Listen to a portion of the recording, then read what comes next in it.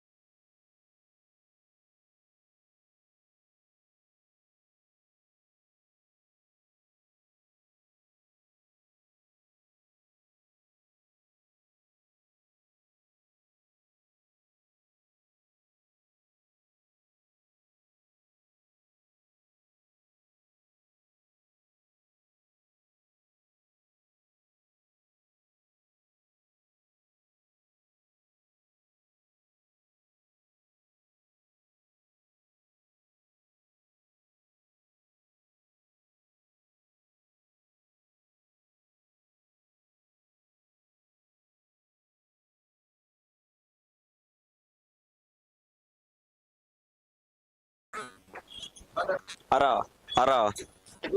Hello, check. Hello, check. Hello, hello. Door icon.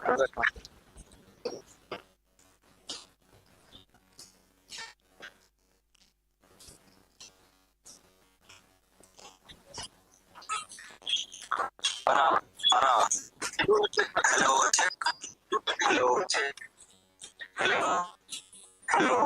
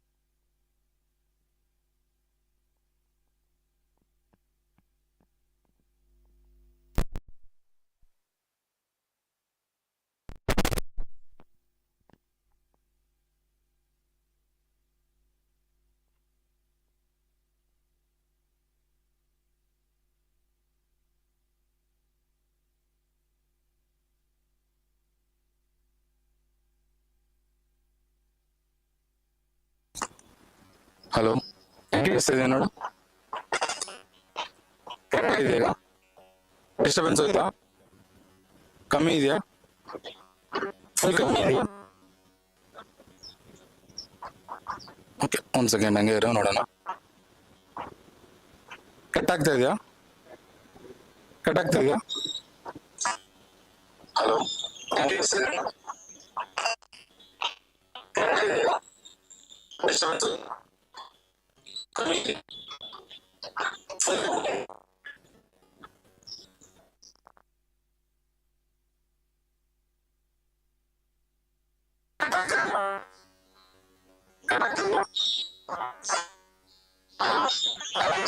Hello, hello.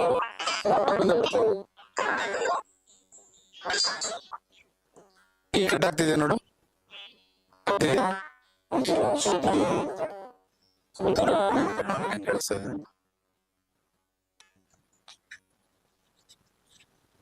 Hello, check. Hello, check. Hello, hello, check. Hello, check. 1, 2, 3. Correct, Ara. Hello.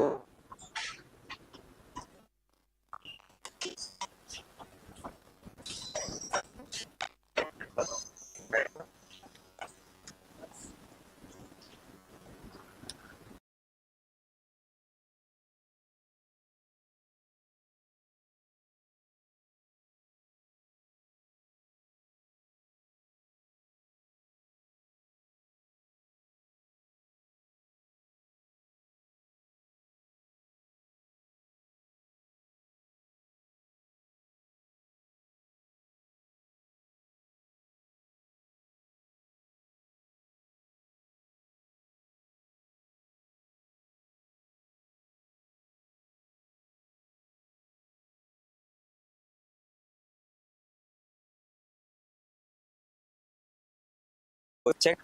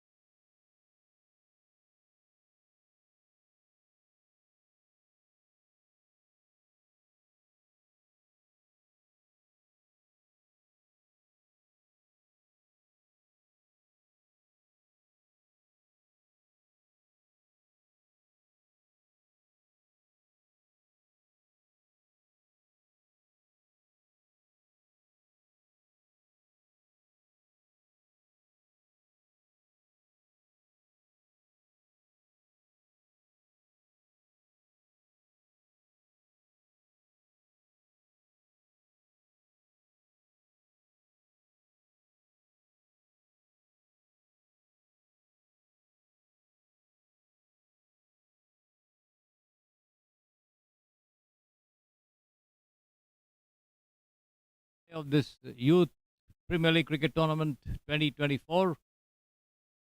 As you know, 4 teams in the fray. The Jubilee 11, the Gully Boys, Strikers and the Blasters.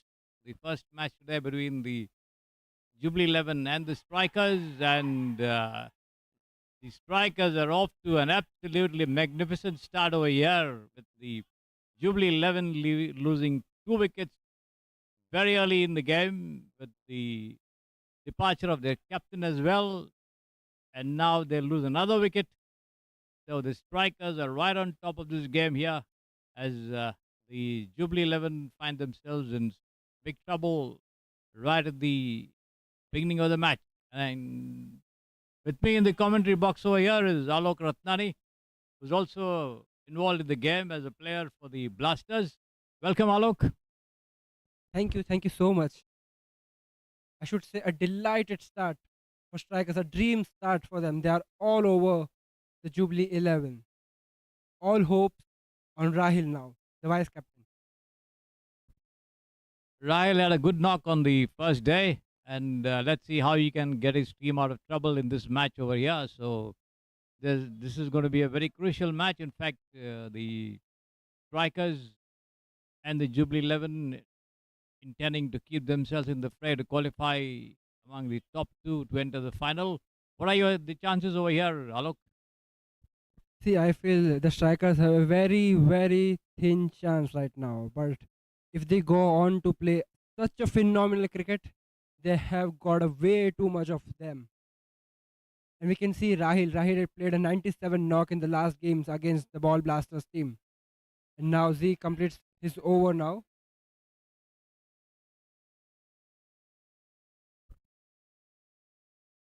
So it is Sohail Panjwani and Rahil out there in the middle, and in charge of bowling operations, Zishan Lalani has already taken a wicket here. So the score at the moment for the Jubilee 11, just 1 run for the loss of 2 wickets. So certainly they have a job on hand here to get back into the game in this 20 overs a side match. And that's the bowler Zishan Lalani marking his run up there as you see him on your screen. Oh, that's the end of the over. This is Farid coming up to take charge of bowling operations from the pavilion end and setting the field over there. He has got a shot third man, a point, a man in the covers, a long off, a mid off as well, the offside, a short fine, mid wicket, mid on the onside. Here it is outside the leg stump, and appeal here, but once again for a catch behind, but possibly the ball just grazed the pads. What do you think, Alok? He's doing a very good bowling, I feel, Farid. I feel that looking at the scoreboard, I feel it's a football match right now.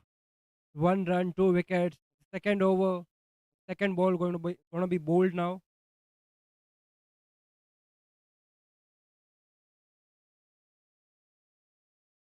A very good ball from Farid. He tries to defend it, Sohail tries to defend it, but straight to the covers fielder.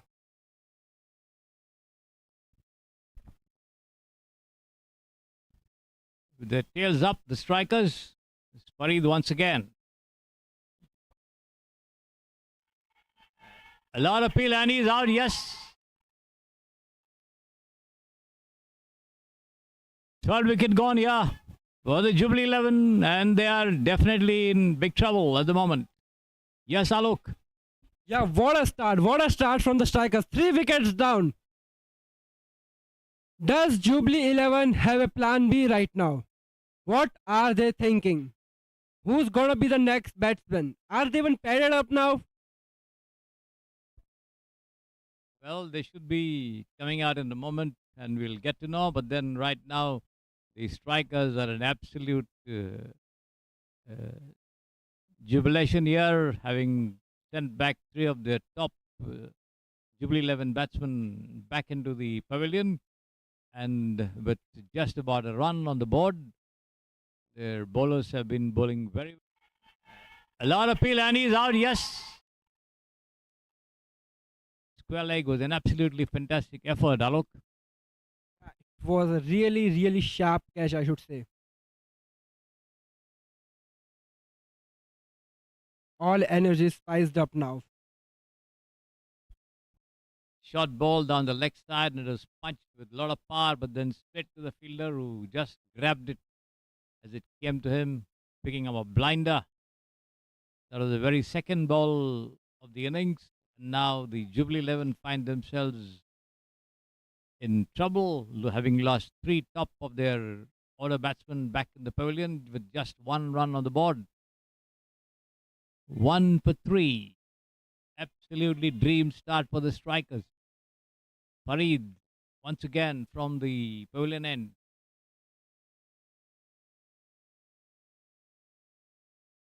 Azmeen Virani, the new man coming in.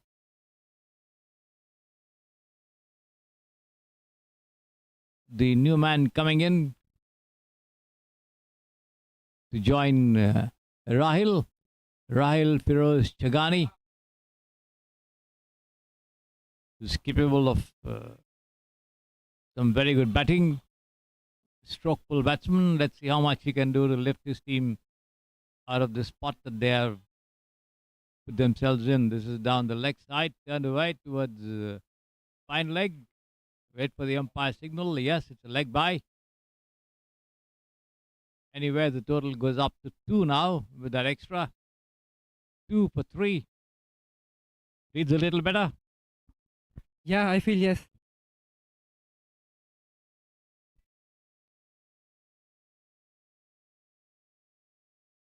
Rahil taking strike for the first time from the Samprasidhi Estadio end as a look around the field, loosening up.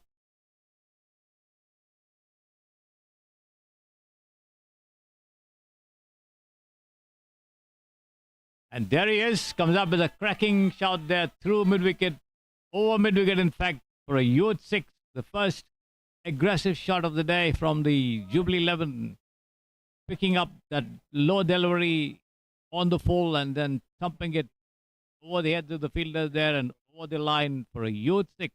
Rahil off the mark in a flash. I feel he has all the responsibilities on his shoulder. He should look to play his own game rather than going too attackive. There he is, another attacking shot there, and this is going to be A 4. Oh, that's 6 a 6. again over That's deep square leg.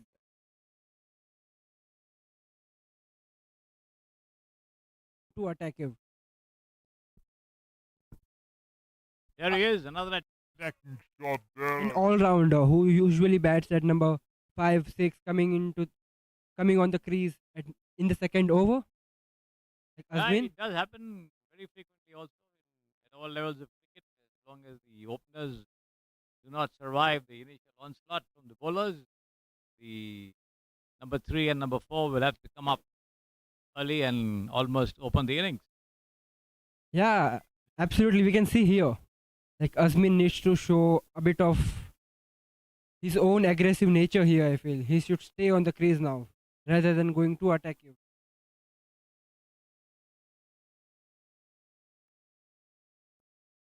Zishan once again beginning a fresh over.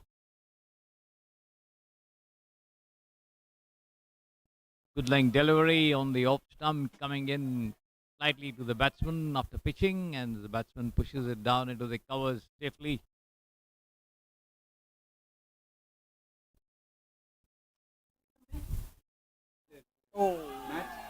Once again, good delivery there. The ball jumping up a little after pitching there, Alok. Yeah, Azmin had no clue where the ball was at that moment. He didn't even move his leg there.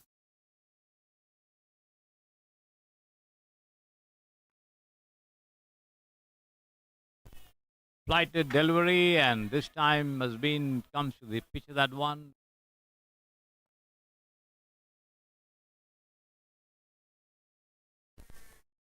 Flighted delivery. Happy to see the positive mindset from Azmin and Rahil now. They'll need to keep going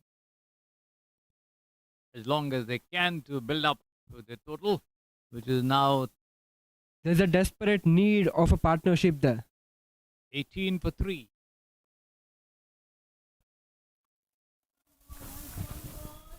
As if for variety and foxing the batsman a little, this time the ball keeping low off the pitching, forcing a hurried defensive push from Azmin.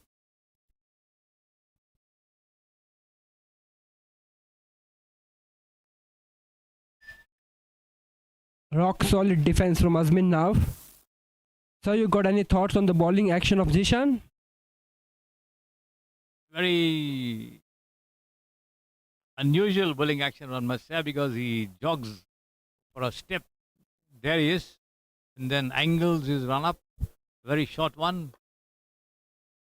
Giving that ball plenty of air as the batsman comes to the pitch of it and pushes it down to mid off. Straight to the fielder there.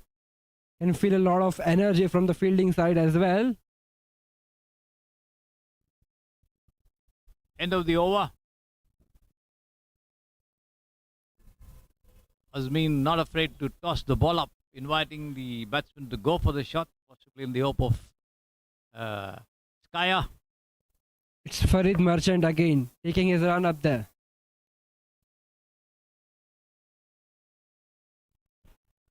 $18 for no loss, with Farid once again continuing to bowl from the pavilion end. And let me highlight, Farid is just 18 years old, and the quality of bowling he has been doing from a while in this tournament is immensible.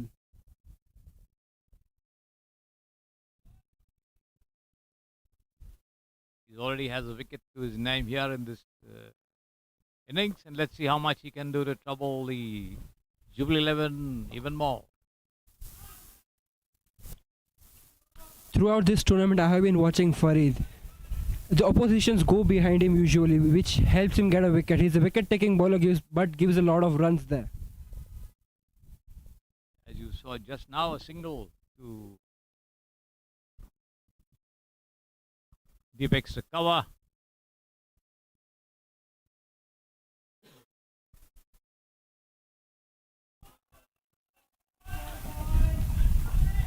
A good length ball bounces over the bat. He misses it. Azmin misses it. Is beaten by the bounce and the pace of the delivery, which just skidded off after pitching.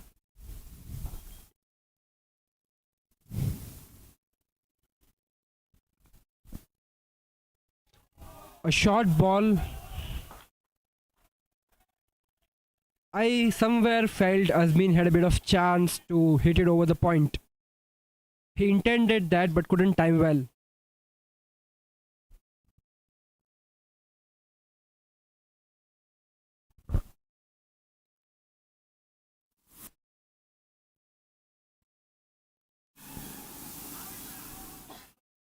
There's a chance of run out, sharp run.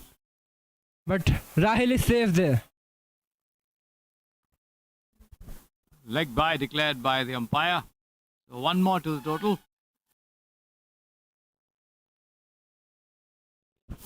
Loss of 3 wickets.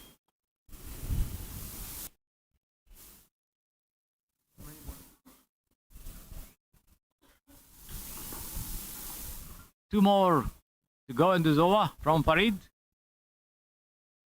And that's it. That's it. Rahil. Farid takes Rahil there. A clean bowled. Two more to go in this over from Farid. And that's it. Humiliation. They are all in control now. Superb delivery, pitched on the off and just went straight through, with Rahil playing right over it, beaten by the pace of that delivery, which came off very fast, sharply off the pitching and had the off stump pegged back. So strikers striking tremendously. Yeah, 4 wickets down the Jubilee 11, and certainly looking down the barrel with their best batsman back in the pavilion. All the shoulders down in the Jubilee 11.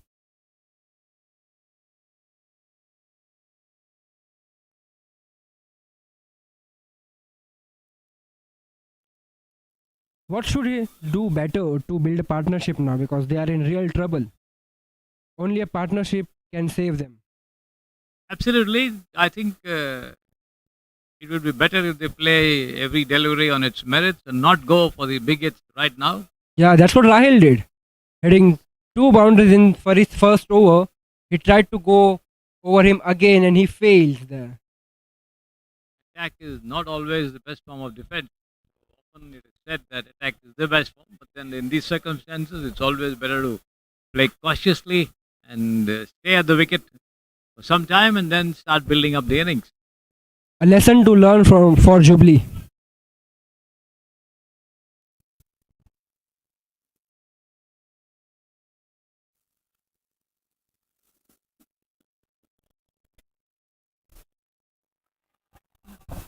That was a near thing as well, just outside the off stump, but the batsman coming out of his crease to have a mighty swipe at that one, misses it completely there. That's a poor decision, I should say. Once again, Jubilee 11 playing into the hands of the strikers by going for the shots rather than sticking at the wicket. These minor mistakes will take their teams more deep into trouble. End of the over from Farid, 2 for 13. After 2 overs, it's going to be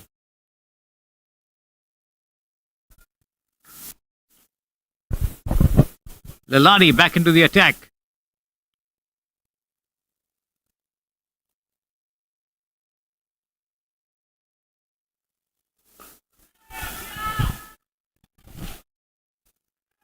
Oh!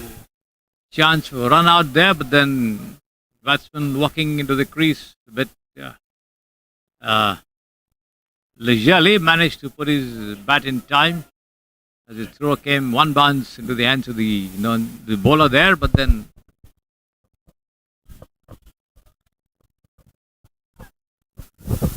Azmin safe in the crease. Asif, the new man.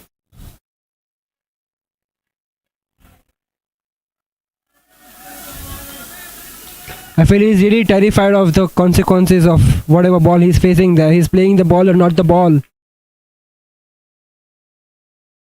Let's see what he has on offer now.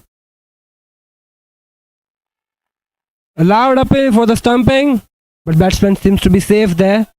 No reaction from the leg umpire. Stretched forward to push it down somewhere on the offside. Missed it completely. Luckily, his right foot was anchored inside the crease.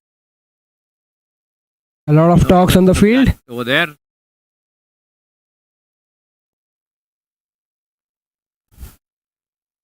Oh, there's a misfield there. And that's a 4. A poor ball.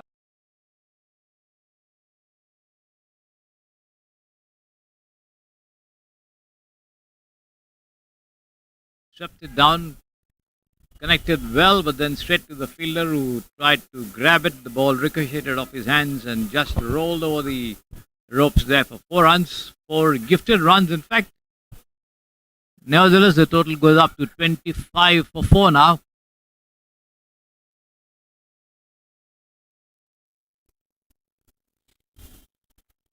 Zishan again.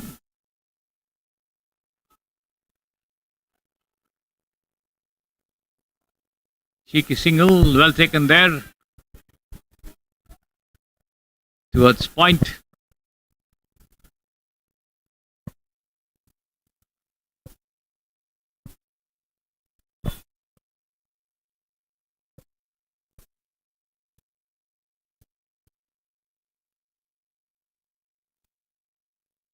And that's another wicket for Dishan there.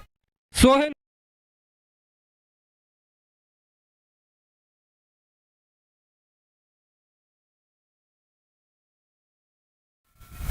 We can say the half of the team of Jubilee 11 is back. Back to the pavilion. And a very thin chance for them to qualify now. Strikers all over them now.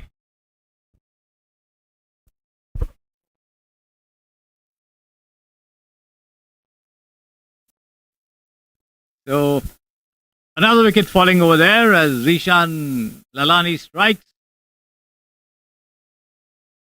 So the Jubilee 11 now in real trouble. 5 wickets gone with just 26 runs on the board. And what are the chances of your team? You play the Gully Boys next, Alok? Yeah, I feel we have already qualified for the finals.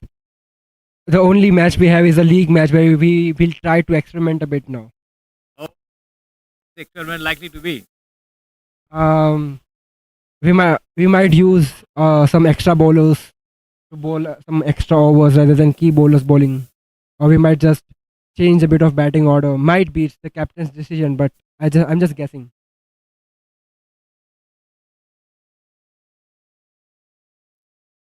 Deep. The 4 teams, whom would you like to play in the final when you qualify?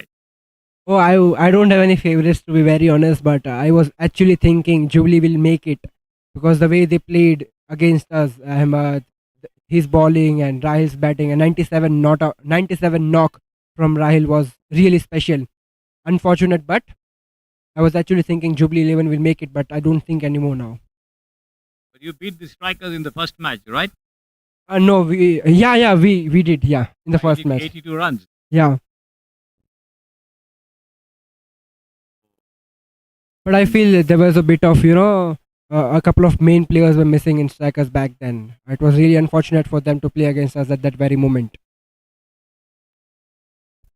So let's see how it's going to turn out to be eventually. Farid again back into the attack. Another good delivery. Lot of talks going on the field there. Good cheer up, guys.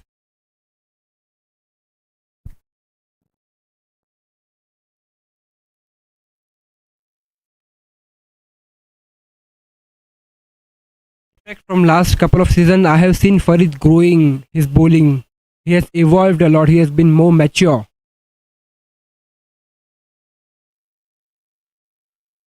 That's a misfield.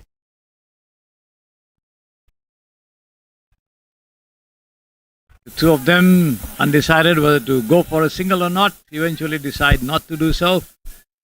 Throw comes to the hands of the wicketkeeper. I feel if strikers actually want to qualify for the final now, they need a huge margin from Jubilee, and these misfields and these little leftovers will definitely not give them. Beaten outside the off stump there for that intended square drive taken by the keeper. Once again, Farid sending down the dot ball, trying to attack the off stump.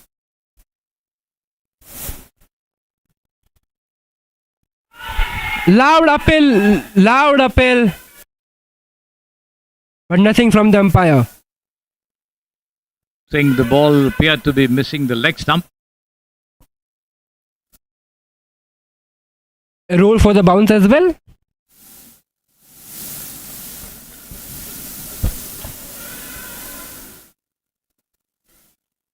"26 for 5. We are in the 6th over of the innings. Farid once again. And picked up on the half volley and driven straight down the track there. Farid putting his left foot out and stopping. Luckily for him, didn't hit him somewhere on his ankle.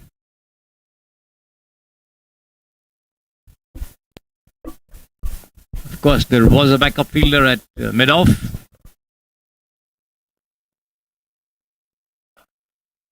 Once again, punch through point there. That should be. And it just touches the ropes there for 4.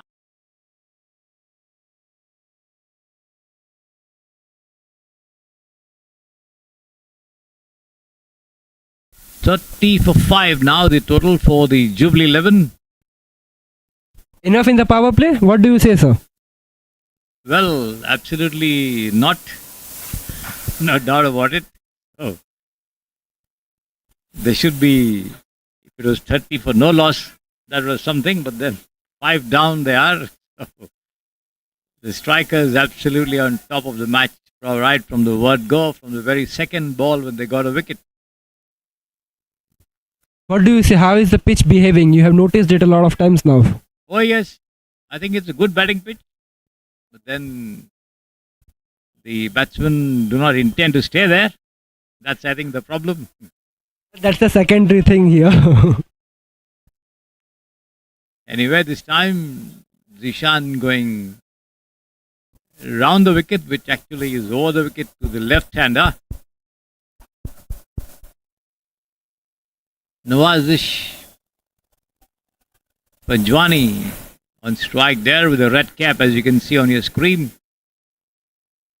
The compact batsman now trying to put his team out of trouble. Let's see how much he can succeed. I should appreciate the field setup here. It's the end of power play, but still only 2 fielders out. A really attacking field setup. As Zishan changes ends once again, decides to go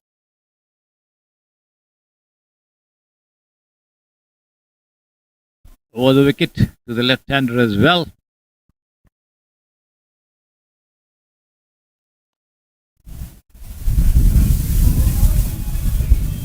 Slightly straying in line, if not length, outside the off stump.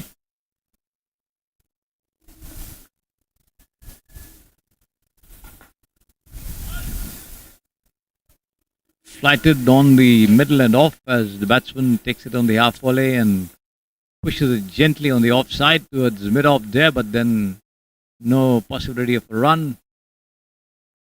I thought they could have had a single there. Yeah, I feel even in the last over of Jishan, they had a single there, but they didn't risk it.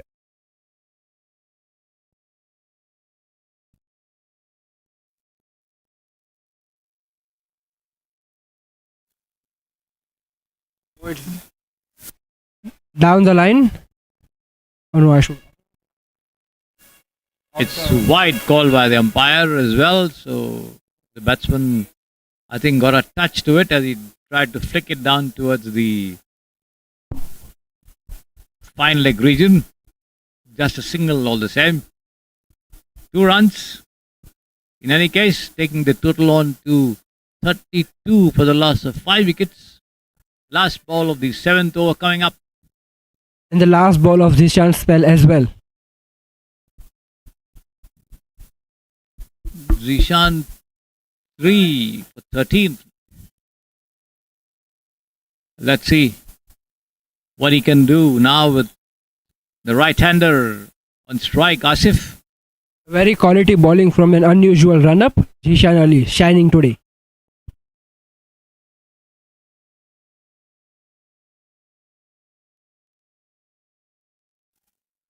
Full toss, punch.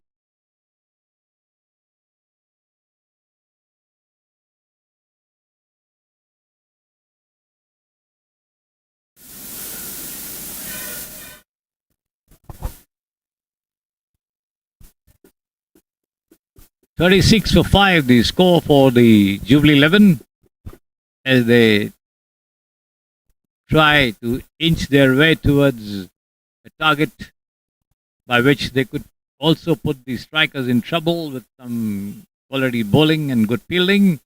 But for that to happen, they need a lot more runs on the board.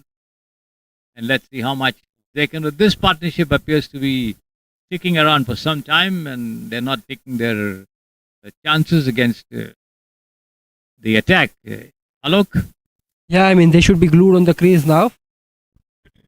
I feel a 150 from here could be a very fightable score for Jubilee there, because they've got a very quality bowling attack, including Rahil, Ahmed, Azmin, Sunny, Sohail.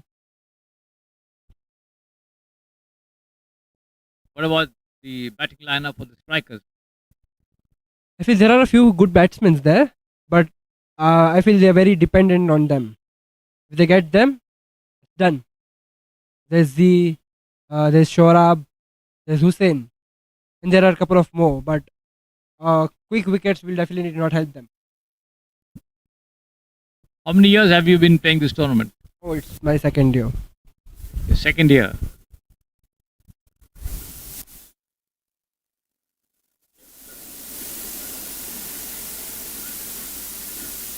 So the strikers managing to pick up 5 wickets, bowling from the pavilion end, and after the next 3 overs, the bowling end will be switched to the Samprasidhi Sports Estadio end, and it will be interesting to see how much they can do from that end. Yeah, that boundary will be more bigger.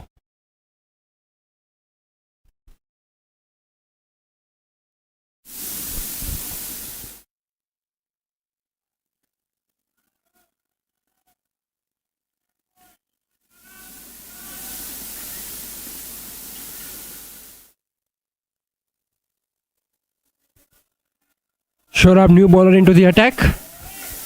He's got a fine leg, a third man, long on and long off. A short, long on there, Farid, standing midway.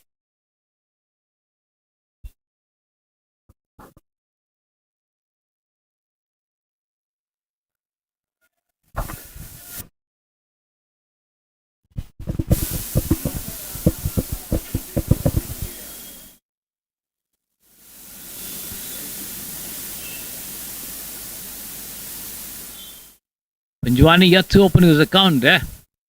He does so now, turns it around towards square leg, takes off for a single.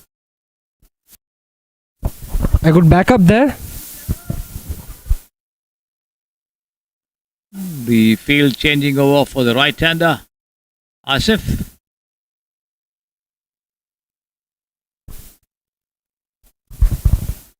The two batsmen are easily identifiable because they are a left-right combination, and also one sporting a red cap and the other a white cap, Palok. Yeah. And lefty-righty combination is, often appreciated in cricket as batting lineup. Causing a lot of problems to the fielders. In fact, to the bowlers as well, managing his line and length. 38 for 5. Once again, the left-hander, Panjwani on strike.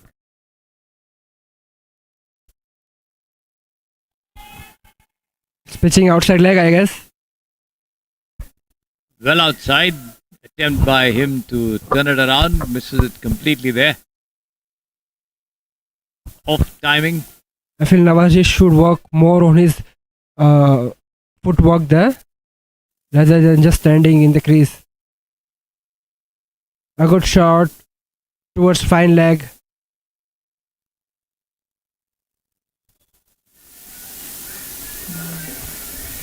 Came up well for that pull by the batsman as he picked it up on the rise and placed it well between fine leg and a man backward of square. 2 runs all the same for him as the total goes up to 41 for 5.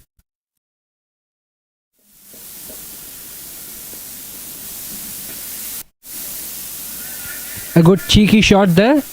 Goes directly to the fine leg.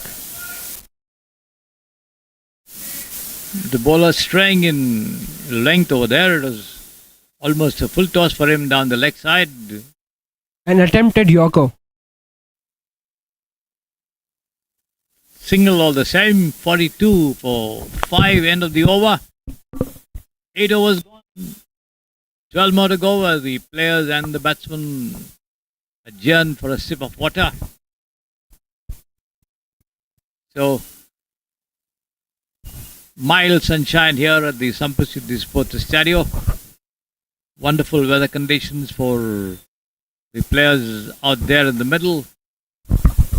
What can be a good fighting score, sir? Well, from this stage, anything beyond 100. Yeah, I feel. But 6 per over could be really challenging. 120, 125, something around. All depends how long the tail will wag. Yeah, I mean, this all depends on these two particular batsmen now. A good partnership here. At least their approach has been very sensible up Yeah. to now. they're not on the back foot, I should say, than the players who played before them. The players get back into their positions. Is there a bowling change? Looks like. Oh, that's easy.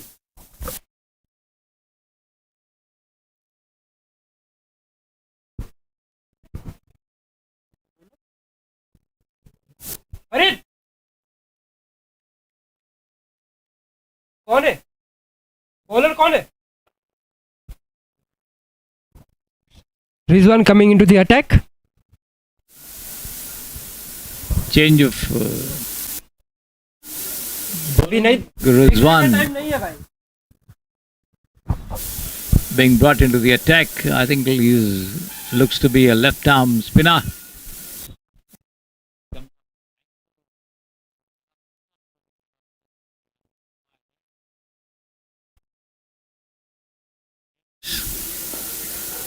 Slow delivery, which Adish to the mid-wicket region there. In no hurry. Rizwan was bid high in the auction. Here his chance to prove it.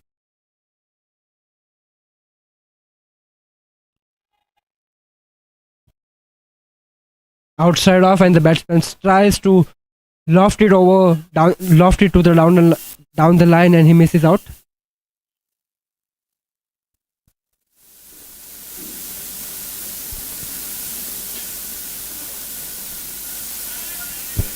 Wide call by the umpire there this time.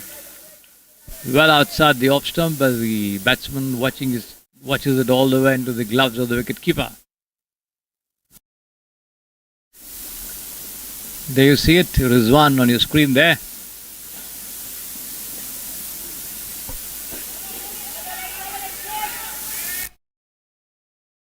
Single, the throw I think coming at the wrong end.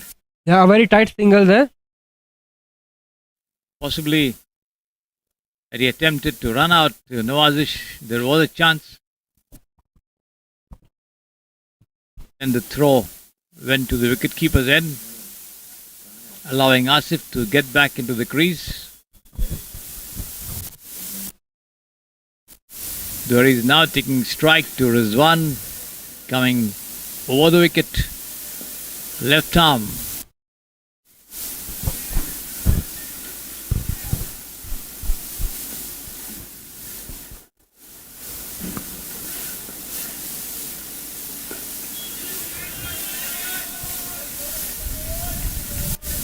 On the off, coming in a little to the batsman, keeping low as he pushes it down on the onside for the bowler to do his own fielding.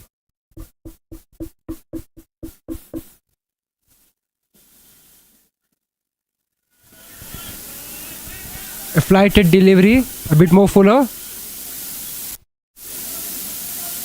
Not connecting well there. The ball taking the bottom of the bat and running down towards mid-on. All the same, the two of them cross over for a single, approaching the 50. In the mid-off. 11:45 for 5. Mid-off comes in. There's long on, there's mid-wicket.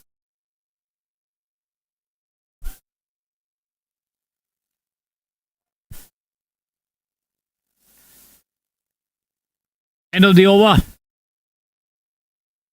9 gone, 45 for 5. Nawazish and Asif trying to build up the innings. What was expected of the earlier batsman did not happen, and now these two are trying to stay there at the wicket and do something to push the total further up. But I think they are becoming a little bit too cautious. I mean, they should take a little chance there. A little more of aggression would do the team very well, I think, because they have refrained from taking the singles that were there. And also, the frigates have not been frequently coming up. So, the score stays down at 45 for 5 after 9 overs. An open field set up there. There's square leg, there's mid wicket, there's long on, there's long off, a short cover, extra cover there. Another change of bowling, Alok. Faraz coming in. They've got a lot of spinners there. Very nicely to third man. There should be 4 runs, I think. Can be stopped, it can be stopped. The ball slowed down. 2 runs. The ball taking the outer edge and running down between the wicketkeeper and the man at shot third man.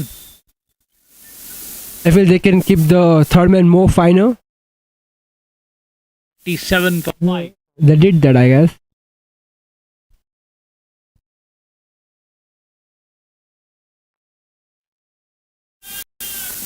Could be out. Oh, A yes, very out. good catch from Farid Merchant.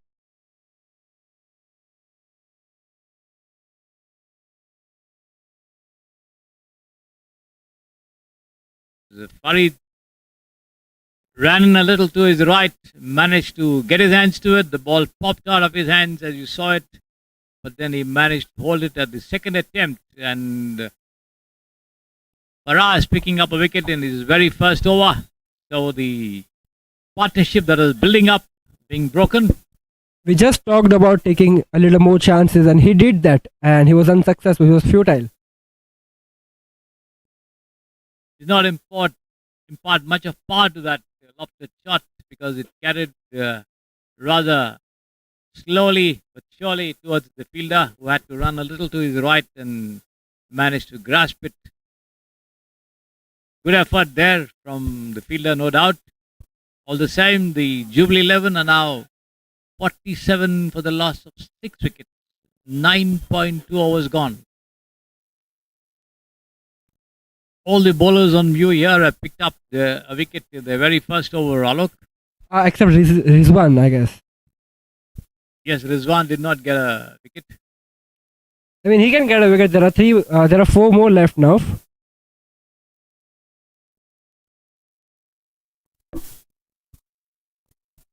But whatever I have seen today from this side, it was not expected, and they were considered underdogs until this match, and now they are looking like favourite. Trouble for the Blasters. I mean, they still got a good chance. If they end up winning the match with 10 overs or in 7 overs, and if Gully Boys loses the match against us today, Strikers has a chance to come into the finals meeting us. Let's see how it turns out to be. Is this one pushed straight back to the bowler there? No run. Faraz, zigzag pulling run up, shot and he's out. And that's another wicket! Caught and bowled by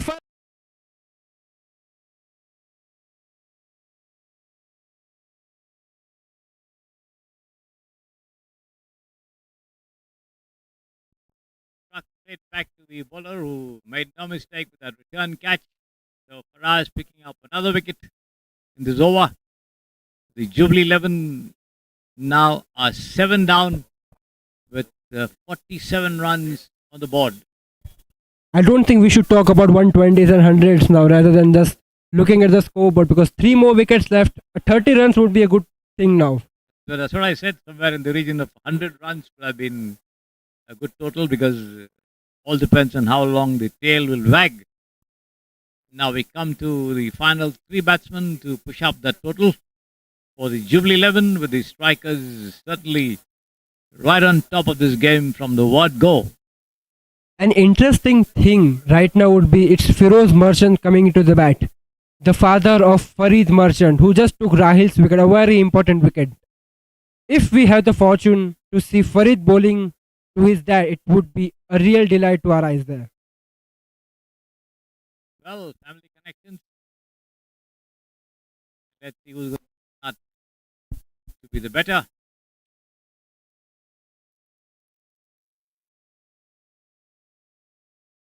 Feroz, the new man coming in to face Faraz.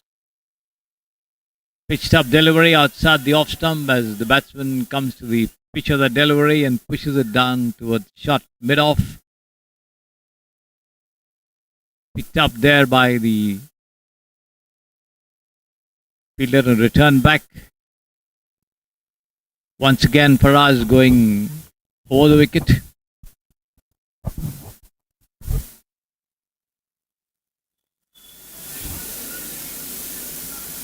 Slightly overpitched outside the off stump, pushed down towards the shot backward point region, straight to the fielder. End of the over. So 10 overs gone, 47 for 7 as the bowling end goes over to the Samprasidhi Sports Estadio side, and let's see how much the strikers can do to pick up the final 3 wickets from that end. They have taken 7 from the pavilion end. What do you think the wicket is going to play at this end, Alok? Looking at the crease, there's a bit of grass there. Pacers might get a bit of thing there. There are chances because the ball is skidding rather than bouncing. So If they got Rose on strike over there, no, and who's going to be in charge of the bowling attack? Rizwan looks like.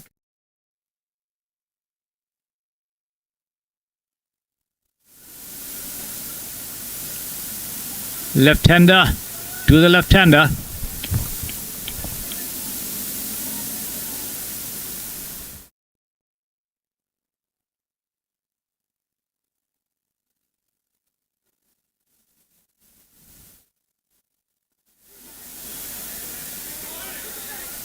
Good length delivery on the middle and off, pushed back gently by Faz.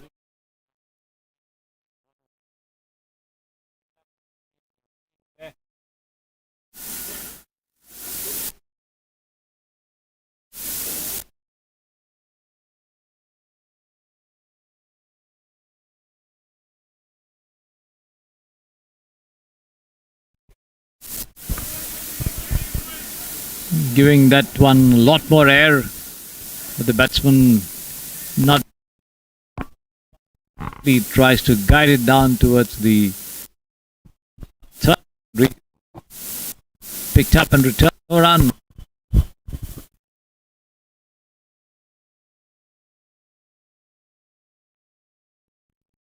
he tried to do something more out of the book, but ended up respecting the ball there. Clever bowling from Rizwan. I think this is a time to throw caution to the winds. I don't think there's a lot of wind on there.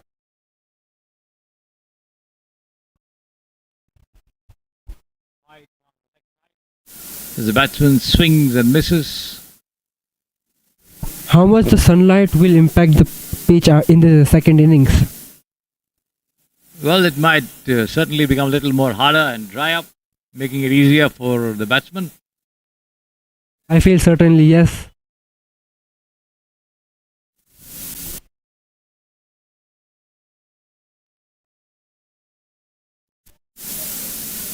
I don't think Nawaz should defend all the 6 balls there. There's no need to do that. He should keep rotating the strike. That's the spirit. He can't just risk it.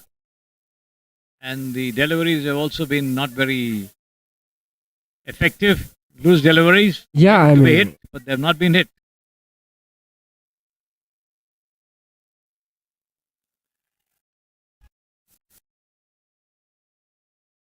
Once again, off his timing there as he swings it quite early before the ball came in. how many? After this one match is no, next week it will be.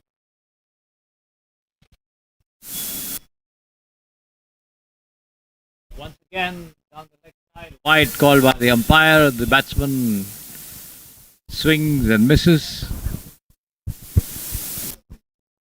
48 for 7. I think now it's going to be 49 with that single there, the extra.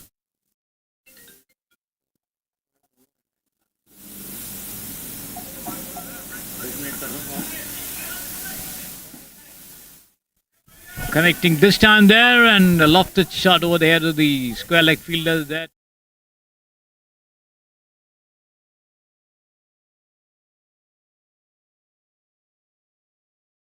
I feel a misfield and a poor bowling delivery. Possibly he could have had at least about 3 boundaries in this over. Exactly. Bowling is not that effective. It was. In any case, the total crosses the Wrap this up.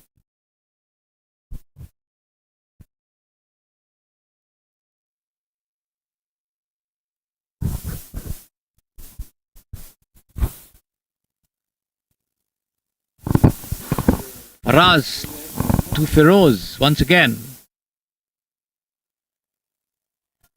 In the first time of this particular tournament, Once again, the ball coming into the batsman after pitch, little outside the off stump. Was taken by the keeper.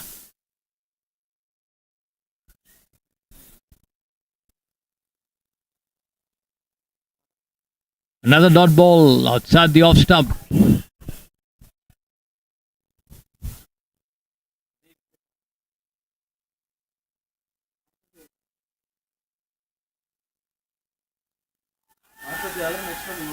Faster delivery, pitching up outside the leg stump there. Attempt by Feroz to turn it away. Misses it completely, beaten by the pace of that delivery. Came off sharply of the pitching. Faraz generating little amount of pace there off his shoulders. and that's it. And yes, he's out this time.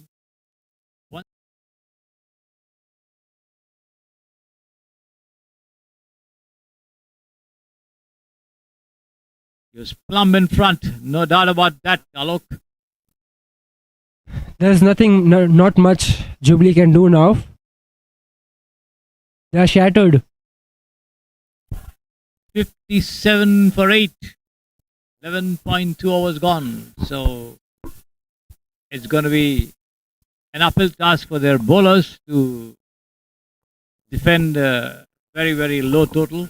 They've got really good options in the bowling, but still a good score on board will be helpful for them. At least 75 from now here.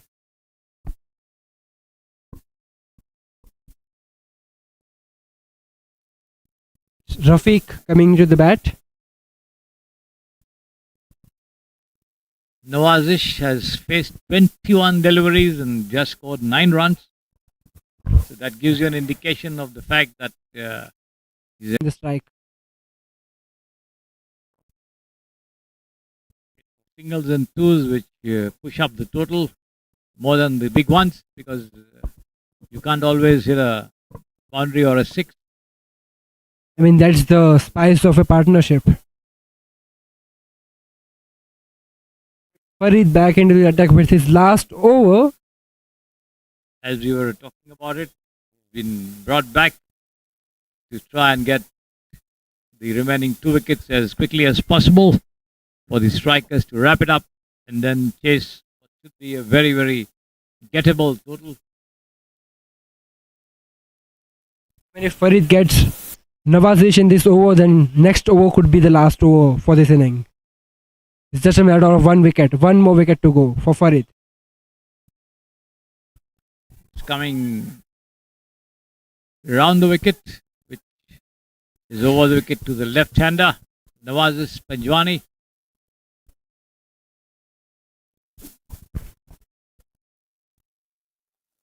What do you think about Farid's bowling today? The line and length he has bowled, his bowling he's action. kept up a very tidy line and length, trouble the batsman every time. There he is, another good delivery and deflected down towards the backward point, but then the batsman not taking that single. Certainly it was there. I think the approach has not been right. That's why the total has been very low. I have seen many magical moments in cricket in all the levels, but if strikers couldn't get this total after this innings, then it would be a really, really huge thing for them. Well, one can never say if the Indian team could be all out for 46. Yeah. Oh, that's tearful now. Strikers could also be bowled out for a lesser total. So that's cricket. I mean, that's what reminds me of 19th November, which is going to be soon, a year ago. Where were you on 19th November 2023? In the Ahmedabad Modi Stadium? 2023, possibly I was doing some assignment.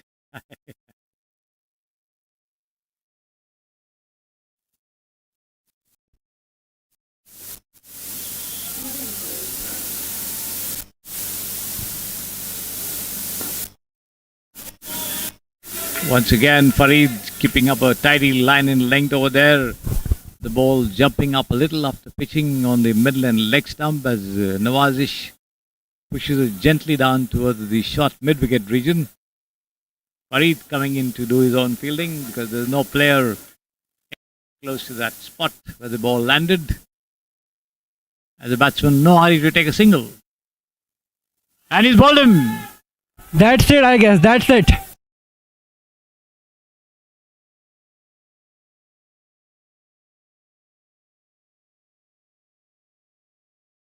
For it, had his bails knocked back. So it's 9 down for the Jubilee 11, 53 for 9. End of the over, 12 overs gone of the 20. That's all out, I guess. They were playing with 10 players, if I'm not wrong. Oh, so that's the end of the innings. The striker needs 54 runs. But what they need to qualify is if they can chase this in 7 overs or 6 overs, they'll have a good NRR.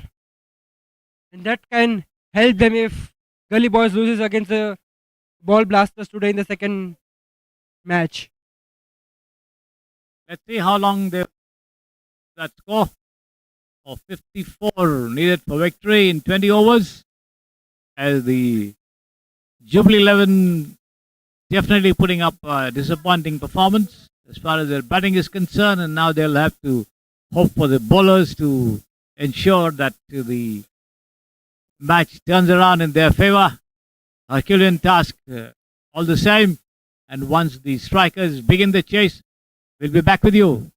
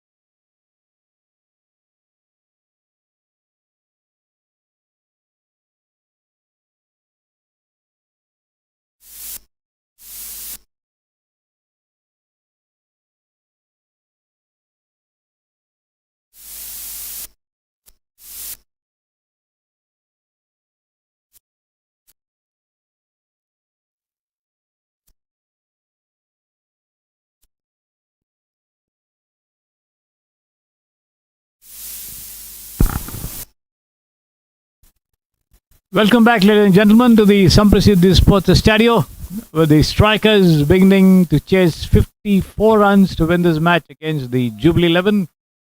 Their bowlers have done a wonderful job in keeping the score to a very, very manageable number.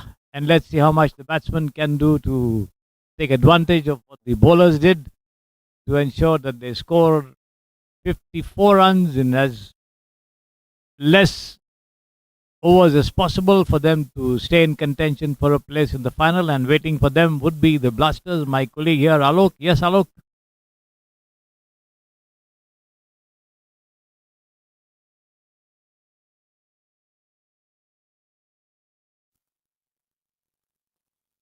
It's usually off spinner. Pace. The total has made him change. That can be a possibility.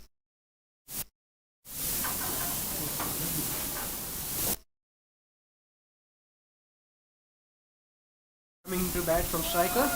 Shore up taking on the strike. Rahil with his second ball. And that's a full toss. A missed chance, I should say. A good stinger.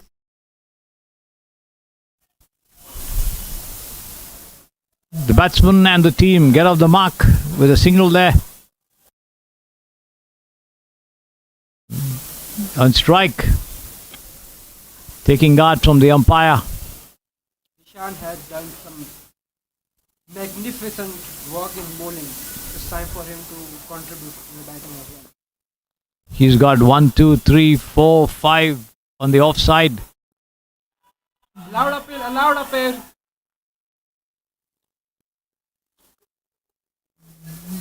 Down the leg side, attempt by the batsman to turn it around. I think it took the outside edge of the bat. They crossed over for a very sharp single attempt to knock the stumps down at the striker's end, but then the ball missing the stumps. Luckily, backup coming in on the other side. No overthrows. So the strikers now need 52 more to win this match. Down the leg side, once again flicked away.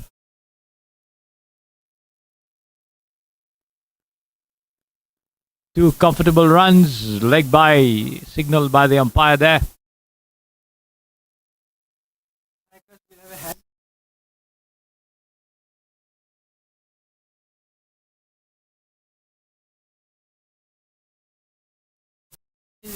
Managed to do it because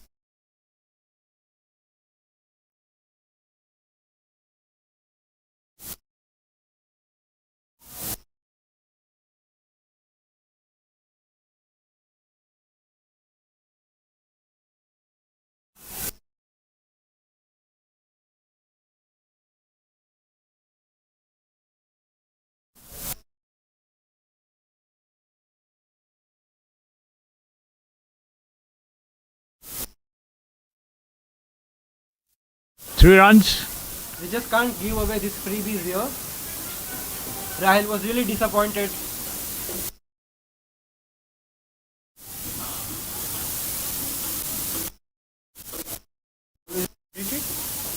Six without.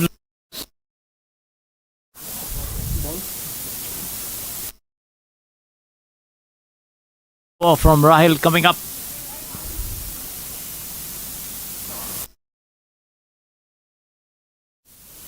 Sharab on strike.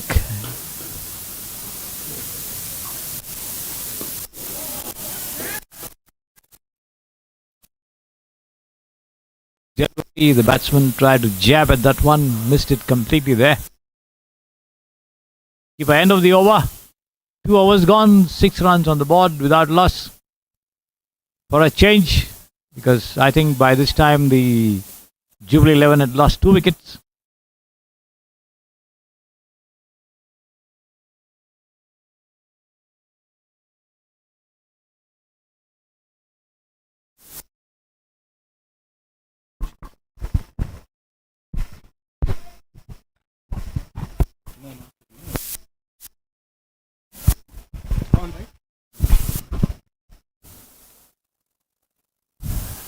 Looks like it's going to be Azmin Virani being pressed into the attack from the pavilion end, the end from which the first 10 overs are being bowled in this match. What do you think, sir? What should Jubilee 11s do in terms to defend this total? I think it's a very, very low total to defend, and unless the batsmen make harakiri and get themselves out, not much of a chance for the Jubilee 11 to get back into the game. There it is, a lovely drive there, taken on the half volley and pulled away down to the long off fence for 4 runs. Zishan and side are in a quite of hurry there. They know the net run rate will matter a lot.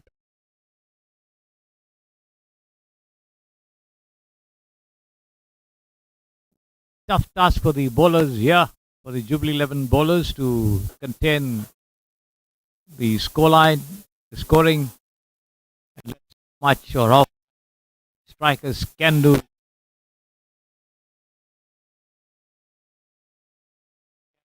Driven square of the wicket there towards deep back point. Take one, come back for the second as well, but no.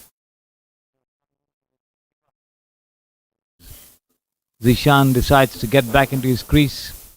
I feel Azmin is not following the strategy. He should more attack to the stumps there rather than bowling to the 5th stump or 6th stump, because there is no slip there. The third man is there's long third man.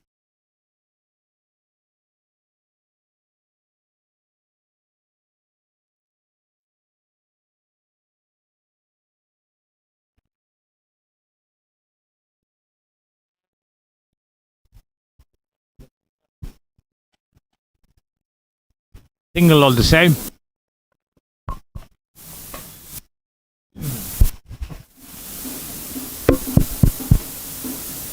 Eleven for no loss. Azmin once again. Shot pitched as Zishan swings, misses it completely there.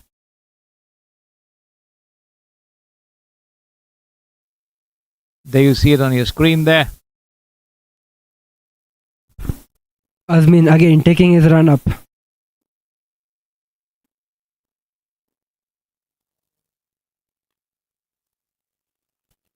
Zishan throws his bat, edges, and goes to the third man. Firoz Merchant on the third man position, throws back to the keeper. A single there. One more to the total of that bottom edge.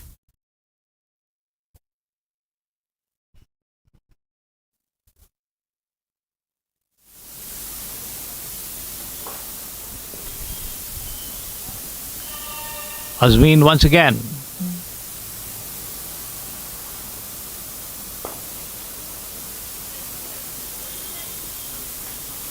A tight ball there.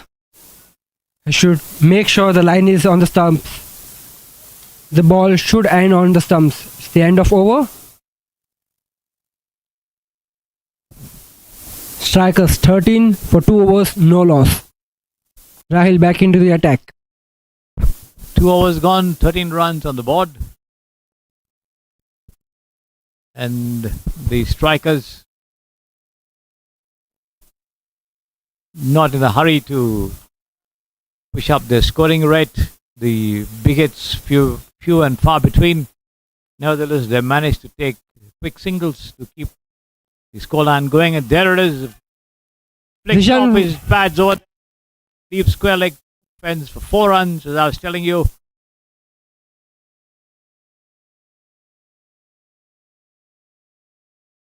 Pads connecting well, timing it very well indeed as the ball raced away over the ropes for 4 runs. Yes, Alok. Yeah, Zishan leading his team from the front there. The way he has managed to bowl as an all-rounder. He can even manage to keep... Yeah, he can certainly do that, but he's losing control here. He's losing the patience. He's being more aggressive. It was a full toss. He missed a chance there. Zishan. I think if he resorts to spin, he could well have a couple of wickets because the batsman will be tempted to go for the shots and possibly a miscued shot could result in a catch or even a dismissal. Even Rahil's bowling, his spin bowling is also more faster than the usual. He's like 90, 95.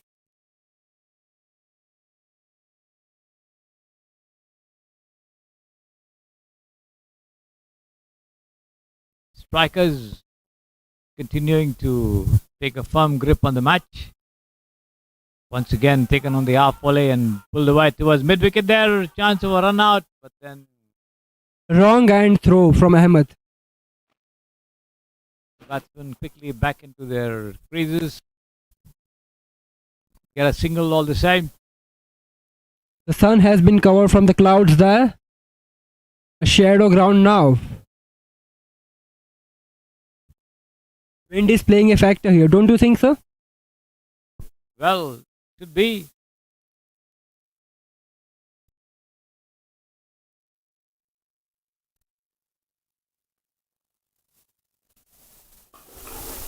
Ball is in the air. Ahmed misses it. Couldn't run well. A lifeline for Zishan, the skipper there.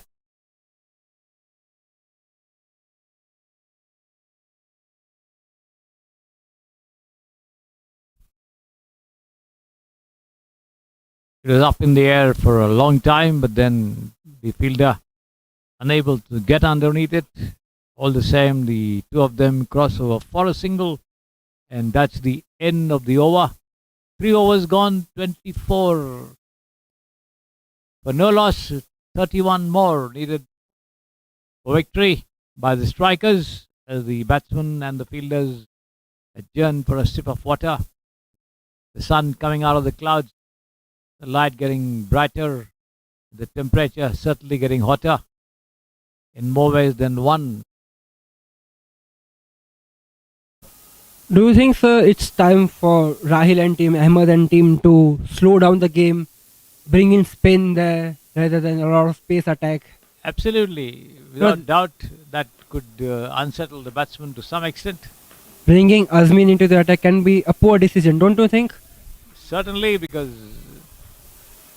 the ball is coming up well for stroke making, so playing the medium paces would be a lot more easier than playing the spinners.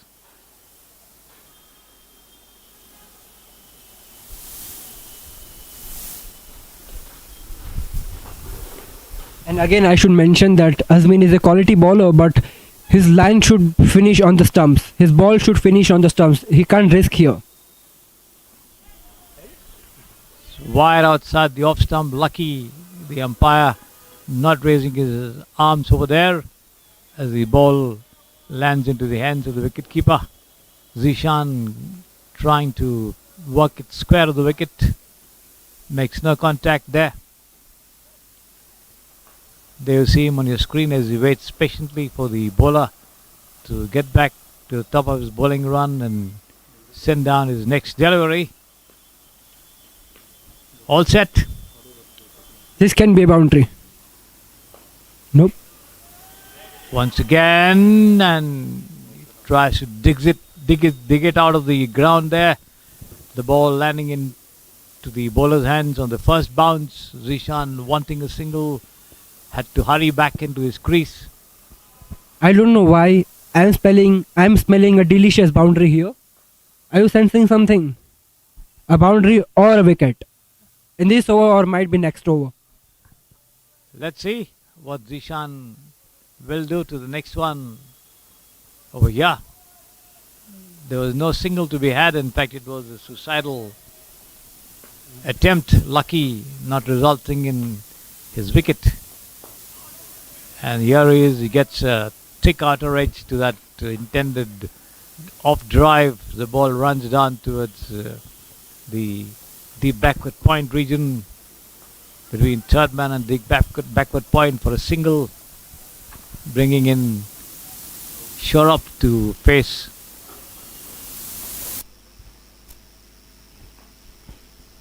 Azmin, and let's see what this battle is going to turn out to be. Here he is, the right arm over the wicket, And firmly struck off drive there, but A good fielding from Sunny there. fielded well at the covers. They take one as the ball ricochets off his hands, and they take the second run as well. A wild throw to the wicketkeeper, giving batsmen enough time to reach the safety of their creases. The total goes up to 25 for no loss.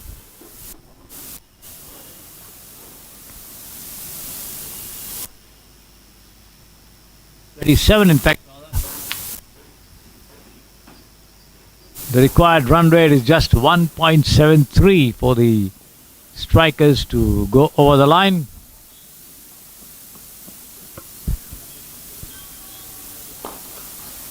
Powerfully struck down the onside, and the ball races over the ropes just below the side screen to the left of the commentary position over here for 4 runs. Didn't I mention a few balls ago that I can smell a delicious boundary? Here it was. It was from Zishan, as I mentioned there. And Zishan getting his 3rd boundary of the innings. Plays that drive on both sides of the wicket very well, timing it wonderfully well as he gets to the pitch of that delivery, and swings his bat to send the ball rolling over the ropes between the fielders there, placing it very well on all the 3 occasions. An unusual thing I have noticed from this Jubilee side is that people are more frustrated and impatient today. The way I saw Rahil clashing to the side screen, and the way there was a mini argument with his players, and there was like unfriendly nature today. What do you have to say, sir, then? Well, all that happens in the heat of the game, and especially when your team is losing, you tend to be a little more frustrated. How much of impact does that behavior has on game? Well, the players also know it, so they tend to cope with it, because after all, you're playing as a team. You win together and you lose together. Well said, sir. 31 for no loss, 24 more to go. Rahil has come back as a spinner there, as we asked.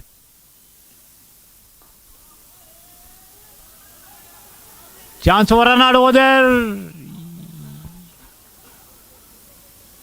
Yes, he's out. In fact, Zishan only managed to pat it down towards very short square leg over there. That was a suicidal thought Raced from away for a Zishan. single which was never there. He had done that in the earlier over as well, but he was lucky to escape, but not this time, as the wicketkeeper gathered the ball and disturbed the bails before the batsman could get back into his crease. So in fact, it is not Zishan who's out, because it was Shorab who left the crease. And I mean, Shorab has been declared out as he walks back to the pavilion. This breakthrough can be a glimmer of light in dark for Jubilee 11. As you were saying, spin could do the trick, and it has. They've got a breakthrough. Rahil resorting to his usual customary spin bowling, managing to get a wicket. I feel Jubilee is just, waiting for the power play to get over, and then Ahmed can roll his arm over with his spin magic. He's a good leggy. He turns the ball well, and I somehow feel the pitch has a bit of turn here. He can manage to turn the game around. Let's see how much he can do to keep his team in the fray. 31 for 1 now for 4.2 overs. The current run rate 7.15, 24 more to go in 94 deliveries. Easy pickings indeed.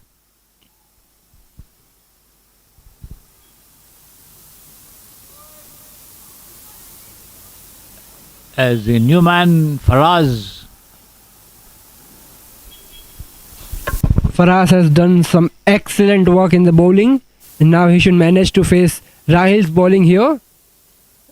He should be a more aggressive than usual in order to get into the finals, because taking a lot of time here in this particular match has no particular reason than giving a chance to Jubilee 11 to qualify. Let's see how much can do as he takes on Rahil. Zishan on 16.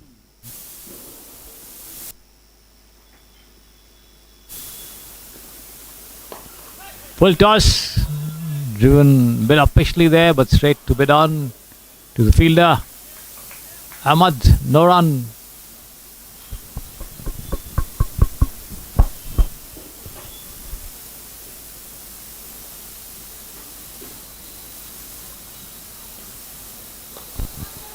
And he could be out.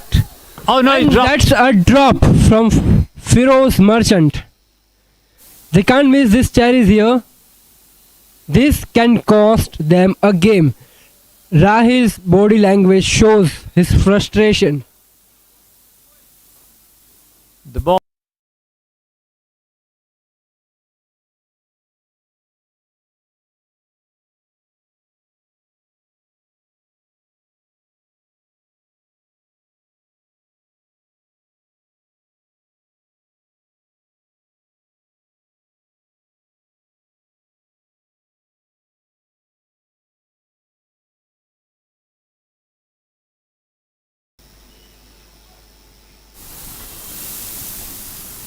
"23 more needed by the strikers to win this match." As Rahil bowls again. Outside the off stump, Zishan goes for a wild heave at that one, misses it completely, expecting a wide to be called, but the umpire not obliging. The batsman not happy with that. End of the over.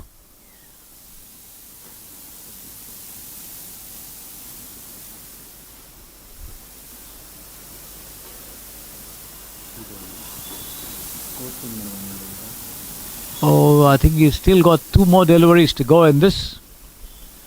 A bit of a hold up there in play. With the batsman having a sip of water.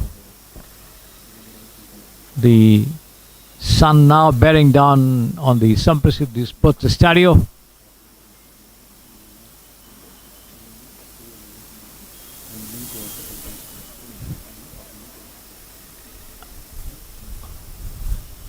Zishan walking back, I don't know.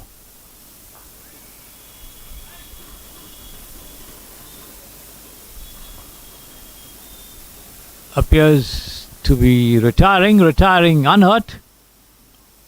Alok. That can be a decision to finish the game because they've got strong batsmen behind in order to, just loft the ball over and wrap this game up. Let's see how quickly they are going to do it, because Zishan had been playing some attractive strokes as long as he was there. Looks like he's a bit tired as well. I mean, looking at the fitness, I feel that can be a reason. Because he was having a sip of water frequently. I have a question, so as we see the fitness of players like Sarfaraz Khan, they portray they are unfit, but when they run and the way they field, the way they bat, it doesn't justify their body. So do you think that's the same case with Zishan? Well, looks could be deceptive, no doubt about it, but then all depends on how much you're preparing yourself for a match. So as long as you have the time and the possibility of preparing well for the match, you can get fitter. If you are short of time and short of work, obviously you feel tired when batting, bowling or fielding. So How much of a role fitness plays for a batsman? Because we have seen like batsmen are more healthier than bowlers. Look at Rohit Sharma, look at Sarfaraz Khan, or we can see many other players in the history. well, unless you're fit, you will not be able to play your strokes effectively, because the footwork will be affected. This has been swung away down to deep square leg for 4 runs there. First ball, full toss down the leg side and dispatched very well for 4 runs. So obviously you need to be very fit, whether you're a batsman or a bowler or anything else. The wicket keeper has to be the fittest of all in a So- game. What do you think? Jishan is rising the bars or lowering it? Well, absolutely. I think possibly he has more faith in his batsman in the lineup to finish the job as early as possible, because fresh legs always help in any game. I agree.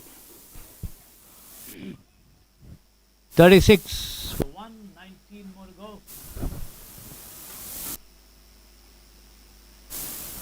Sir, I feel sometimes the skills are matching in the teams. Like you can see Australia and India, they both have so much of competitiveness.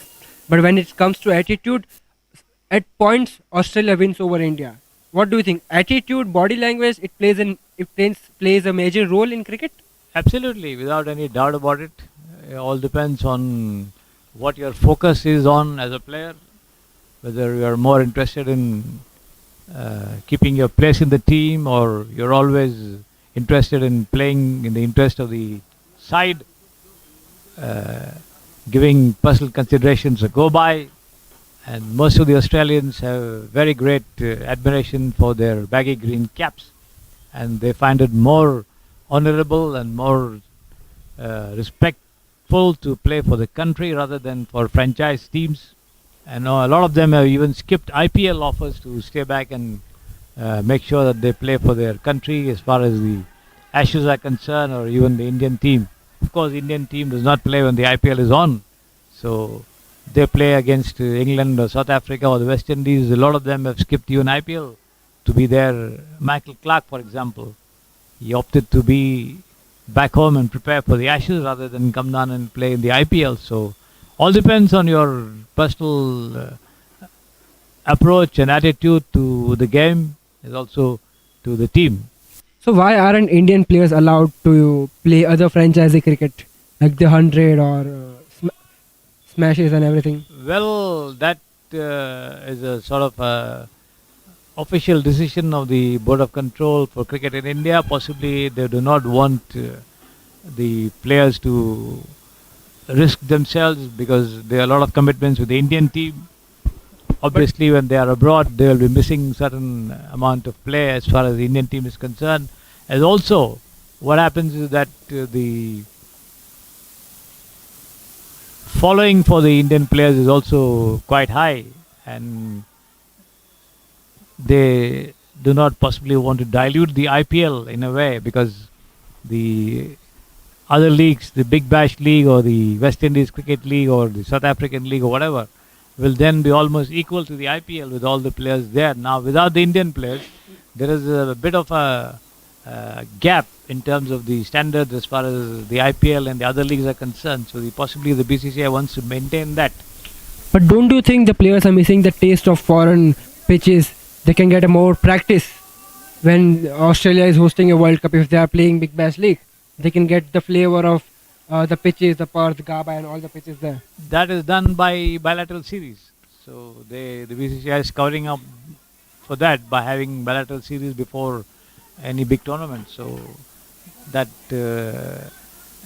adaptability will not be a factor, because these people have always been playing there, and they have chances of having bilateral series before big tournaments to acclimatize themselves. That's exactly the reason why they do it. So that does not affect their playing in a big tournament whatsoever. Indians are known for bilateral series. They are known as bilateral kings. But when it comes to World Cups and big stages, they end up knocking themselves out. Well, as I said, all depends on the approach that you have for the tournament and also the team. Also, some of the decisions taken during the tournament in terms of the batting lineup, in terms of the bowling changes, could also have an effect on the game. So all those factors contribute to the final result. I agree. I certainly have to agree on this point. A field change now. Field is widespread. 45 for 1, 0.71 now the required run rate, and There's a sweeper cover. for the strikers. 6 overs gone, end of the power play. There's a mid wicket here. There's a long on. There's long off. There's a sweeper cover.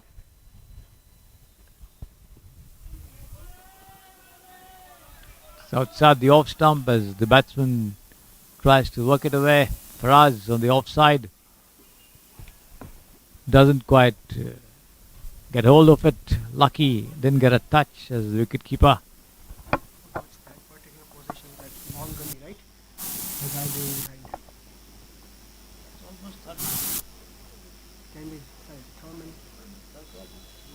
White third man. White third man.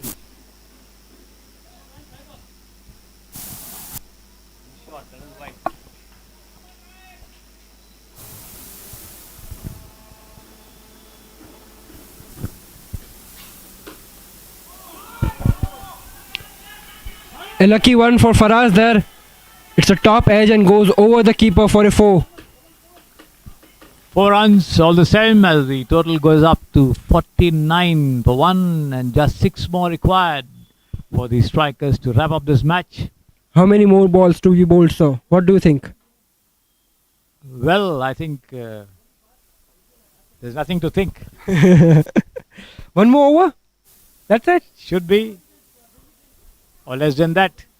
So that I can go pad up myself for the next match.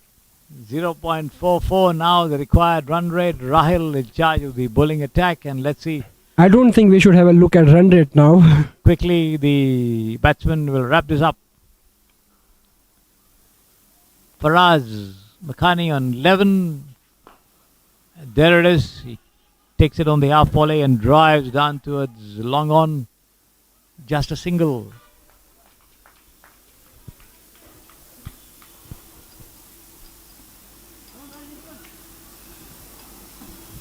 For 1. 5 more to go.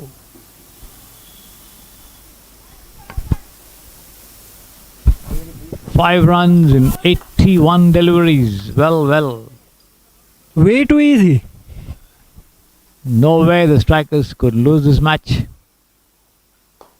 There it is. Once again, driven powerfully down towards the deep extra cover region. They take 1. The throw comes into the hands of the bowler. 4 more, just a boundary required by the strikers.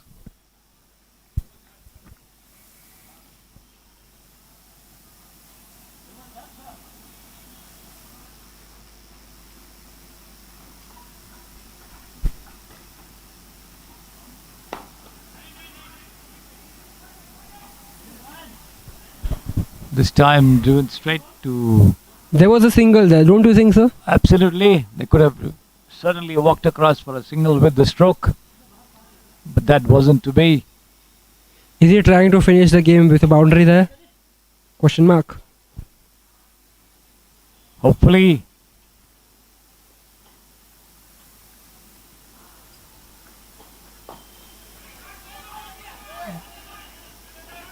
This time, after some hesitation, they do cross over for a single.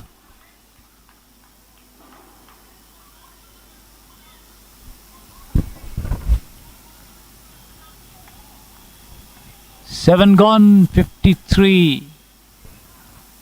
52 for 1, 3 more to go.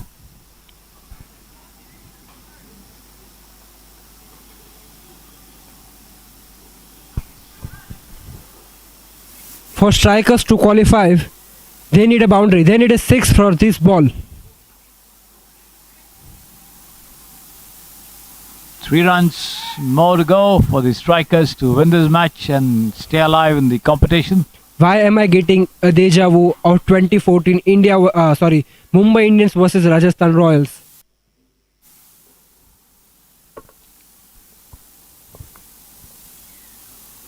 Where Mumbai needed a 6 to qualify in top 4. You remember that match, sir? 2014. Yes. Yeah, absolutely. We have seen Shane Watson throwing his cap with Rahul Dravid. We have never seen Rahul Dravid this aggressive.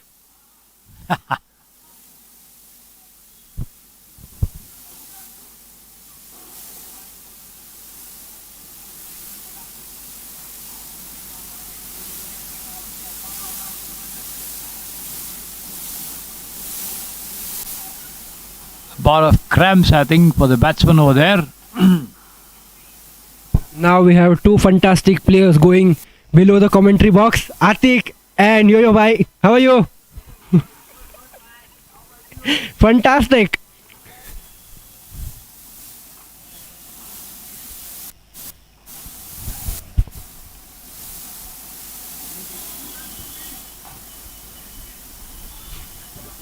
Looks as though there's going to be another change in the batting lineup because the batsman looks to be in trouble with a pulled muscle, I think. Is down on the ground there receiving some treatment. Wonder if he'll be able to continue. 3 more to go. The game held up a bit as he receives first aid treatment there on the ground.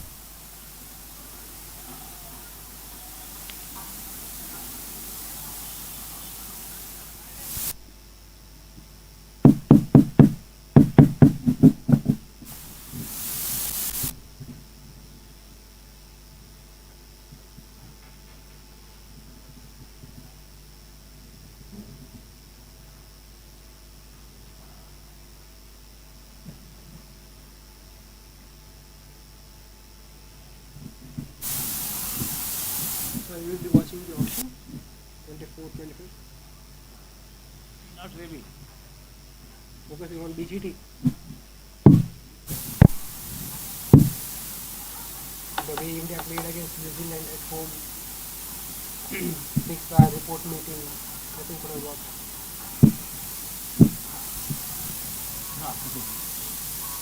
What do you think of Rohit's captaincy? What can the captain do? You're not going to apply yourself and clear the wicket. He himself never batted properly. They're taking the reverse shot in the test match. What nonsense. Cross back shot. Ball is going outside the off stump. They're taking shot in mid on. Not T20. Played more like ODI. 30 runs to go. That's great. Ashwin is trying reverse shot. What rubbish. How can you play reverse shot in a test match? Play straight, no? You play like that in a test match, how can you ever win against anybody? I guess they are more influenced by dash ball than. No, their problem is that, most of our Indian players, their focus is more on money. That is the biggest problem. Their focus is more on money. So they know, win or lose is no problem. They're going to be there, they get their money, that's it. That is the problem. India is only as far as the crowd is concerned, fans are concerned. The players don't have that kind of commitment at all to the national team. 100%. Very few. And Very what few. makes you say that? What makes you say that? You see the way they play, no? See, playing against teams like Bangladesh or Sri Lanka or New Zealand and all is no big deal. You play the big ones, Australia, England, good teams you play. Final, New Zealand they lost in the World Test Championship.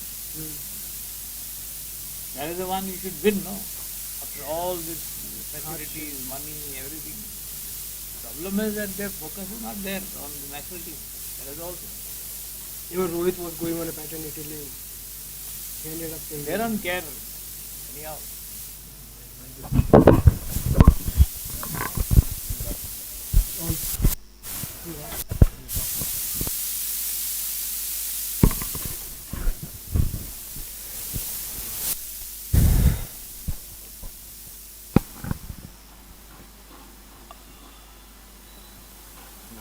All seems to be okay now with the batsman.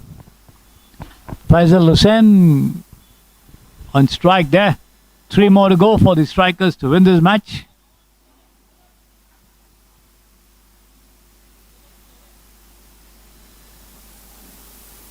Azmeen Virani with the ball, and let's see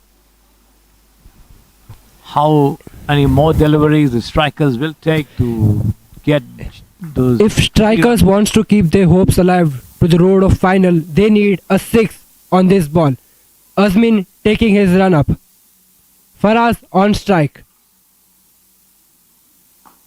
The ball is in the air, but it's not a six. That ends.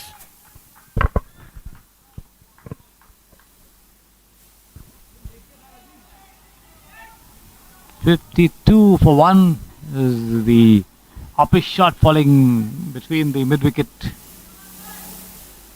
With that, I have to take a leave, sir. and the boundary. So the batsman not crossing over for a single there. And this is outside the off stump as the batsman swings and misses, taken by the keeper. No run.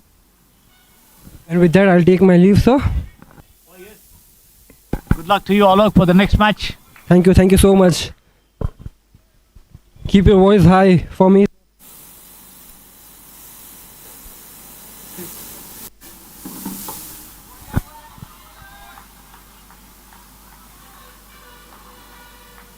Once again, a dot ball outside the off stump.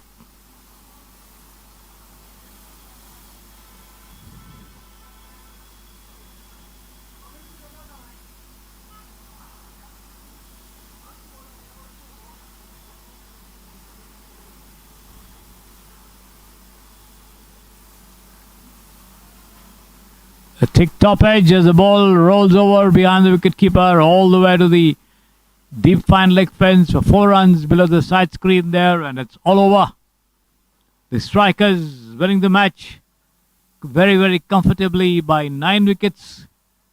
They just had 55 runs to score, and they now have scored 57 for 1 to win this match, defeating the Jubilee 11. The next match between the Blasters and the Gully Boys will be commencing in a short while from now. So the Strikers defeating the Jubilee 11 in the first match of this Youth Premier League 2024 by 9 wickets to stay alive in the competition and finish among the top 2 to qualify for the final. The averages and the run rates would possibly be the deciding factors depending on the performances of the teams in the next match. The coming Sunday, that is November 17th, will be the day when you will know the champion team of the Youth Premier League. This is the third Sunday of the league matches, and the fourth Sunday, that is November 17th, will be the final day of this tournament, the Youth Premier League 2024. So as the Blasters and the Gully Boys take the field in a short while from now, we'll be back with you.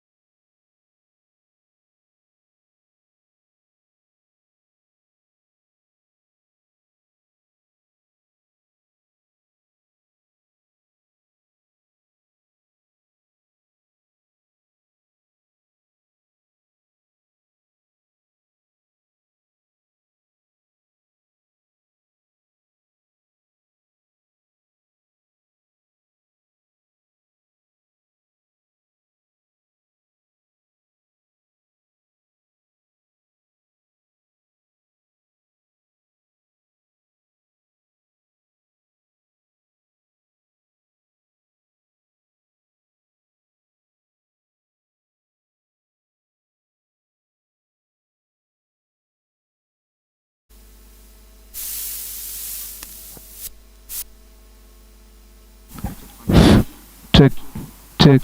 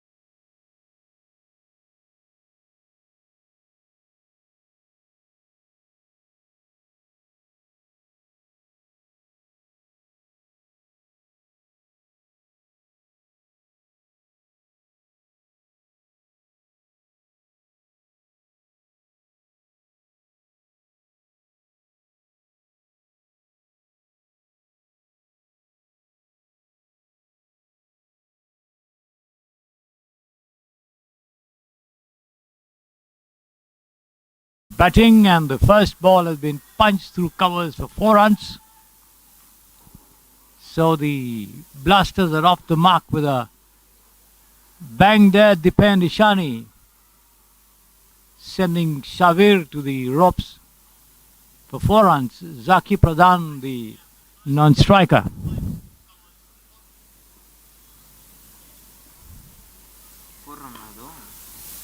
Shavir bowls, and once again has been driven covers by the same batsman, Dipen Ishani, for 4 runs.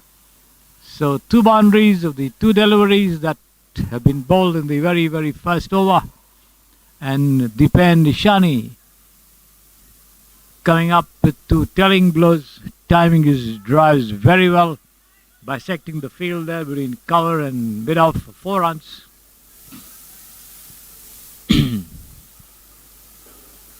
Shavir moving the field a little, slightly squarer in the covers, almost a man backward point, and shot third man once again. Fielding there, and the ball is allowed to roll over the extra cover ropes for another boundary here. 3 fours in a row for Dipen Ishani. Of course, generous gift there from the fielder on the deep in extra cover region as he got his hands to it, but didn't manage to hold on as the ball rolled over the ropes for 4 runs. So 12 runs of the first 3 deliveries. Shavir bowls. Better looking delivery this time, flighted, giving it a little more air as he pushed it through. The batsman in some trouble, managed to bring his bat down at the last possible moment. And once again has been cut away there, but set to the fielder at backward point. No question of a run. Last ball of the over from Shavir coming up.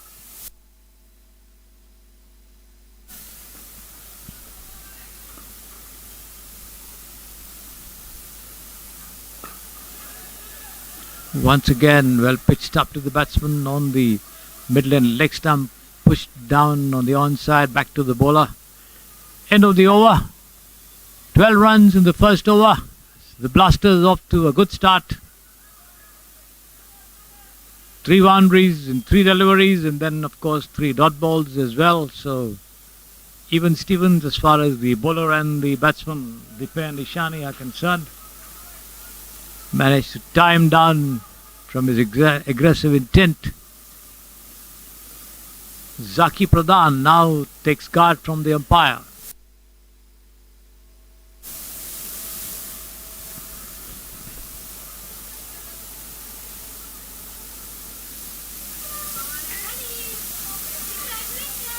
It's going to be Zoheb to bowl from the Samprasidhi Sports Estadio end. The batsman not quite ready. The bowler begins his run up and then stops midway, goes back to the top of his bowling run. Not counted, says the umpire, quite rightly. Short pitch delivery, turned away towards the short square. The batsman Dipen Ishani scrambling down for a single, sent back by his partner Zaki.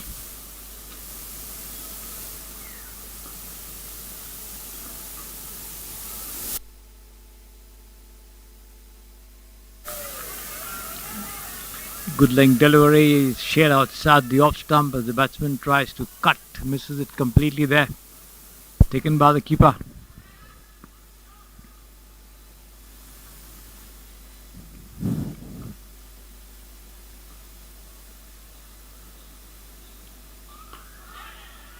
Once again, a similar delivery, but this time coming into the batsman from a share outside the off stump as he pushes it down into the cover region and takes off for a well-judged single this time. Zaki Pradhan to get off the mark.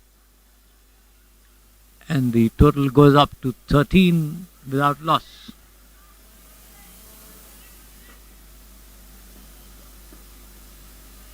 So the first match being won by the strikers, defeating the Jubilee 11 by 9 wickets. And that's very well fielded there, extra cover. Shavir diving to his left to stop what might have been a certain boundary.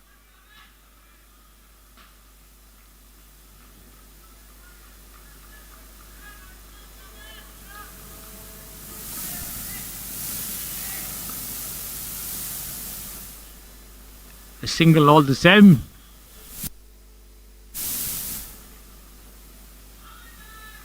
This is down the leg side. Has been nudged away. The ball hitting the top of the patch there and going to the fine leg fence for 4 runs. 4 extras. The total, there you see it, the ball rolling ever so slowly over the ropes for 4 runs. The total now goes up to 18 without loss.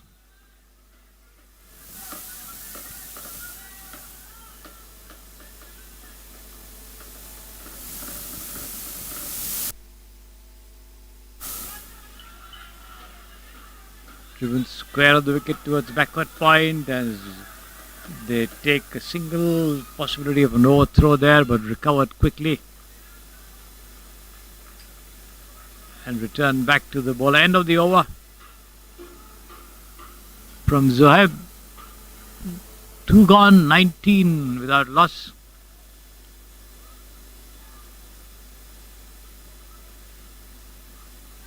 Almost 10 runs an over, 9 point something, so good run rate being kept up by the Blasters to begin with, and let's see how much they can continue to do so. Shavir beginning a fresh over from the far side, left arm over the wicket, bowls flighted as Zaki Pradhan comes forward to it, takes it on the half volley and drives straight on towards the long on region, gets a single,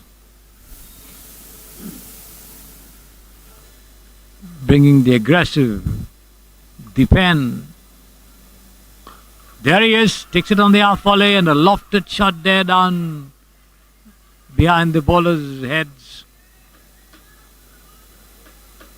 to the side screen, but then just a single.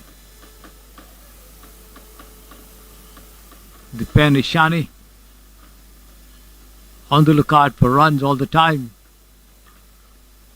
He's been punched through deep backward point, but then the man on the ropes there,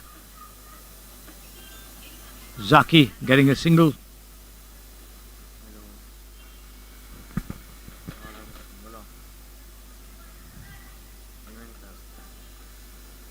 Shavir, the shot bowling run up, left arm over the wicket, bowls flighted, and Dipen tries to drive, and an appeal, and he's out, I think. Yes,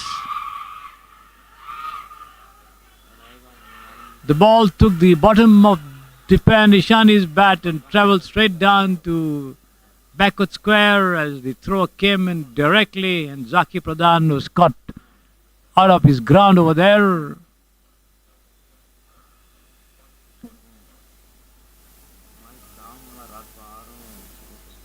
And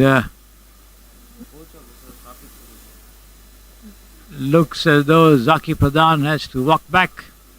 Dipen Ishani consoling him.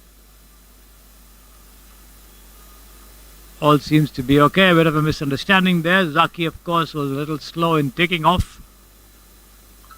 Was unable to get back in time. So the Blasters lose their first wicket. 19-22 for 1. Dipen Ishani not quite getting hold of that on drive. The ball taking the bottom of the bat and running down towards square leg. He took off for a single. It was his call, but then the non-striker not responding appreciably, was caught a little out of his crease there as the ball hit the stumps directly.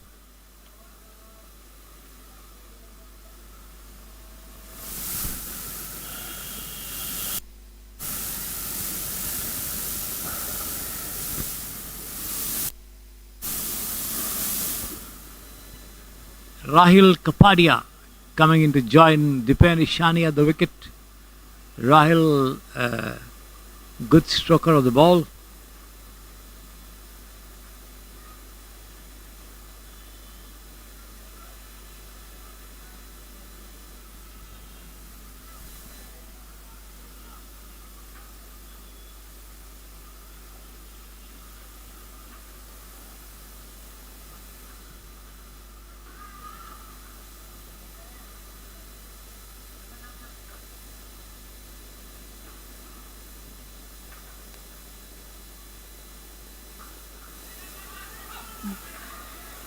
He goes on his back foot this time and tries to drive. The ball takes the top of the bat and travels down towards backward point once again there. Picked up and returned. No run.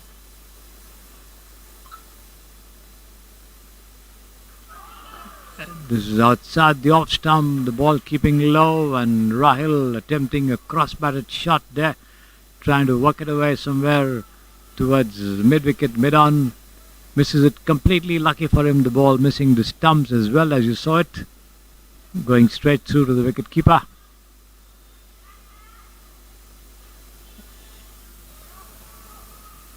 End of the over from Shavir. Zohaib back into the attack. 22 for 1. The score for the Blasters as they have been asked to bat first after the Gully Boys won the toss.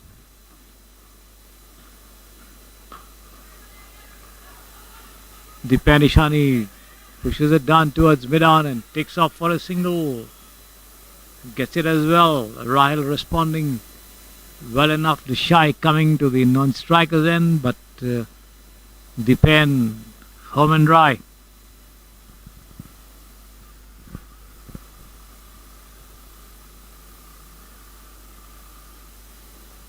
Zohaib from the Samprasidhi Sports Estadio end, not happy with his run up there.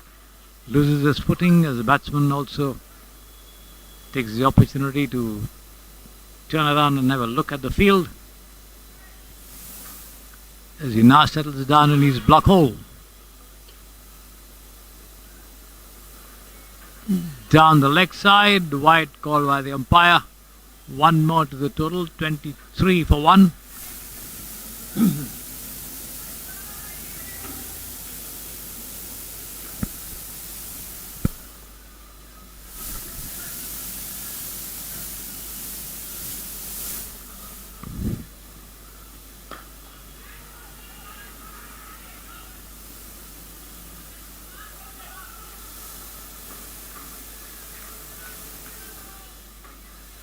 Taken on the half volley and driven to extra cover. Shavir, the fielder, throws it quickly to the wicket-keeper, but can't prevent the two from crossing over for a single.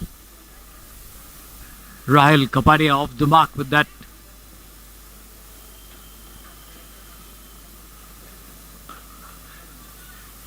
Once again, the pen drives. Shavir moving quickly to his left, picks it up. Time enough for the two to cross over for another single.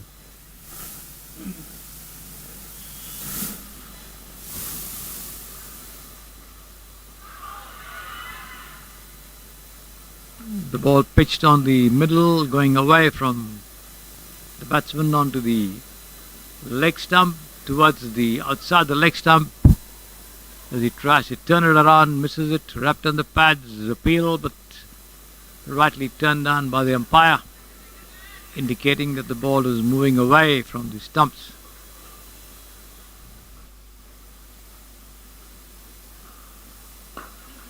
Lofted shot here, he could be out. No, the ball lobbing behind the fielder there in front of the side screen for 4 runs on the first bounce. So Rahil now getting into his aggressive mood.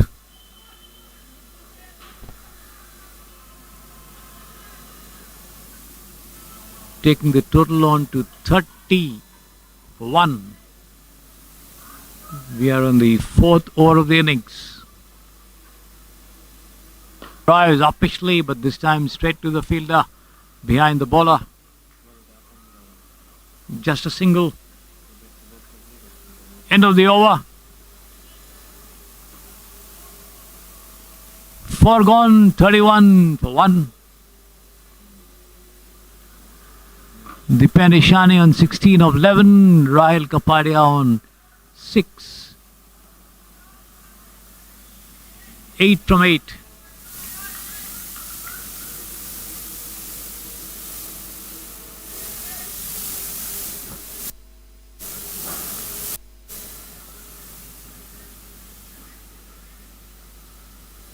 Looks like there's going to be a bowling change at the far end.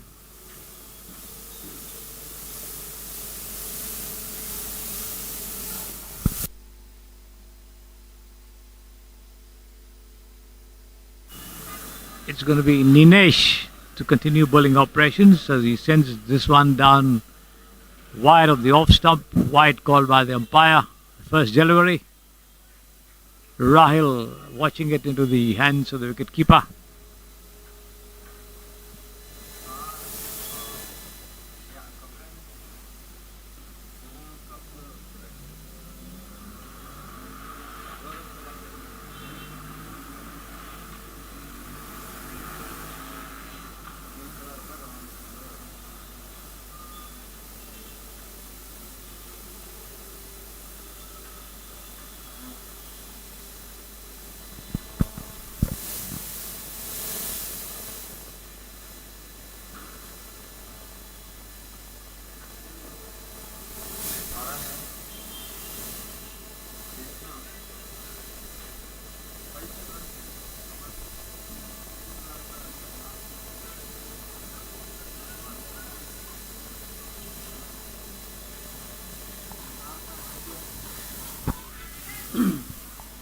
Ninesh marking his bowling run up afresh. Right arm all the wicket bowls. Slightly short pitch delivery, driven down into the covers there. A bit of a misfielding, but the batsman in two minds. Rahil wanting a single. Dipen says no. They eventually stay put in their creases. Nothing to the total, which remains on 33 for 1.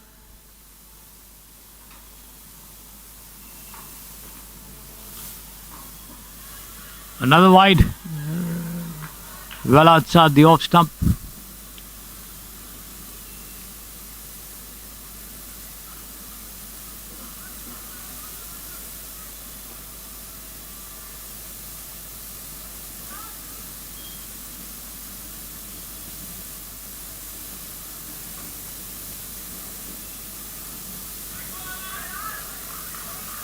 Again down the offside, but slightly better line this time, missing the off stump though.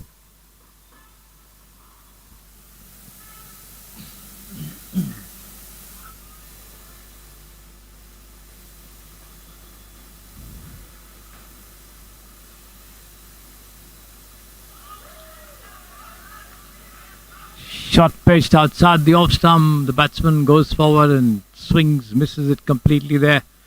The ball keeping low after pitching, going straight through to the wicketkeeper.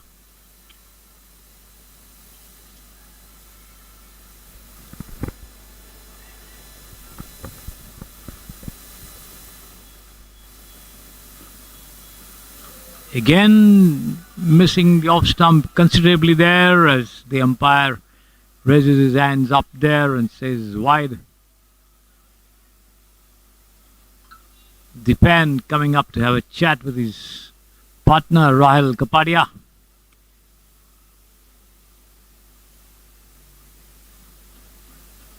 Giving him tips to handle such deliveries possibly. And let's see what Rahil does to this one. Pats it down through the covers there, runs in this as the ball races away over the ropes for 4 runs. The tips possibly from Dipen paying off as he moved up a little from outside his crease and brought his bat down on that wide delivery, sending it crashing through the covers for 4 runs. 38 for 1 the score now, with Rahil going up to 10 from 10. He was on 6 from 8 rather. At that time, this boundary takes him on to 10.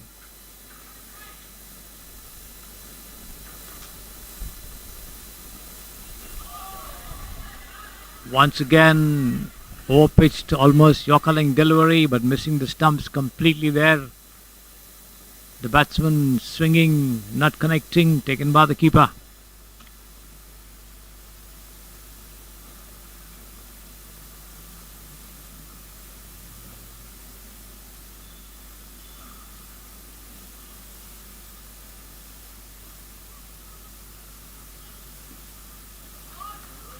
Again wide, missing at least the 6th stump outside the off stump, on the offside.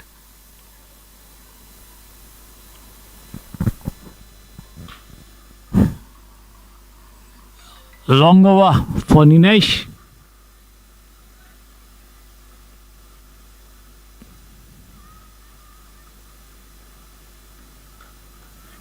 This once again been patted away, backward a point, and the batsman taking off for a single, sent back rightly by his partner. The throw comes in quickly to the wicket keeper. End of the over finally from Ninesh.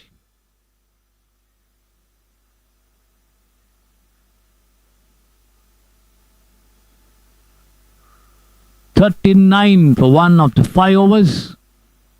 Rahil Kapadia on 10 and Dipen Ishani on 16.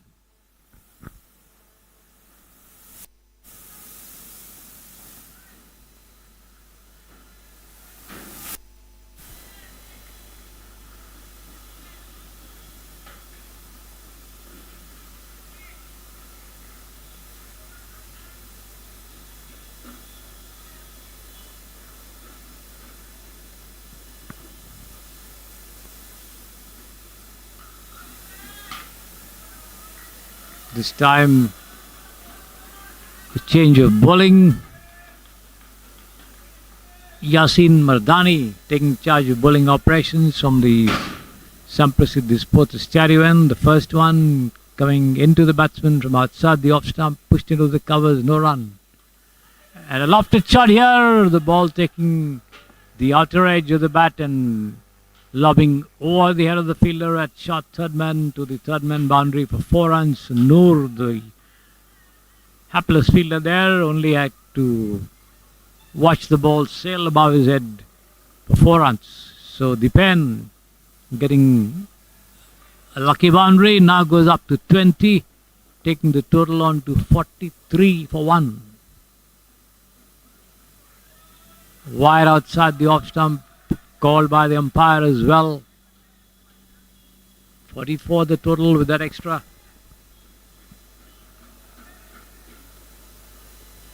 Rahil, except for that punched shot through the covers, not been able to do much for runs of such deliveries. And this time he does so. He could be out.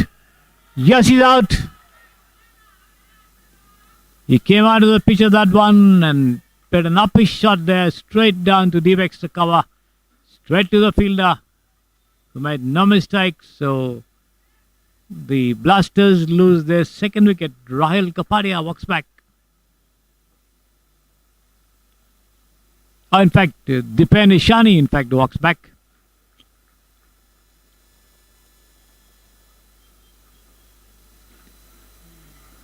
Dipen it was who played that uppish shot.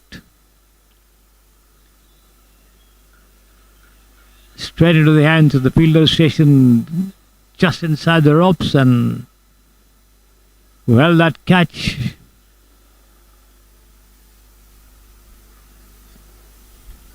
The Blasters are now 44 for the loss of 2 wickets. So Yasin Mardani striking in his very first over.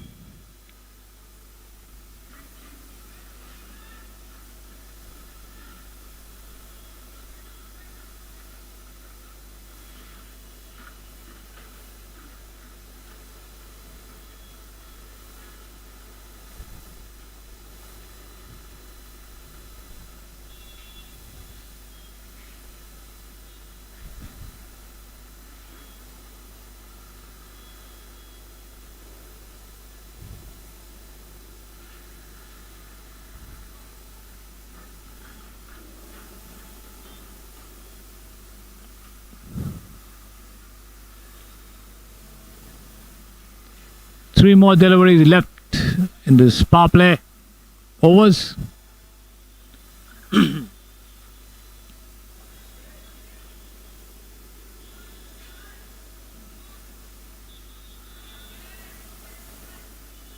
It's Parvez joining Rahil Kapadia at the wicket at the fall of Dipen Ishani.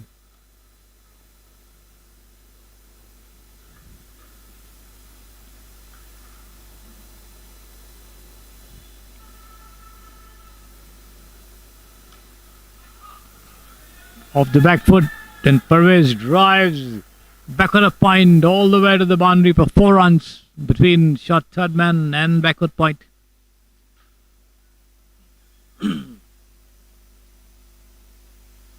Parvez off the mark with that boundary.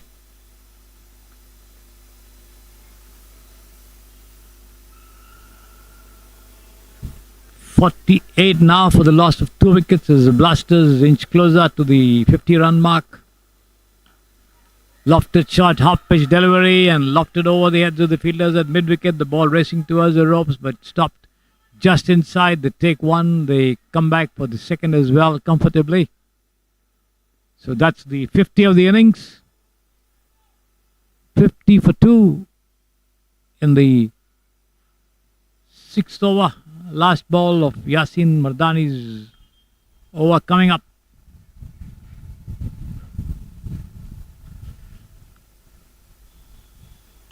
Once again, a powerful drive there, pulled away down towards the long off fence for 4 runs to the left of the side screen. Got to the ball as it came up, took it on the right and punched it through between the bowler and long off for 4 runs. No chance for anyone to stop it.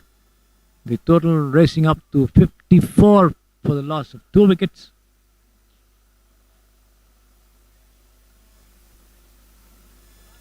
End of the power play overs, 6 overs gone. 54 for 2. Rahil on 10. Parvez also on 10 of just 3 deliveries. It's going to be Ninesh bowling a fresh over. Gave away a lot of wides in the previous over, and let's see how much he can do to maintain a proper line and length.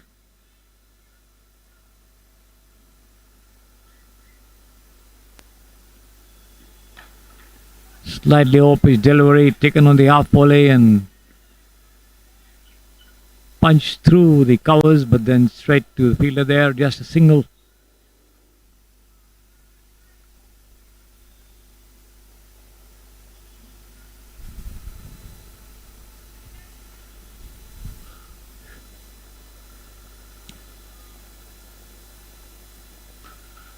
Full toss as he comes out of the pitcher, that takes it on the full and punches it through covers once again for 4 runs there. Took it on the full, saw it early enough. Dashed out of his crease, slammed it down past cover for 4 runs. There you see it, the ball racing away to the ropes in a flash. 59 for 2. And this time he's beaten by the line and length of the delivery. Still sheer outside the off stump with the ball keeping low off the pitching.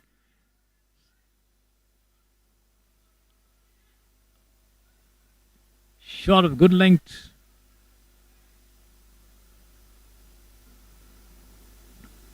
Lucky for him, missing the off stump. This time he comes out of his crease once again and tries to drive. The ball takes the outer edge of the bat and runs down towards the backward point boundary for 4 runs again.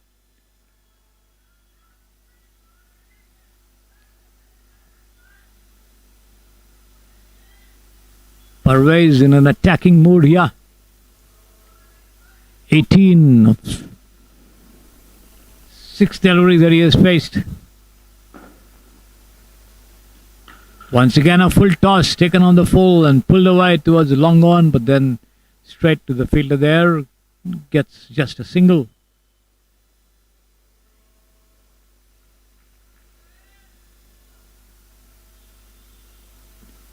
Parvez goes up to 19 from 7 and brings Rahil Kapadia on strike. As he once again drives down towards deep extra cover, gets a single.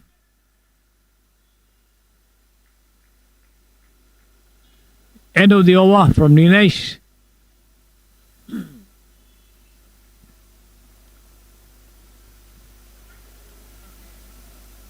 $65 for 2 after 7 overs. The Blasters taking on the Gully Boys. Blasters having won 2 matches, I think,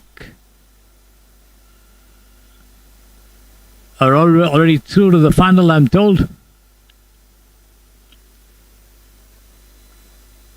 Looks like there's going to be a bowling change here at the Samprasidhi Sports Estadio end.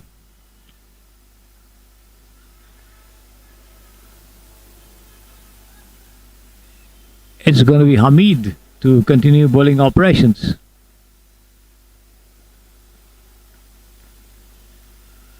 Hamid, as you can see him on your screen on the far side.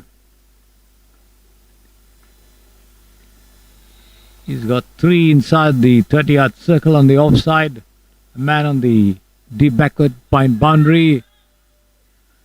First delivery, missing the off stump, hit on the pads. Half-hearted appeal. Umpire unmoved.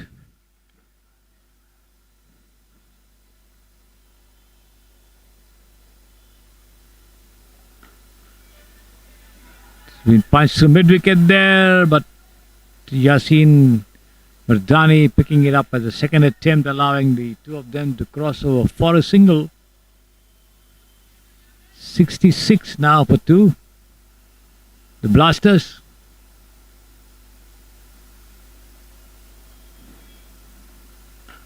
Lofted shot, he could be out this time towards extra cover, and no, it's been dropped. Fielder getting underneath it, got his hands to it, the ball popped out of his hands. I think that's Shavir. Held it twice, but then allowed it to slip through his hands there eventually. So Parvez stays there. 20 now of 8. This wide outside the off stump from Hamid. Unlucky not to get a wicket.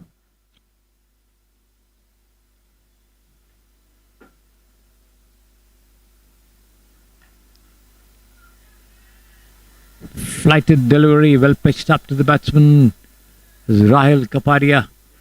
Pushes defensively down on the onside. No run.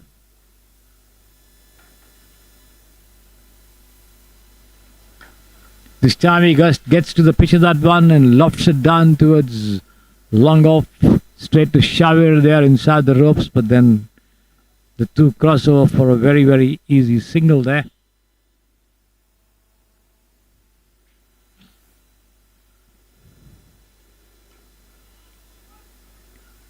Once again, Parvez pushes this down into the covers of the back foot. Takes off for a single. End of the over from Hamid. Not given away much in the over. As the Blasters move up to 70 for 2 after 8 overs. Rahil Kapadia on 14 and Parvez on 21. Parvez, the number 10 on your screen, as you can see.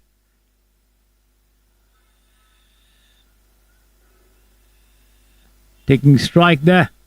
Looks like there's another bowling change at the Samprasidhi Sports Estadio end for the 9th over.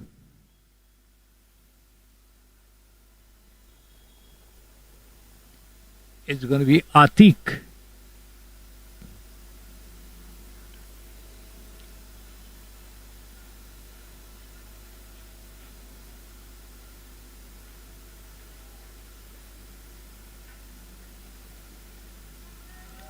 The left arm spinner.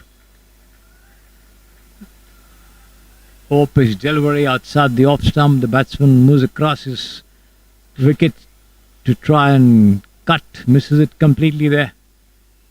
Taken by the keeper.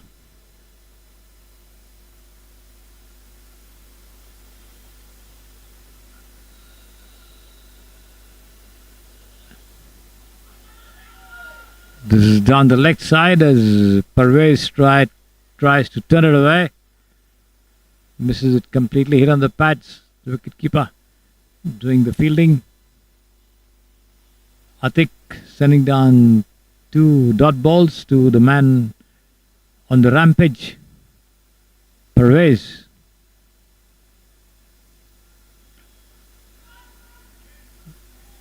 Watches it very carefully there as the ball comes in from outside the off stump. He pushes it down into the cover region and takes off for a very, very easily had single, taking the total on to 71 for 2.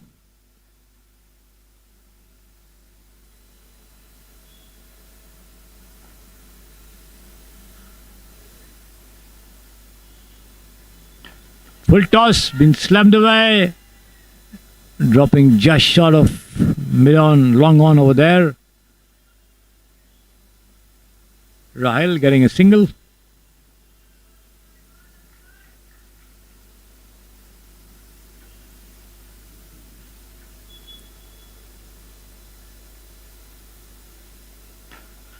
Once again, a lofted shot straight to the fielder this time, and once again, Shavir allows the ball to slip through his hands there as Parvez gets another life here. Somehow, the Blasters enjoying a charmed life. They go for their shots and loft the ball, but then the fielders not being able to hold on to them.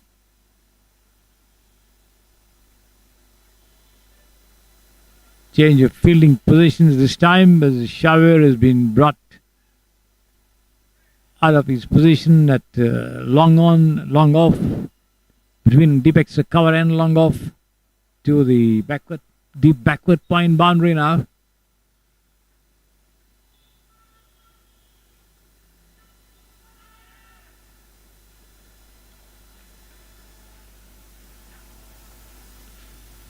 End of the over from Atik. That last ball turned away towards short fine.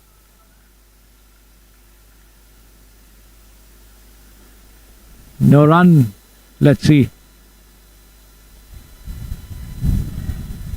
It's going to be Hamid, I think, to continue bowling operations.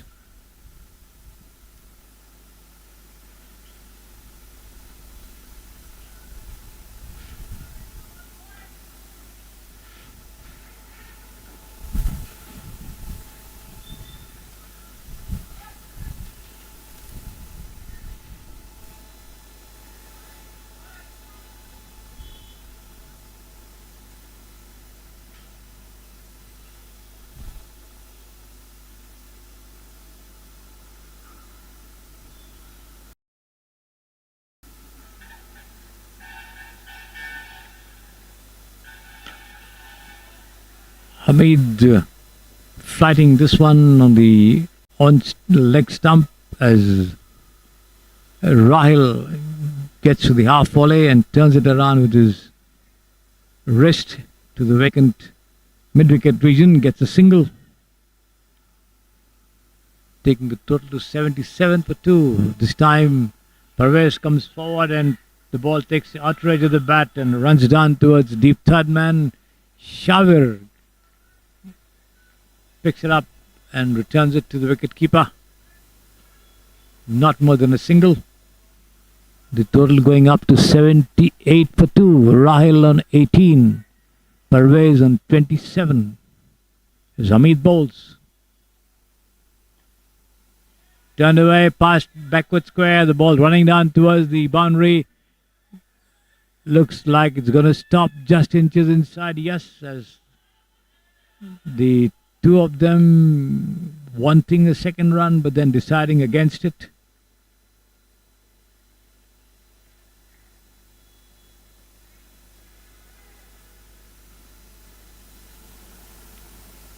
80 for the loss of 2 wickets now, the total for the Blasters.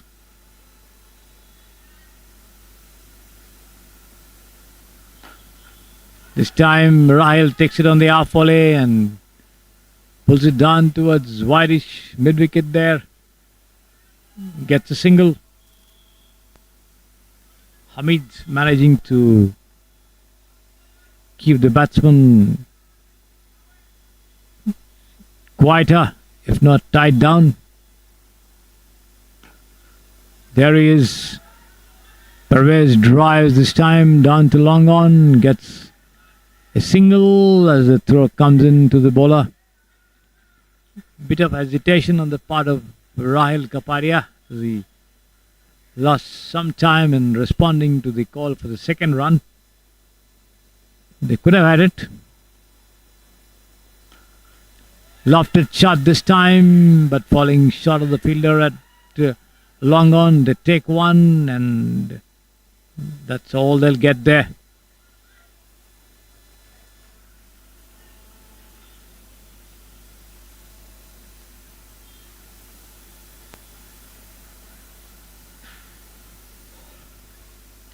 End of the over. 83 for the loss of 2 wickets. Pervez on 28 and Rahil on 20.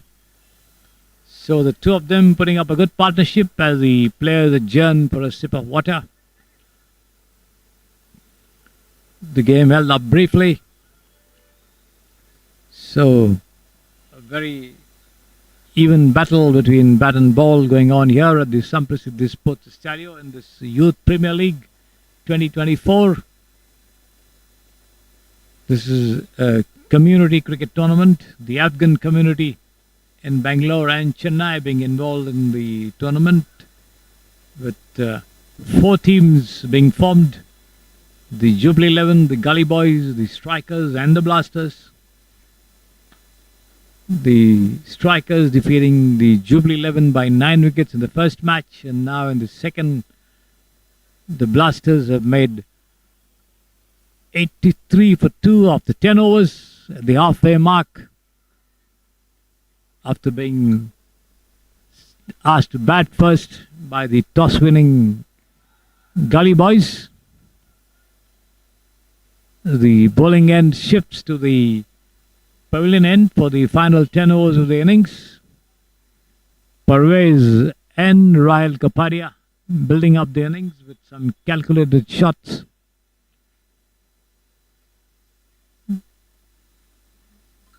They have been lucky to remain there. A couple of catches dropped there in the deep. Couple of half chances also not attempted, and the two of them, of course, being content to take singles, not converting them into twos. Nevertheless, they managed to push the score up to 83 for the loss of 2 wickets. It's going to be Atiq to bowl the first over from the pavilion end, left arm over the wicket to the right-handed Rahil Kapadia, taking fresh guard from the umpire.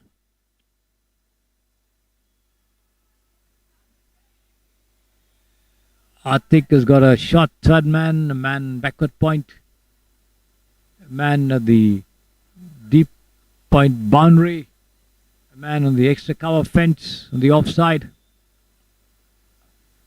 Got away nicely there into the vacant point region as the fielder, I think that's Shavir again, who runs in from the deep to pick it up and throw it to Atiq. The two crossover for a single, which brings the aggressive Pervez on strike as he takes guard from the umpire.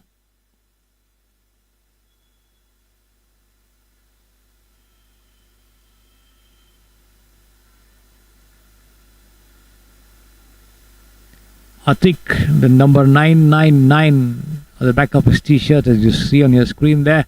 Left arm over the wicket. OP delivery, wrapped on the pads. Appeal for leg before, but possibly the ball missing the leg stump.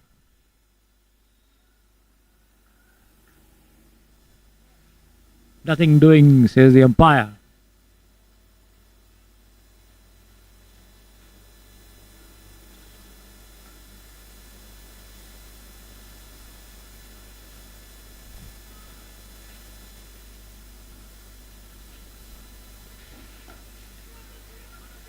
Well pitched up to the batsman this time as Pervez gets to the pitch of the delivery and pushes it gently down the track on the onside for the bowler to pick it up on his follow through.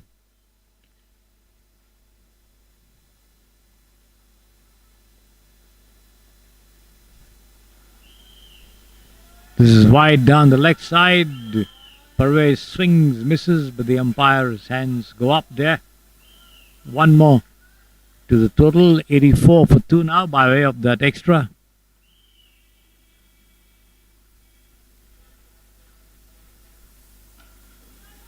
This time Pervez goes on his back foot and pushes it down into the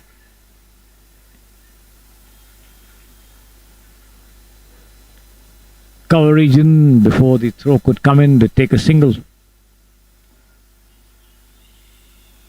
86 for 2.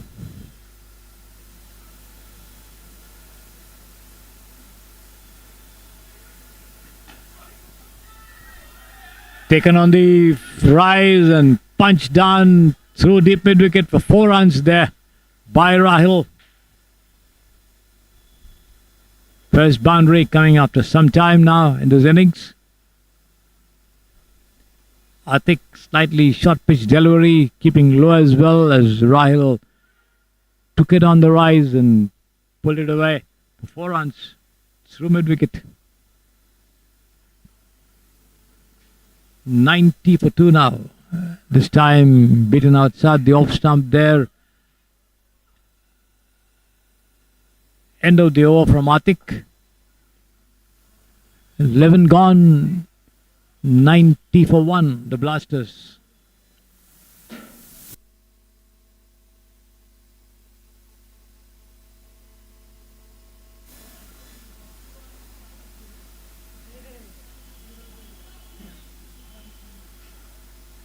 They should be able to reach somewhere in the region of 170, 175 at this rate.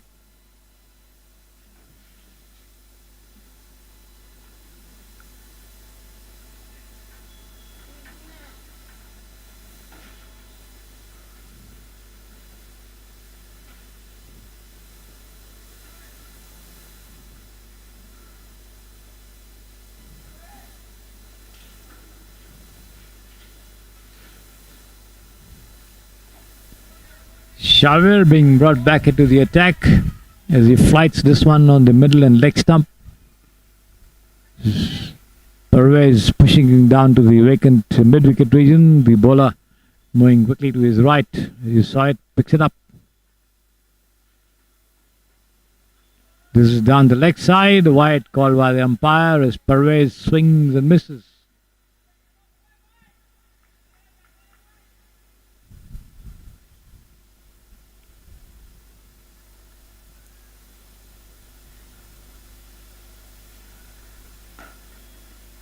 Well flatted delivery on the middle and leg stump as Pervez gets to the half volley and drives down to long on.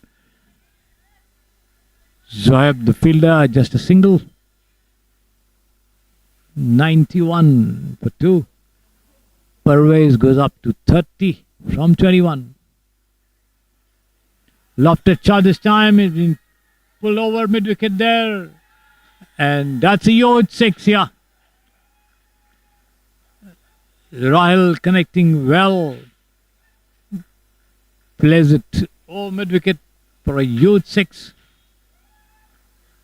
The first 6 of the innings. Taking the total on to 98 for the loss of 2 wickets. 2 short of the century mark there. The Blasters. As he goes up to 31. Both of them in their 30s now.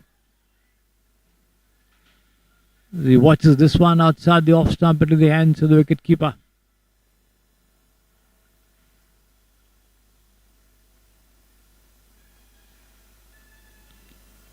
Once again, outside the off stump. The batsman not getting in line with the delivery to make anything of it.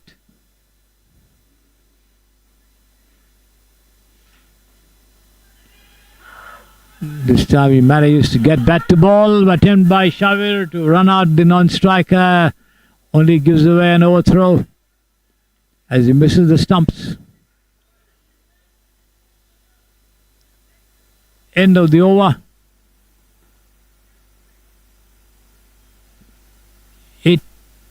99 for 2, the Blasters. After 12 overs, 8 more to go. Rahil Kapadia on 32 and Pervez on 30. The two of them building a good partnership for the Blasters. After the departure of the top two, of course, one was an unfortunate run out.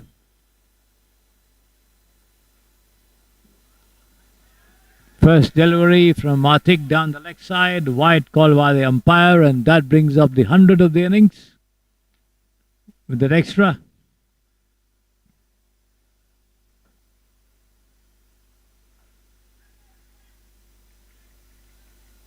Unable to do much with that faster delivery outside the off stump there. Rahil pushes it down into the vacant short bit off region. The bowler running into his left, picks it up.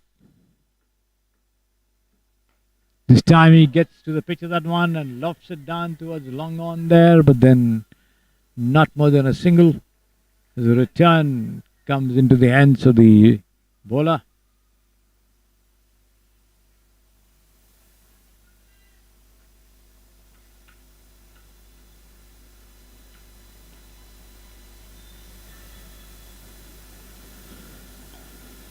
Once again, he takes it on the rise and pulls it away past mid-wicket for 4 runs. Between backward square leg and mid-wicket for 4 runs.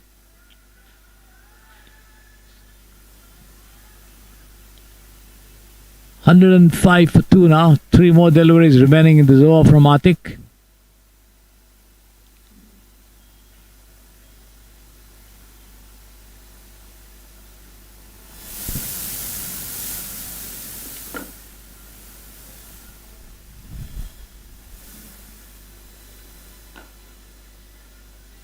Taken on the half volley and lofted towards long on once again. Zohaib, the fielder, just a single. The two of them slowly but surely building up a good partnership here for the Blasters.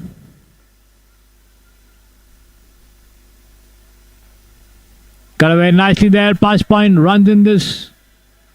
They take one, they come back for the second as the ball, I think, is stopped just inches inside the ropes there. We'll wait for the umpire signal. No, not a boundary. 2 runs.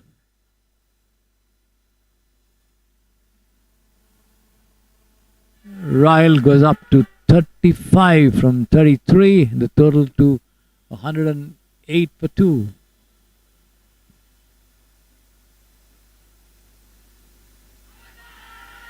And he's out this time.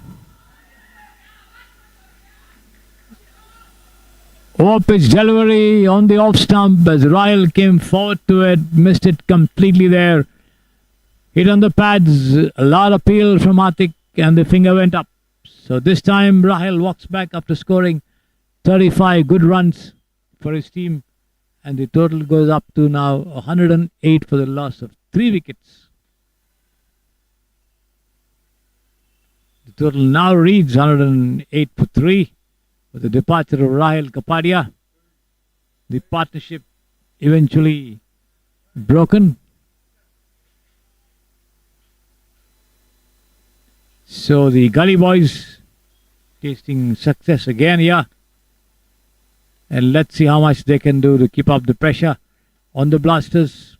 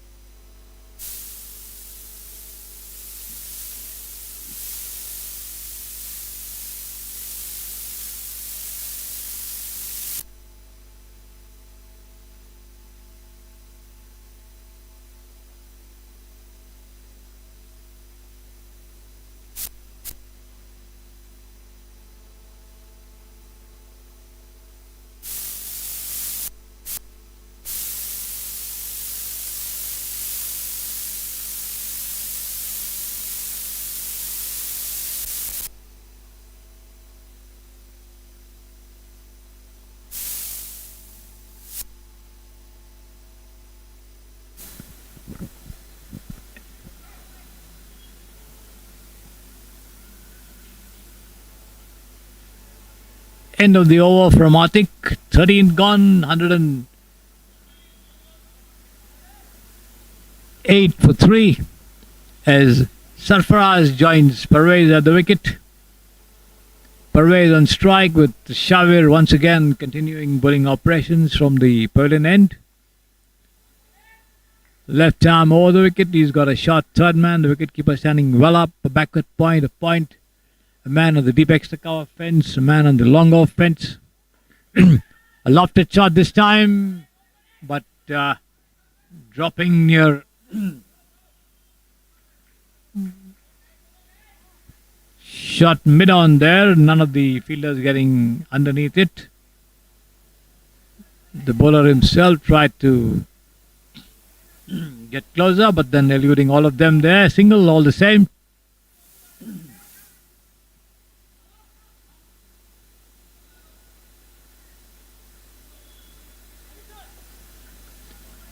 A bit more of an attacking field for the new man, Sarfaraz.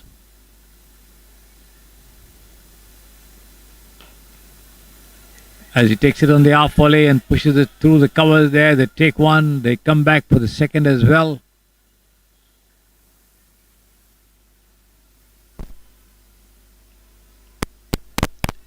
As he gets off the mark with that couple. Parvez batting on 36 from 24.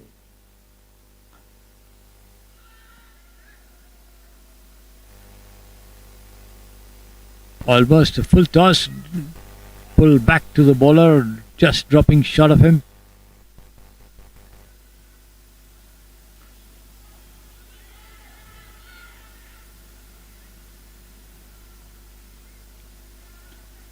Pushed down on the offside towards Silly Point. No run.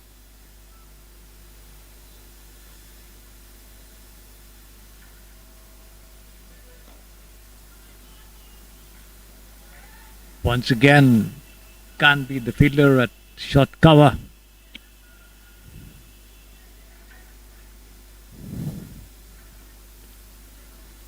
Atik, that is.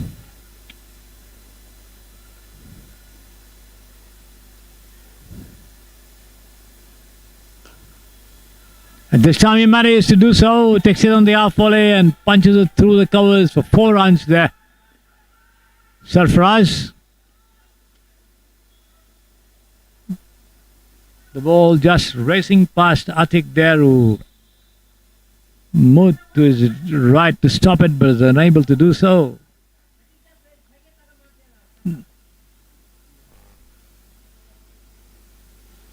The total goes up to 115 for 3.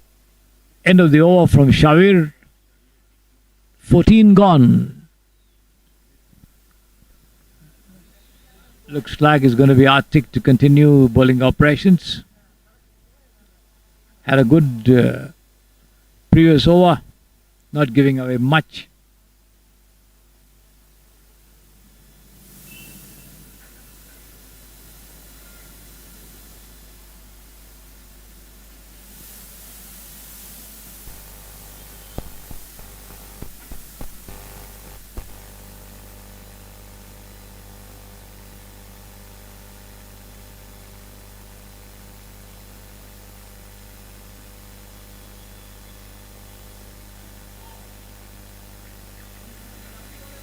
Good line ball, pitching share outside the off stump and coming into the batsman, forcing him on the defensive. The ball lobs near the wicket, taken by the wicket keeper and returned back to the bowler.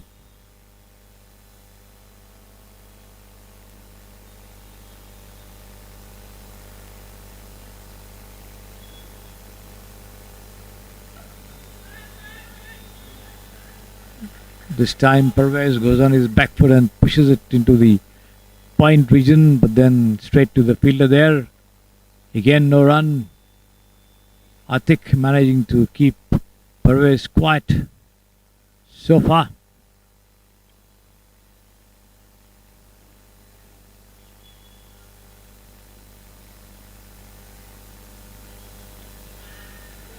Cut away this time, but straight to back on a point there. No run. stopped almost a certain boundary.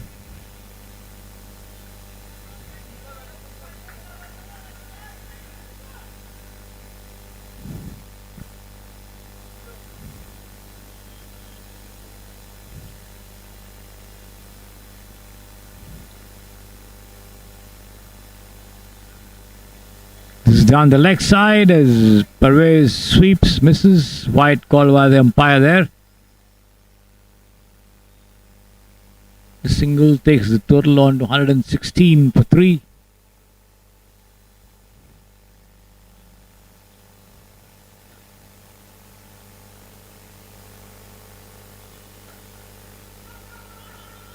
Chance for run out over here.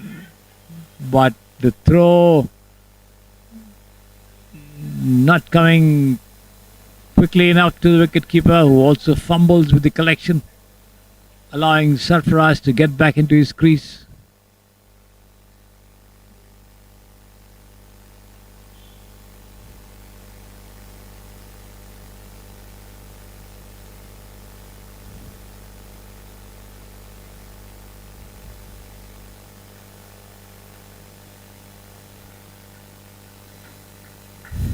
Flicked away off his patch there to shot fine.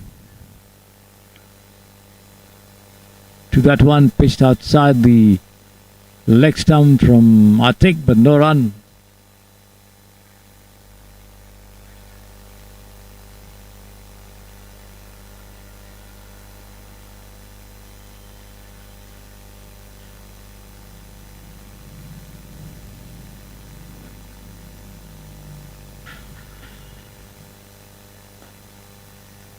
This is turned away towards mid-wicket, but then just a single as Yasin comes in to do the fielding. End of the over. 15 gone, 5 more to go. 118 for the loss of 3 wickets. The Blasters, the tempo of scoring having come down considerably after the departure of Dipen and Ishani. Dipen and Sarfaraz were going at a steady pace to keep the scoring rate up, but then his departure has certainly slowed down the rate considerably as the Gully Boys managed to keep the batsmen down with some tidy bowling. It's going to be Hamid to bowl a fresh over from the pavilion end. Right arm over the wicket, bowls down the leg side, has been pushed away down to shot fine, no run.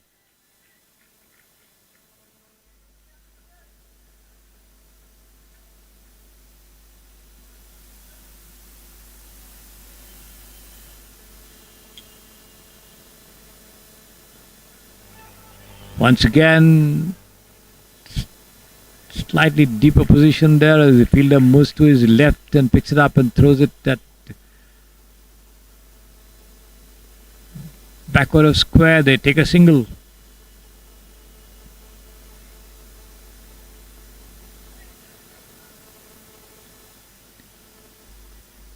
$119 now for 3.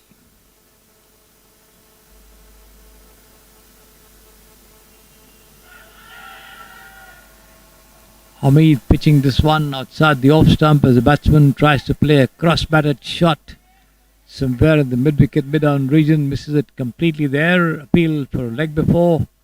No, says the umpire. Obviously, the ball missing the off stump.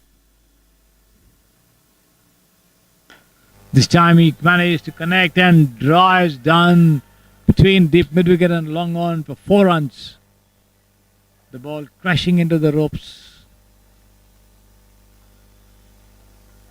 The total goes up to 123 for 3.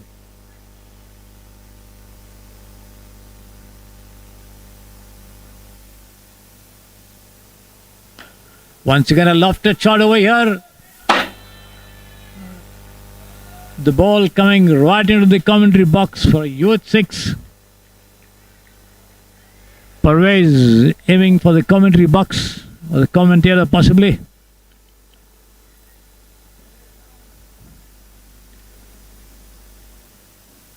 he's just within the and that's another lofted shot here to the mid-wicket fence. I think over the ropes for another 6.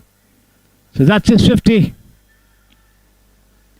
As he goes up to 53 from 32 deliveries. 53 from 32, and the total now picks up momentum, going up to 135 for the loss of 3 wickets. 2 sixes in a row there, Parvez. Getting back his aggression. End of the over from Hamid, 16 gone. 135 for 3. Sarfraz on 8 from 9. Parvez 53 from 32.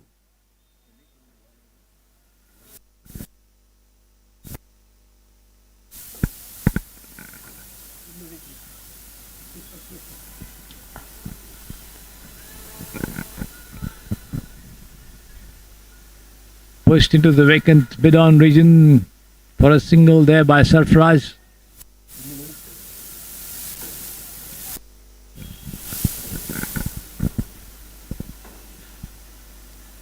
Net actually ಹಾಕಿದ್ರೆ ಚೆನ್ನಾಗಿರುತ್ತೆ. Equipment damage ಆಗುತ್ತೆ.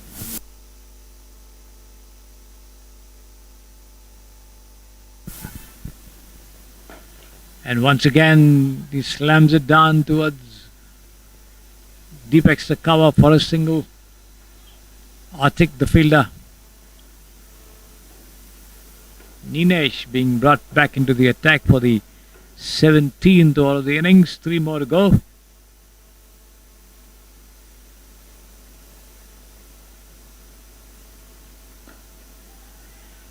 Once again pushed into the short mid-wicket region as the two of them take a very, very well-judged single. Sarfraz calling for it. Parvez responding.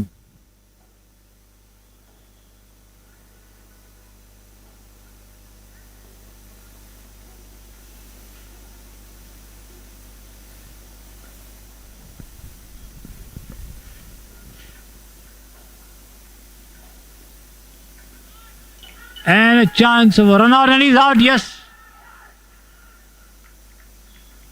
Slightly short pitch delivery from Ninesh as Parvez came out and tried to go for a mighty heave at that one. Missed it completely, and the wicketkeeper collected and knocked down the bails in a flash before he could turn around and put his bat into his crease. The appeal and the finger went up. So Parvez walks back after scoring 53 wonderful runs for his team, taking up the total to 138 now for 4. We are in the 17th over the innings. Ninesh has 2 more deliveries left, and let's see how much more the Blasters can add to this total.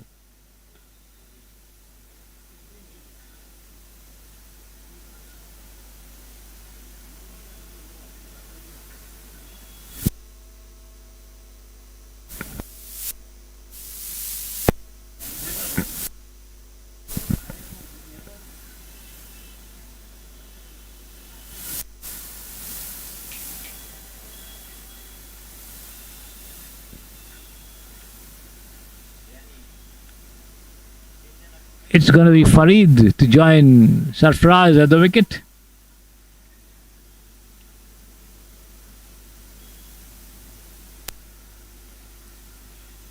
Ninesh 1 for 22 after 2.4 overs. Bowling a lot better from the pavilion end than he did from the Samprasidhi Sports Estadio end. Wasn't able to find the proper line and length operating from the other side of the ground, but this time he's managed to do much better. Picked up a wicket as well this time, sending back the dangerous Parvez.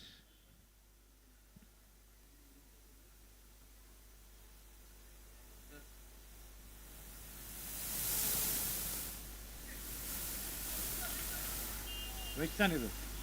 Which you?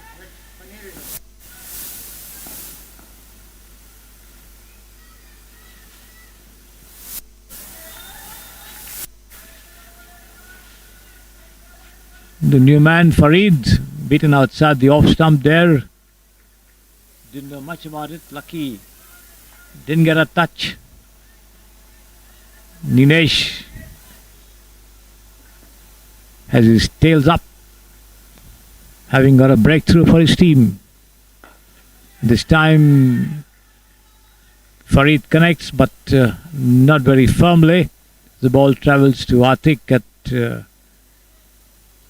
the covers, gets a single all the same. End of the over.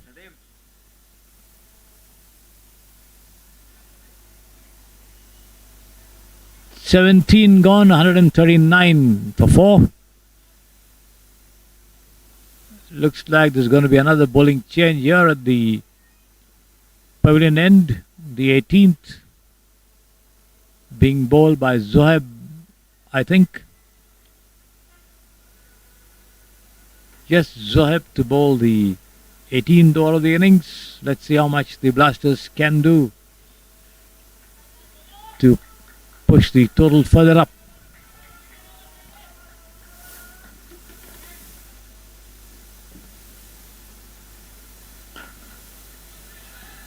Picks it up on the rise and drives down into the covers there. Gets a single.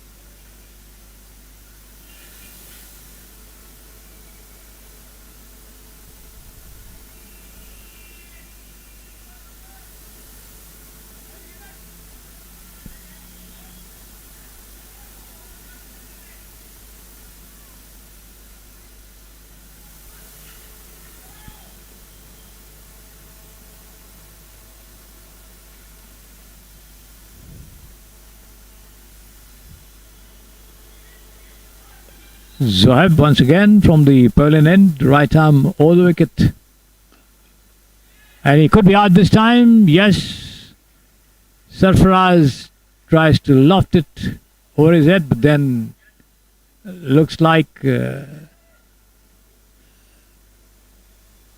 was a free hit. No ball was called by the umpire, so Sarfaraz remains very much there. This time he pushes it down towards deep backward point and takes off for 2 runs there. Sarfaraz.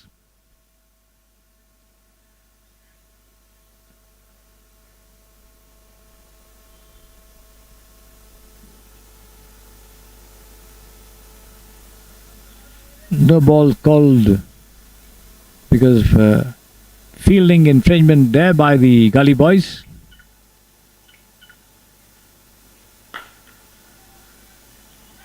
Once again, Sarfaraz drives down towards short mid-on, wants a single. Farid sends him back.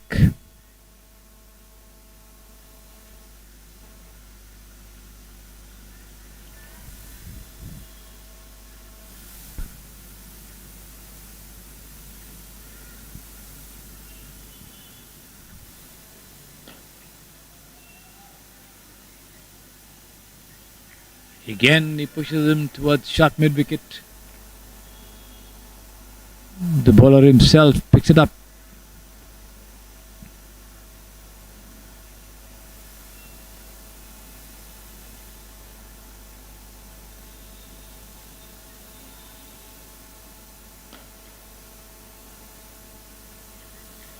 This time he only manages to push it down on the offside, straight back to the bowler. Last ball of the 18th over coming up.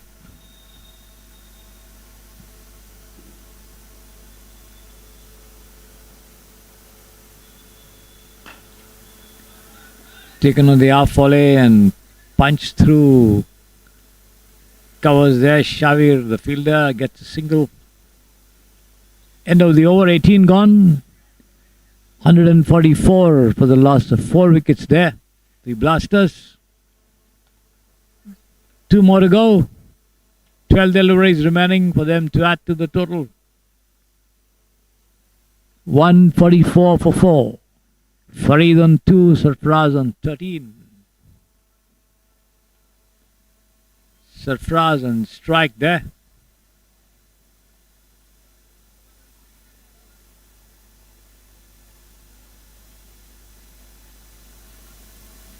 Samit sets his field. He's got a shot third man. Backward point, a point, a cover, mid-off. As he pushes this one towards point and takes off for an easy single.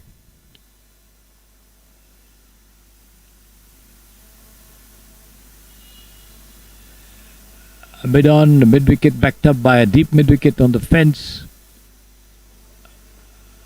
A backward square leg shot, but inside the 30-yard circle there.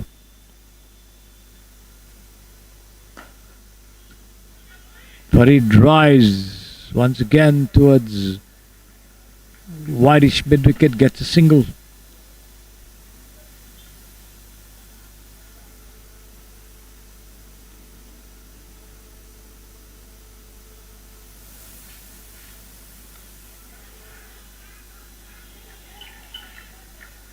A thick inside edge there from Sarfraz's bat as the ball travels down towards shot, fine leg picked up and returned. Just a single.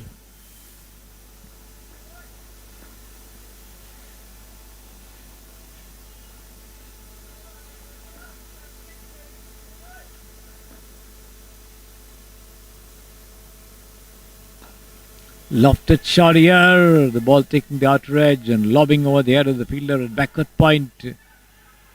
From Farid's bat, they take one.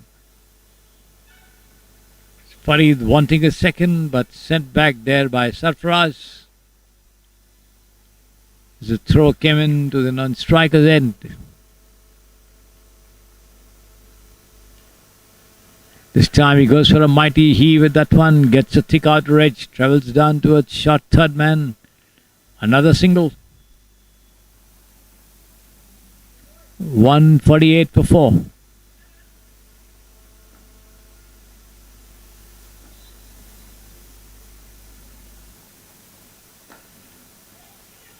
Once again a cross-batted shot towards mid-wicket. Another single for Farid. End of the over. 19 gone. 148 for 4. The Blasters creeping up to the 150 mark. They should be able to add 2 more to their total. Not a particularly high for a 20-over match. As Zoheb commences the final over of the innings from the pavilion end. On strike there is Farid, the number 8 on your screen. As he takes it on the half volley and drives towards the shot mid-on. Wants a single, wanting a single there is Sarfraz. No, says Farid. And quite rightly so, as the ball comes into the hands of the wicketkeeper of the bowler.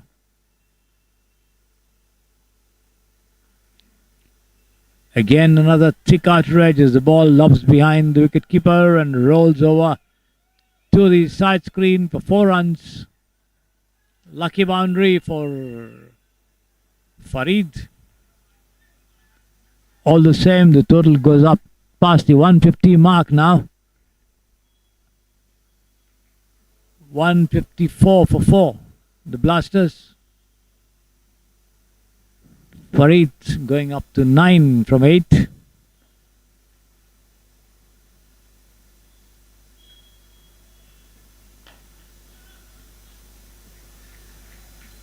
He pulls this one straight down on the offside to the left of the bowler, who moves into the shot mid-off area to pick it up.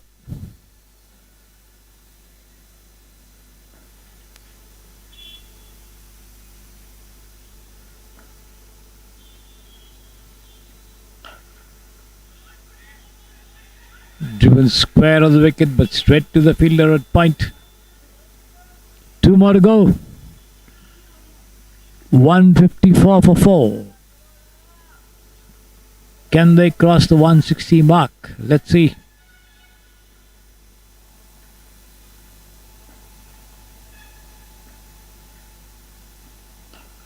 Full toss, pull down towards long on to Hamid. Just a single. 155 for 4. Last ball of the over and the innings coming up for the Blasters with Sarfaraz on strike, batting there with 16 from 20.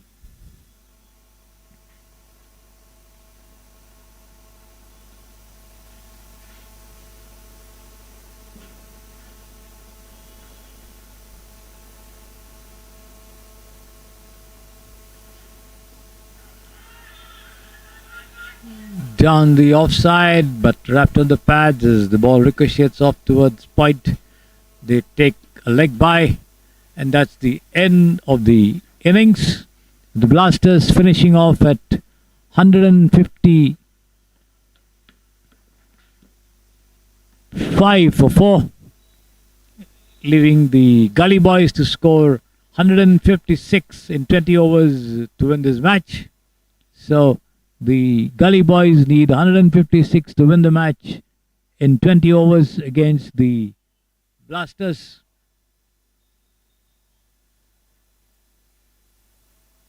Once the Gully Boys resume the chase, we'll be back with you for description.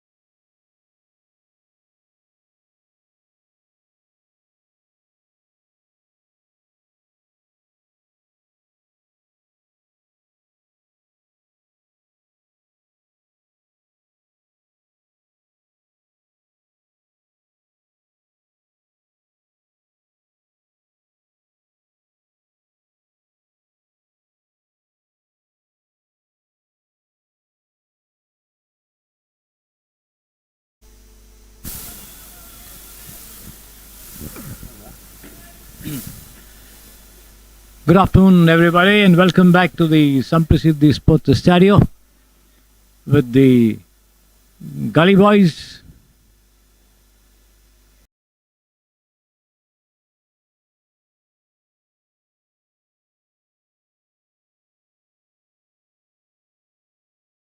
Blasters, as they call themselves.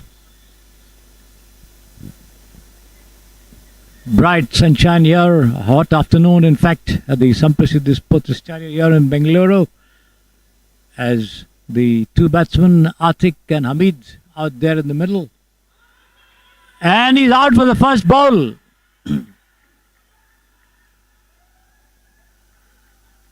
Parvez sending that down on the offside there, hit him on the pads, I think, just opposite the off stump.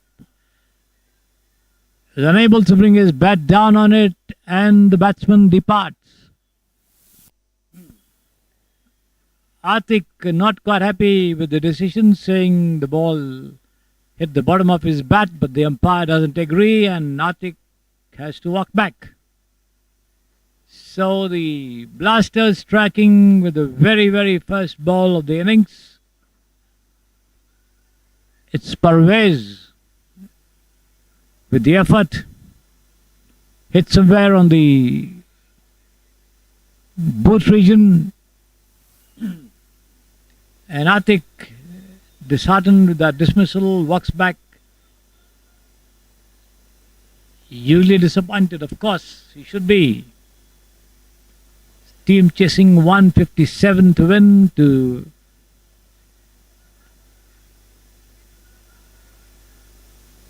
stay in the tournament. And now the dismissal of the very, very first ball of the innings from Parvez, who scored a wonderful knock of 53 runs when he batted. So doing well with the bat and ball there, Parvez, for his team, the Ball Blasters.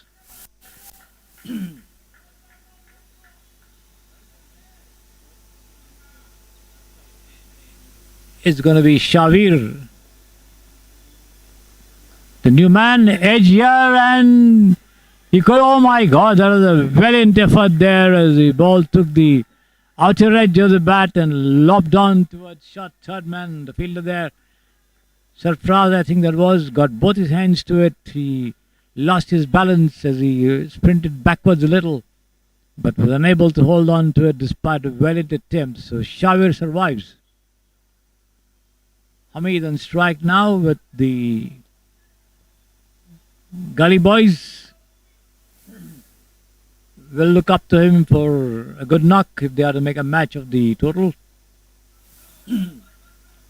Parvez has a man at shot third man, a shot cover, a point, a man on the third man boundary as well, as he guides this one down to that region and gets a single.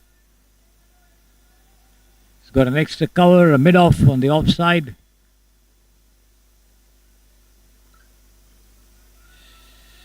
A man backward of square, a mid-wicket, a mid-on the onside.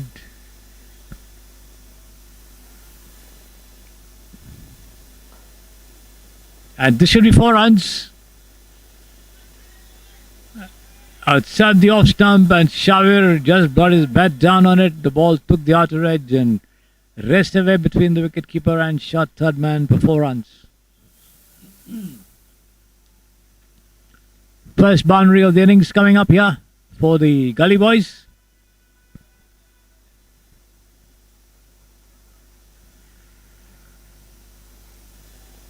Two more to go from Parvez, bowling from the pavilion end, right arm over the wicket. The number 10 on your screen, as you can see there. This is down the leg side, wide called by the umpire. Zaki, the wicket keeper.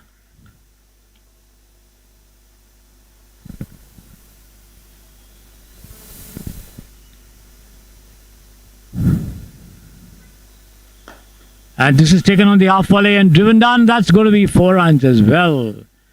Well timed, well struck, well placed boundary. Got to the pitch of that one and drove it between the fielder at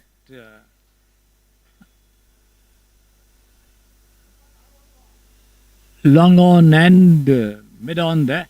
The mid on fielder Dipen being positioned inside the 30-yard circle there. This one he pushes defensively down on the offside, back to the bowler. End of the over, so 1 over gone, 11 runs in the over. 2 boundaries, one to third man and the other to long on by Shavir, making amends for the couple of catches that he dropped in the field there when the Blasters batted, and now he's got the task of building up a good innings for his team if they are to make a match of that total. And let's see who's going to continue bowling operations. It looks like it's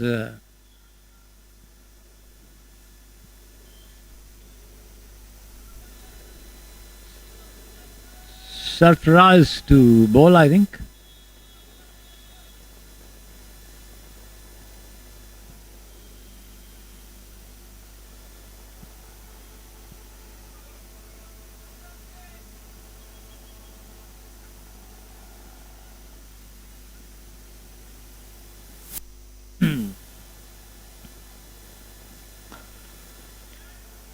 Taken on the full and pulled away towards wideish deep mid wicket there, gets a single.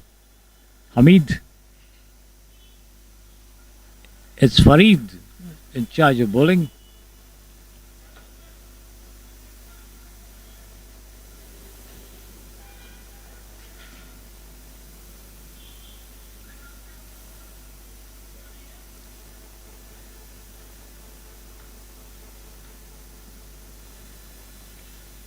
Farid, right arm over the wicket.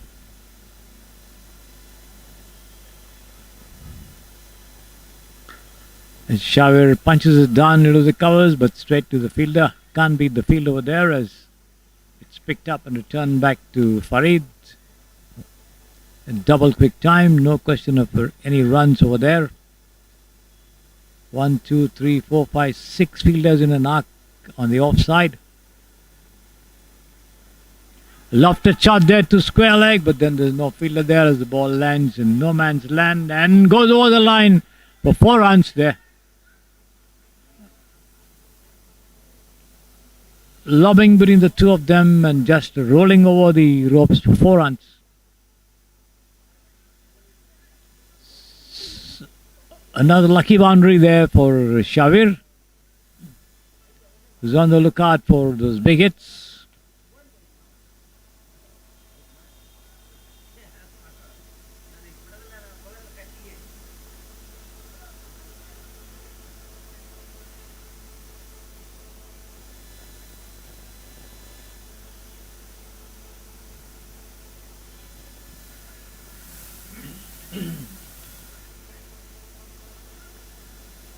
Bit of a field change in field placings over there.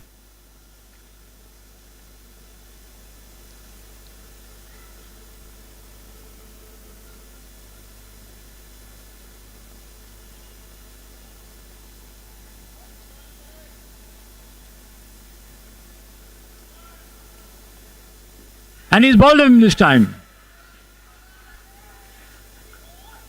Well pitched up, almost shocker length. The ball coming into the batsman from outside the off stump, but he played all over it to have his leg stump pegged back. So Shavir walks back after a crisp innings where he had 3 boundaries.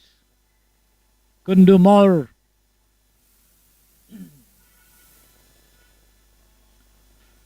So the Blasters picking up their 2nd wicket. But the Gully Boys now on 16 for 2. Farid picking up a wicket in his very first over. He did contribute well with the bat for his team's scores as well. So doubling up with the ball also for his team, and certainly a very good delivery from him to beat very well settled and aggressive looking Shavir. Held that ball slightly back, I think. It's going to be Yasin Mardani, the lean and wiry batsman, now joining Hamid at the wicket. Farid has still 2 more deliveries left in this over. Here he is,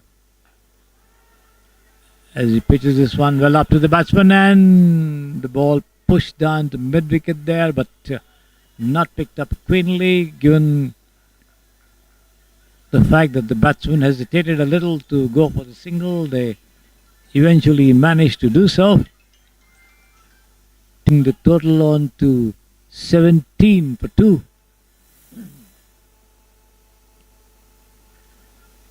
Last ball of the over coming up.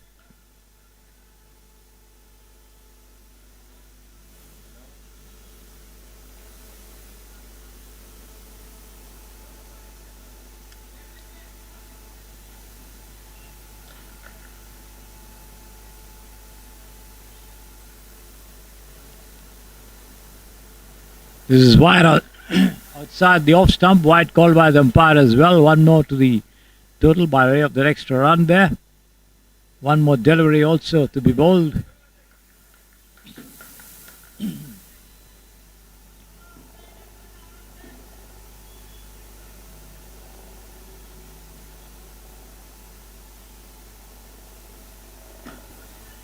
This is once again pitched on the middle and coming on towards the whitish deep mid wicket there, but before the throw could come in, they take runs. End of the over from Farid, a successful one as well, giving away 9 runs, taking a wicket there in his very first over. Farid, Hamid on 4, Yasin Mardani on 1. 137 more needed in 108 deliveries. Can the Gully Boys do it?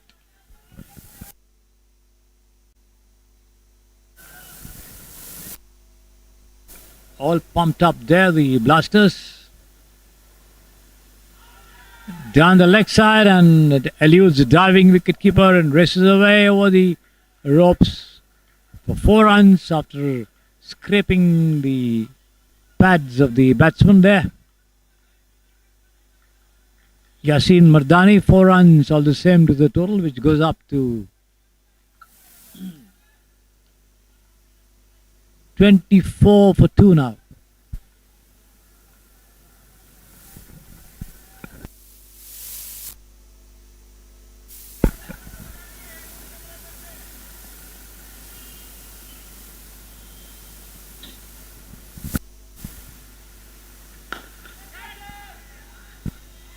Full shot there past the fielder at mid-on for 4 runs to the long-on fence. Powerfully struck on the rise, giving no chance there for anyone to stop it. Yasin Mardani there, showing signs of aggression early in his innings as he's come in. Rahil Kapadia there, no chance of stopping it at all.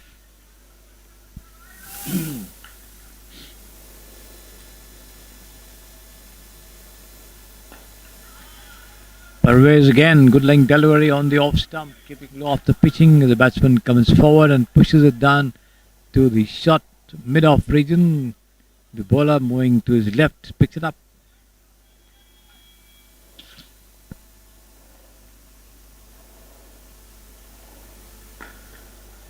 This time he takes it on the rise and pulls it down once again towards whitish deep mid-wicket and walks across for a single.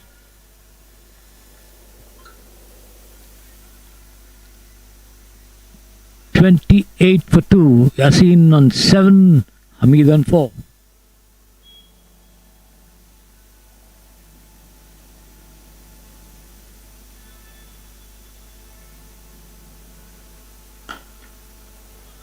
Once again, Yasin drives. It should be 4 runs as well to the long on fence.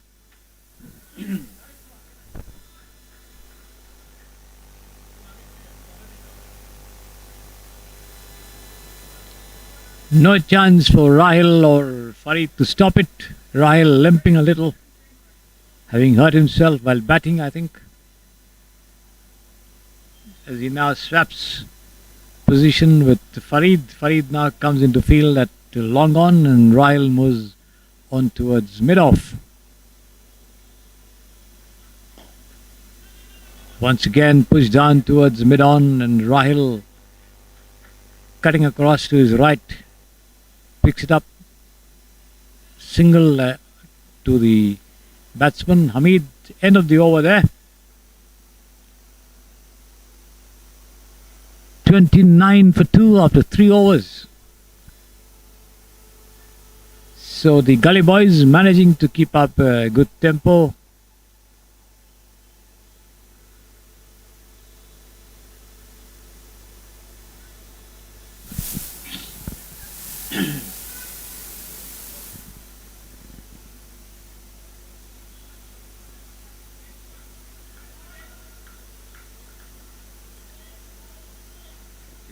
.35 for 2, bit of a... I think the scorer missed the boundary that Hamid struck. 35 for 2 after 3 overs. Yasin Mardani on 9 and Hamid on 10. Hamid on strike now. This is wide outside the leg stump from Farid, the first delivery. Wide called by the umpire, one more to the total by way of an extra. And Farid will have to also send down another delivery more.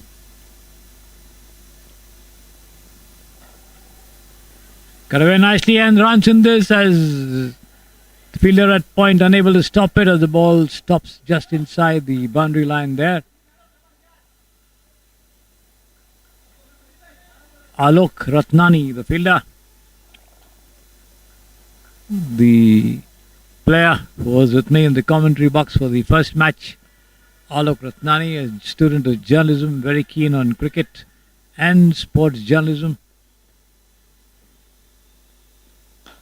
Lofted shot here, that should be 4 runs. 1 bounce over the line at long on the rise there. Hamid getting right over it and just smashing it down the field for 4 runs.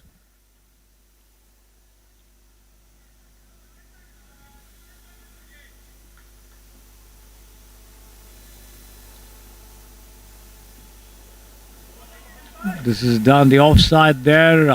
Farid staging a comeback, managing to make sure that the batsman can do nothing with that delivery as it keeps low and goes all the way to the keeper. Dot ball sent down by Farid after the punishment he got in the previous over. Once again taken on the half volley and pulled away, but not connecting cleanly there. Nevertheless, the ball takes the bottom edge and runs down towards deep mid wicket, but just a single there.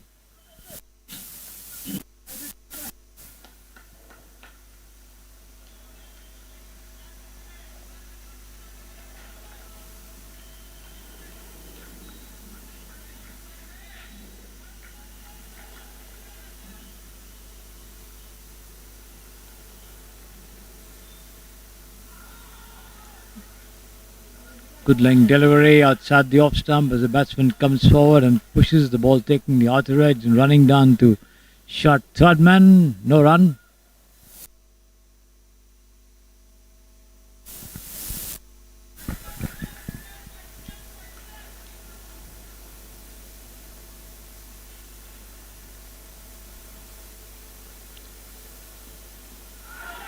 And he's out.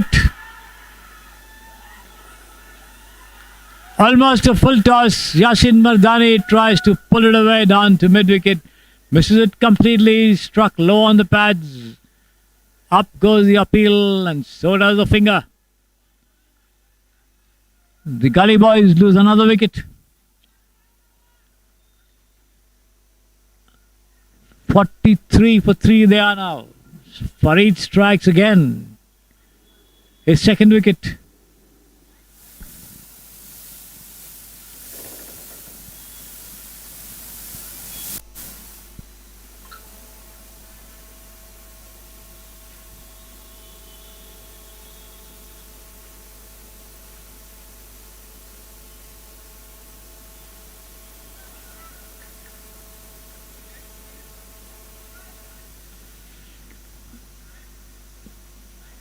Farid 2 2 for 17 after 3 overs.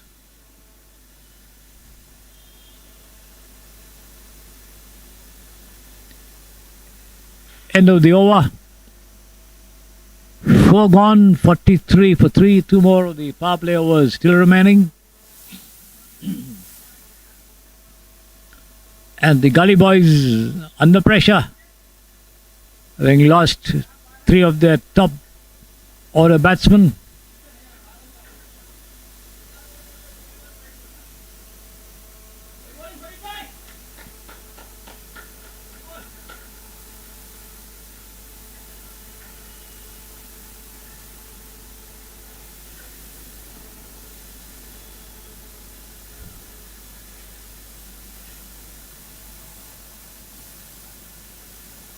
Down the leg side, this one from Dipen Ishani, the new bowler. The first delivery, wide called by the umpire.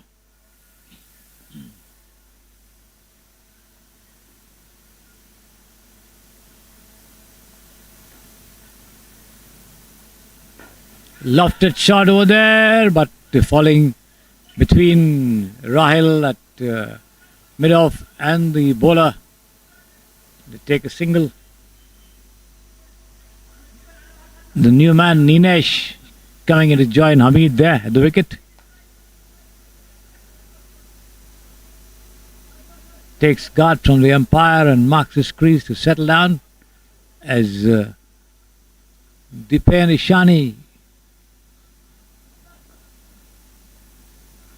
runs into bowl. Right arm over the wicket.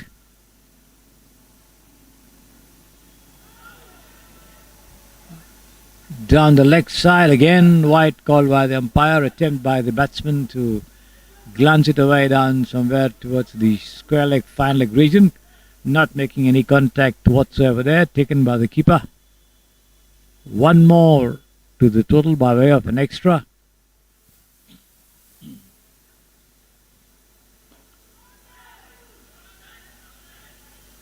Off-pitch delivery almost inside the block hole of the batsman as he got his bat down at the last minute, taking the bottom of the bat and travelling towards the stumps there. The batsman taking evasive action to prevent it from dislodging the bails as he still remains there. Dinesh, faster delivery coming in as he pushes it down to but square leg as they take a single there.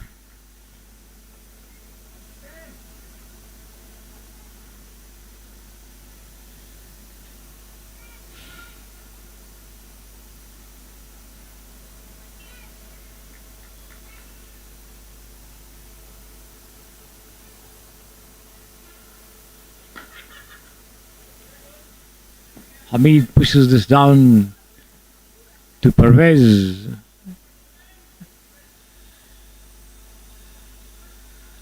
And long on as he runs in to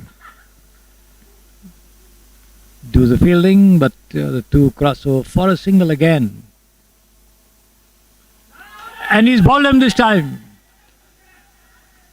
Dipen Ishani with a wonderful delivery which cut in from outside the off stump as the batsman went for a big one, missed it completely and had the leg stump knocked back. Ninesh walks back.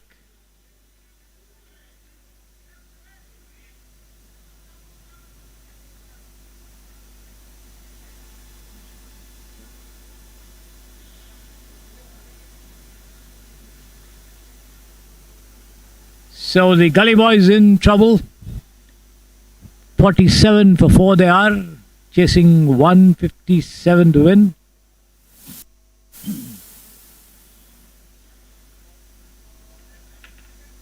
They have a current run rate of 9.72, needing 7.35 and over. The run rate is not a problem, but the number of wickets certainly is, because the top 4 are back.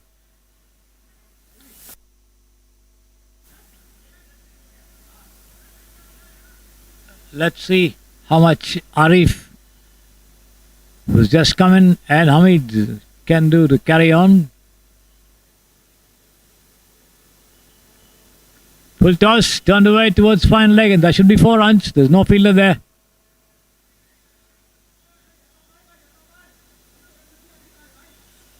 Dipen Ishani straying a little as that one was down the leg side, giving the batsman time to turn it away through the gap there.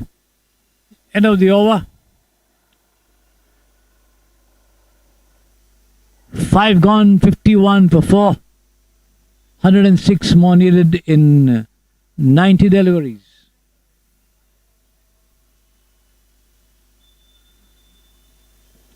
Well within possibility, but then the question is the number of wickets still intact. They just have 6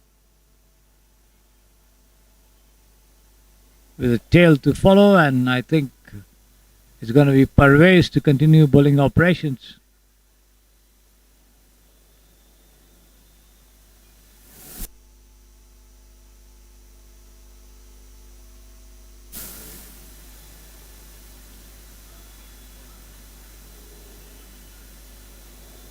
Hamid on strike as he looks around to have a good watch at the field.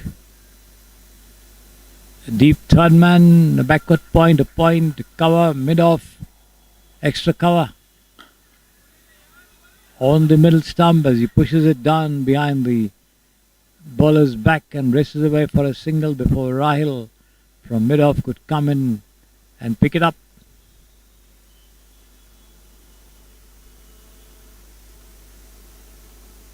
.52 now for 4. Sharp delivery coming in from outside the off stump as he pushes it down to mid-wicket.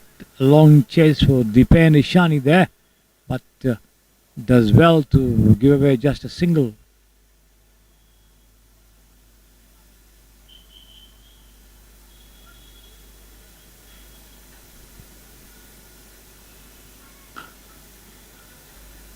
Taken on the half volley and driven down to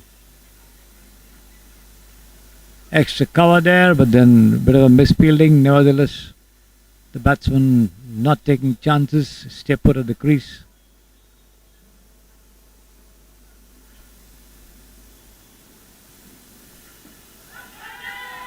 Wrapped on the pads. Feel for a leg before, but possibly the ball missing the stumps as it runs down towards the backward square. They take a single. Leg by signaled by the umpire.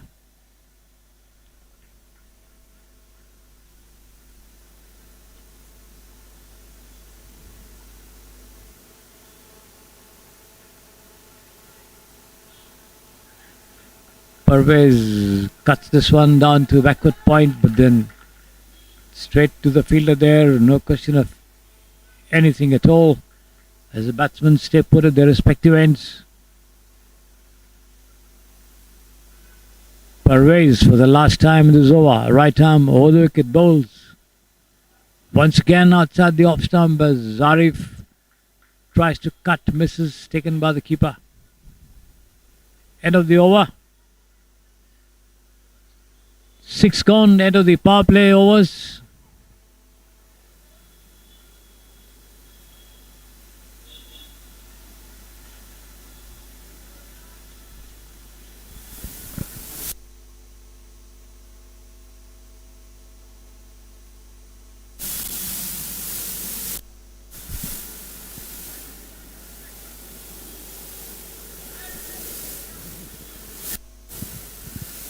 It's going to be Dipen Ishani to continue bowling operations from the pavilion end.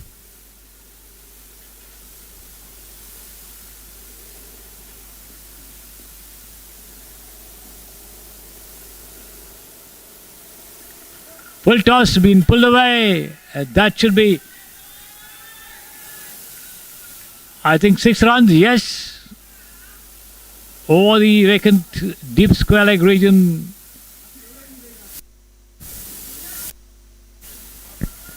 The batsman asking the question of the umpire to declare it as a no ball, but then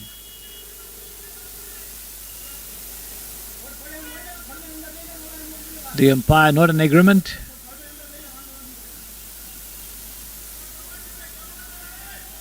That takes the total on to 60 for 4.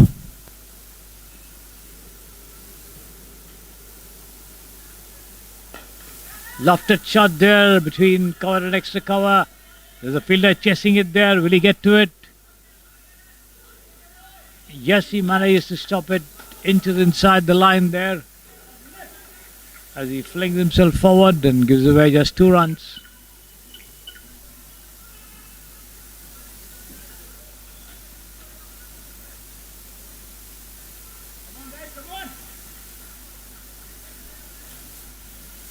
$64 now the total for the Gully Boys.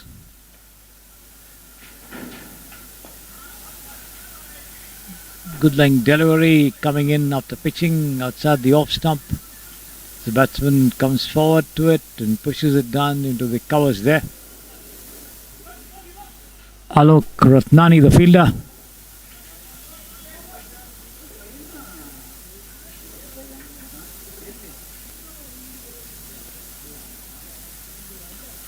Once again cut away, but then fielded well there by backward point.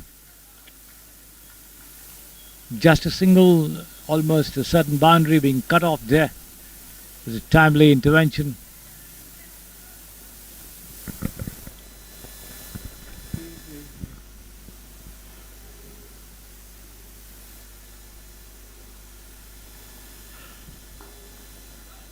Almost a Yorker-length delivery with Arif digging it out of his block hole and driving into the covers there. Alok Ratnani coming up with a wild throw to his wicketkeeper.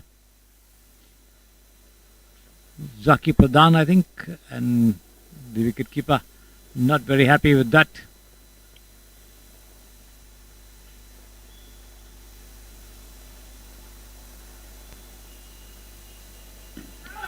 Wrapped on the pads, full toss, loud appeal for leg before. No, says the umpire. Possibly the ball missing the leg stump.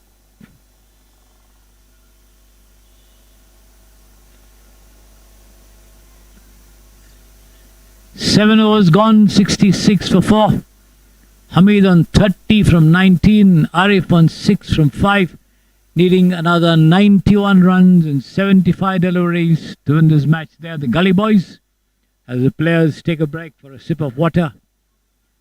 The batsmen too, needing some respite over there.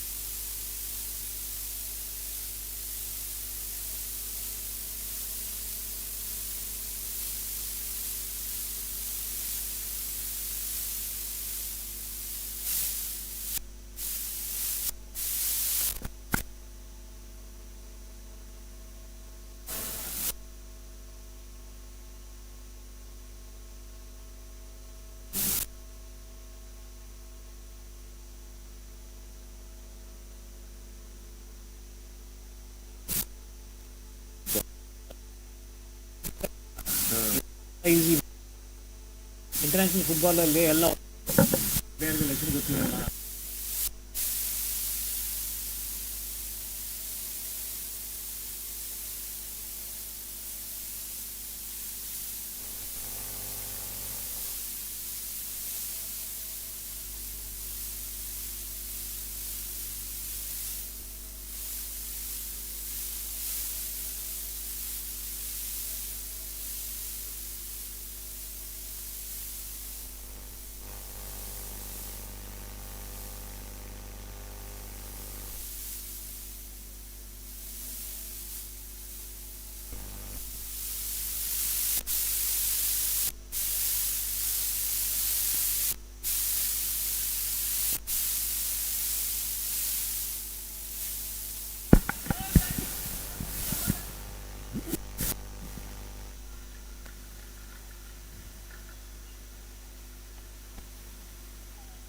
Arif going up to 8 after that single taken at mid-wicket to an off-pitch delivery from Altaf Lalani, the new bowler operating here from the pavilion end. Lofted shot here, and that's going to be 4 runs. There's a fielder there, but no chance of anyone stopping it as the ball races away between long off and for 4 runs, powerfully struck.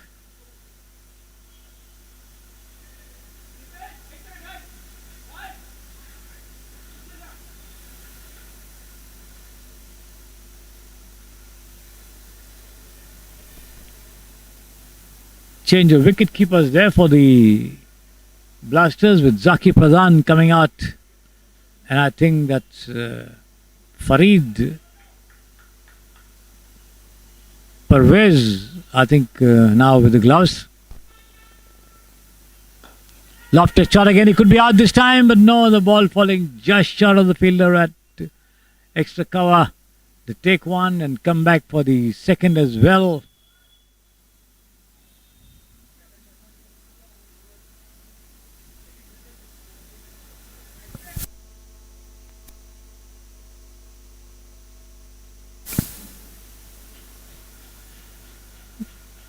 The score goes up to 75 for 4.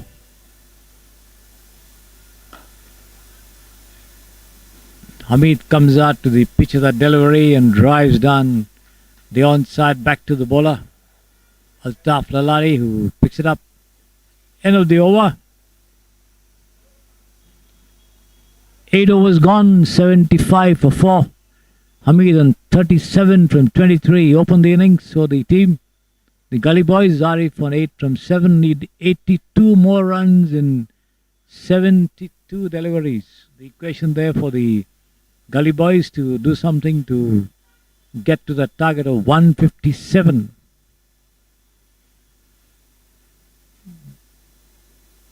Zaki Pradhan now, after having given up wicket-keeping duties, in charge of the bowling attack.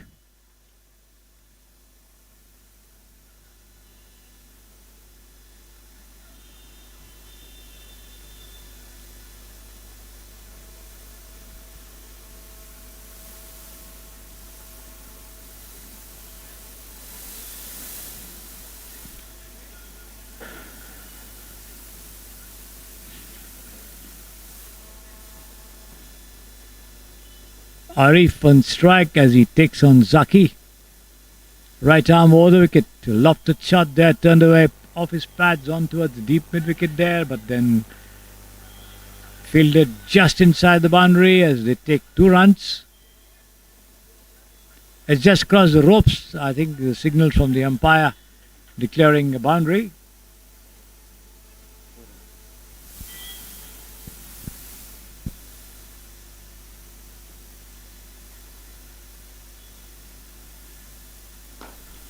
Lofted shot once again over the head of the fielder at mid-off as the ball races away to the boundary. Stopped inside there by Farid with his foot. Saves a certain boundary as Arif gets 2 runs for that. The total goes up to 81 for 4. Arif goes up to 14 with that couple. The fielders being rotated here by the captain, Zaki Pradhan, for his team as he goes in and bowls. This one, Arif drives down on the offside. The bowler puts his hand out to stop it. Takes the sting of that shot and picks it up at the second attempt. No run.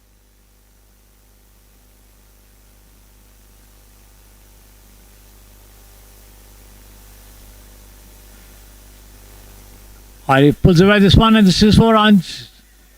Down to the deep backward square leg boundary. There's no fielder there.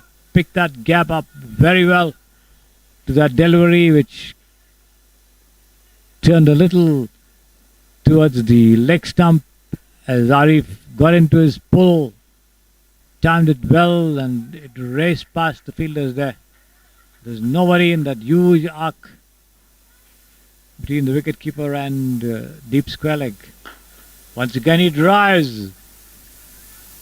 Farid behind the ball there as he stops it with his foot as they take 2 more runs before the throw could come into the non-striker's end. The Gully Boys slightly picking up the tempo of scoring after the advent of Arif.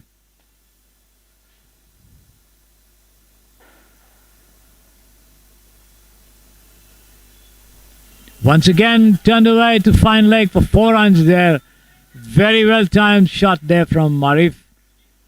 The ball keeping low up the pitching on the leg stump and going slightly wide as Arif got into his deflection, has managed to get back to ball and with a quick turn of his wrist managed to push it down to the vacant fine leg boundary for 4 runs. End of the over, 9 overs gone, 91 for 4. Arif going up to 24 from 13. Hamid there solidly on 37 from 23. The batsman having a sip of water. Problems with the shoelaces as well for Hamid as he's being attended to there. The game held up briefly. 1 more over for the halfway mark to be gone through.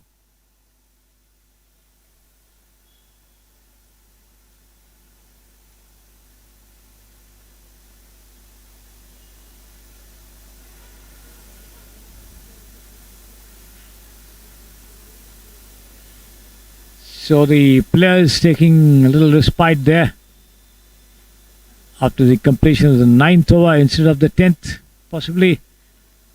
That's what the umpires possibly indicated to the players to take the break, which they would normally take after the halfway mark.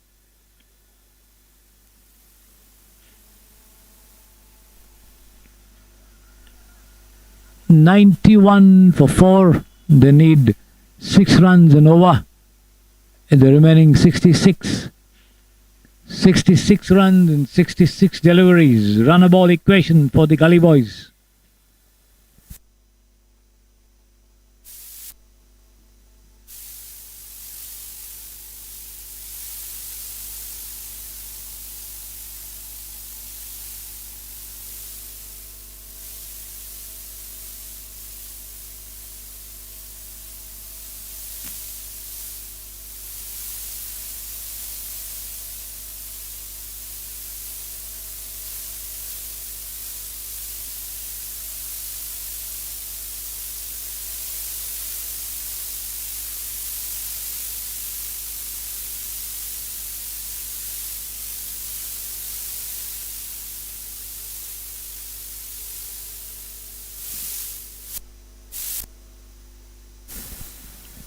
The batsmen don their gloves, pick up their bats and walk back to the respective creases there as the players return to their respective positions with Altaf Lalani back in charge of the attack to bowl the 10th over of the innings before the bowling end shifts to the Samprasidhi Sports Estadio, and on strike there Hamid. Full toss, turned away once again to the vacant square leg region, but there's a fielder this time. He manages to stop it and return it. They take 2 runs.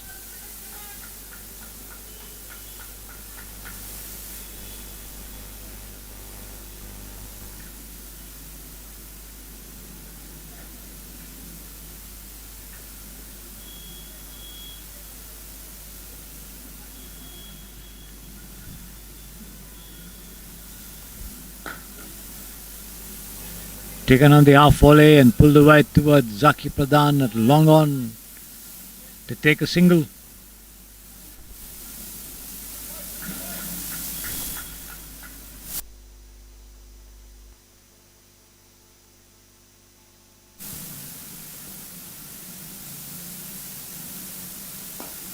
Once again Arif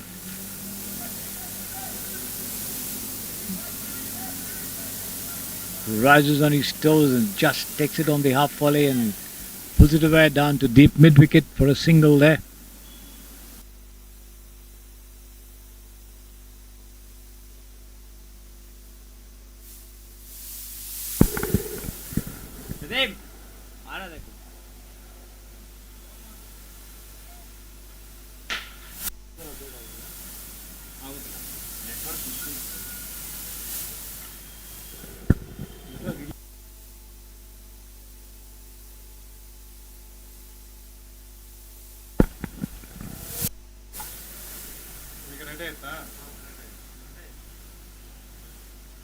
10 overs gone, 108 for 4. The Gully Boys. Hamid on 51 from 29 and Arif on 25 from 14. So the Blasters under pressure now to stop the flow of runs in the remaining 10 overs, as the Gully Boys need 49 to win in 60 deliveries.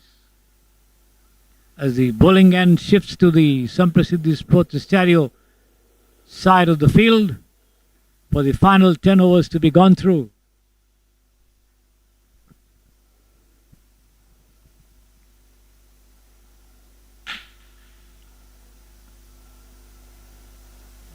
Zaki Pradhan once again getting into the attack there. Right arm over the wicket from the far end as he comes in and bowls, and Hamid comes forward to it as he tries to push it defensively towards mid-on, but then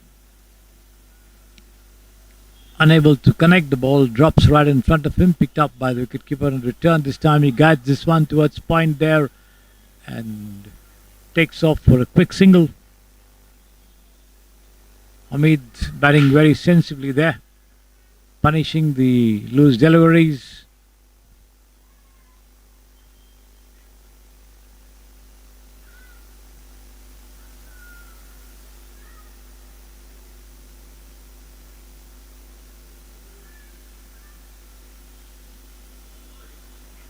Wide call by the umpire this time to that one from Zaki down the leg side. The batsman tries to turn it away, misses it completely, taken well by wicketkeeper Parvez. The number 10 you see on your screen there, standing right up to the stumps.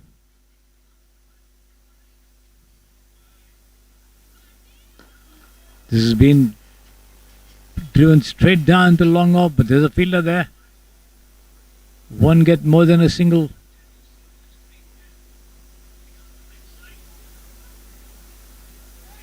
$110 for 4. We are in the 11th over of the innings. The ball back in the hands of Zaki as he prepares to send down the third delivery of the Zohar to Hamid. Hamid comes forward and pushes it down towards Altaf there at wideish mid-wicket and takes off for a very quick single, but before the throw could come in, Hamid manages to make ground. There was a possibility of a run out if the fielding was a bit sharp, but that wasn't to be. As Altaf Lalani's return.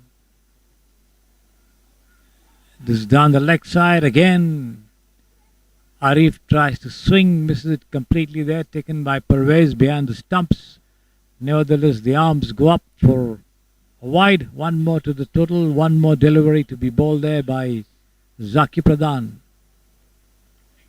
And this has been cut away, the ball taking the outer edge and running down to deep third man for 4 runs. There's no fielder there in the short third man area to attempt to stop it as it raced away to the line for 4 runs.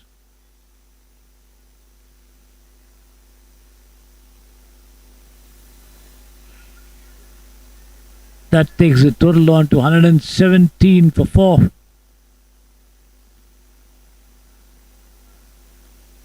Lofted shot there, falling into the vacant mid-wicket region. The wicketkeeper Parvez runs to attempt to bring off the catch before Altaf Lalani could come forward as well, but it drops down between the two of them as they cross over for a single.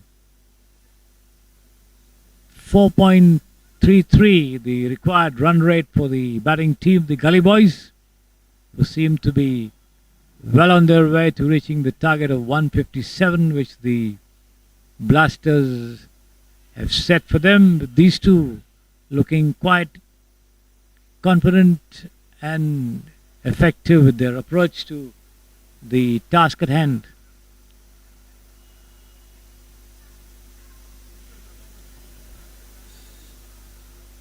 A bowling change at the far end with Dipen Ishani, the number 27 on your screen, coming back into the attack from the Samprasidhi Sports Estadio, and there he is, right arm over the wicket, bowls. Cut away nicely there, pass backward point, and the runs in this. There should be 4 runs. Yes, it is.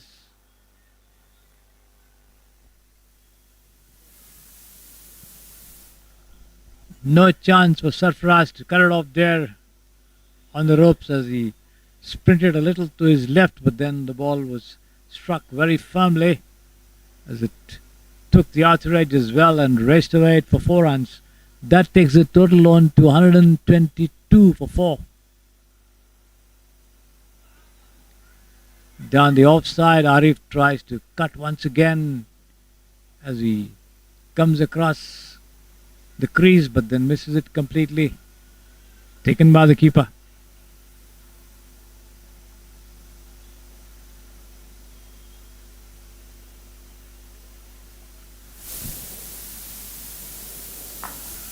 Full toss, turned away to Alok Ratnani at deep square leg. Just a single. No ball called by the umpire as well, so 1 more run added to the total, and free hit also coming up. 124 for 4.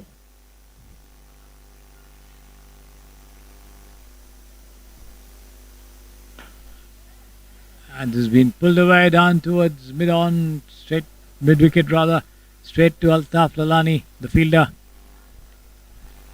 No question of a run there.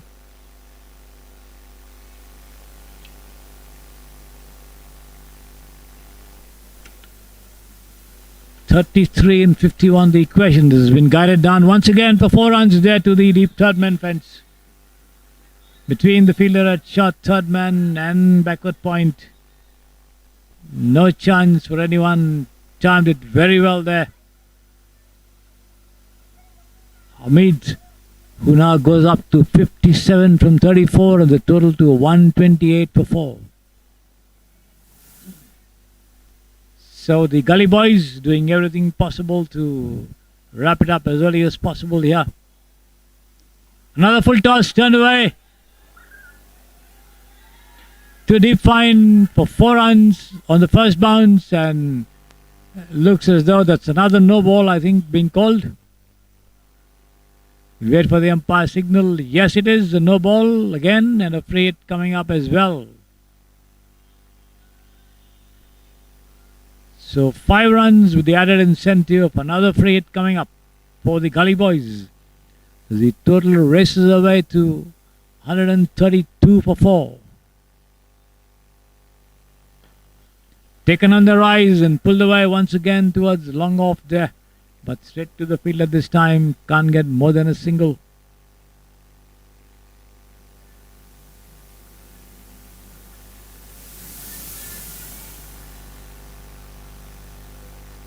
Arif and Hamid batting very, very sensibly, very effectively as well. Struck on the pads there. The attempt to pull it down on the onside misfires, but then the ball missing the leg stump. End of the over. 12 overs gone. 134 for 4. The required run rate just 2.88, as they need 23 in 48 deliveries. 23 and 48 as these two put up a very, very good partnership. Hamid in his 60s now batting on 62 well-made runs for his team as he opened the innings. Full toss, turned away once again to fine leg. There's no fielder here, and that races over the ropes for another boundary. And let's see if this is going to be called a no ball as well. Wait for the umpire signal. No. Deemed a low full toss possibly.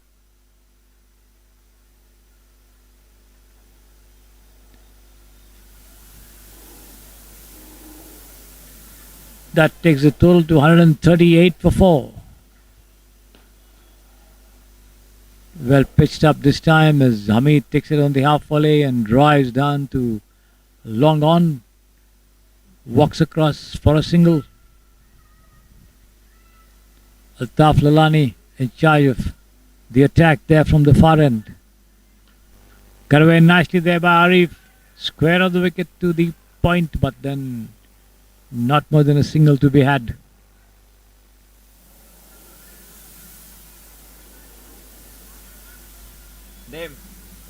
He moves up to 37, just 17 more needed.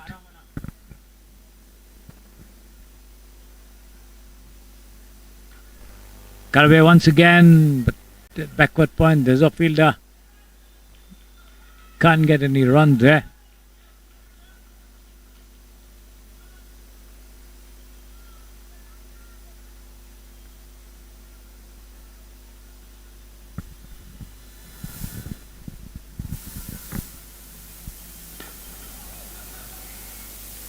Hamid pushes this one into the covers there.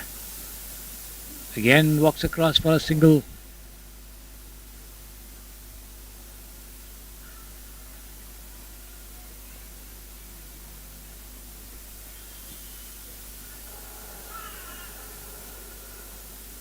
Full toss turned away. Backward a square. Long chase for the wicketkeeper. Parvez as they take another single.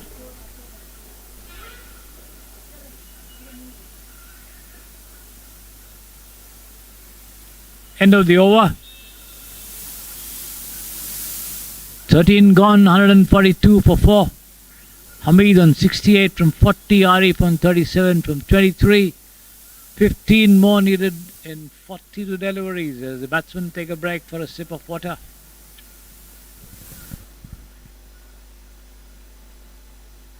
So to the umpires.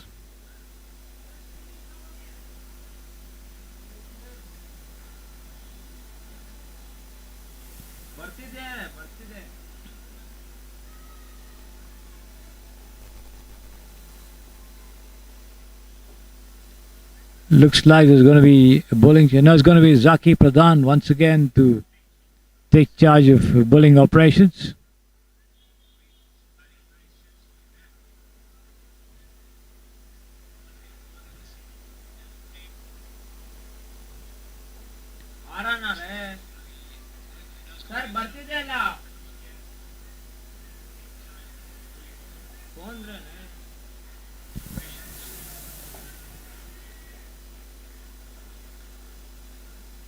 Zaki Pradhan in charge of bowling operations is there. Arif on strike.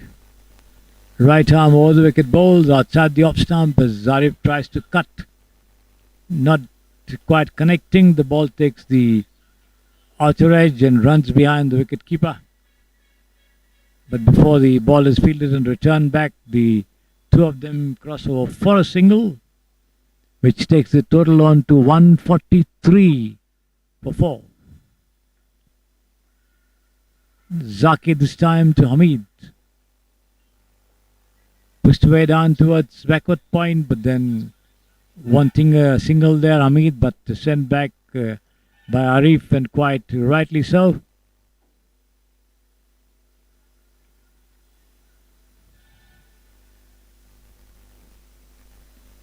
The shadows lengthen at the Samprasidhi Sports Estadio, and has been flicked away past fine leg there. There's no fielder.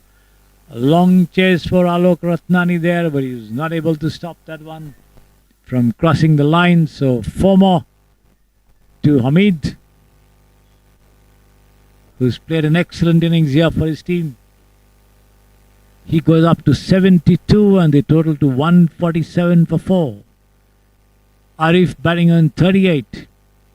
They need just 10 more runs in 39 deliveries to get over the line and defeat the Blasters.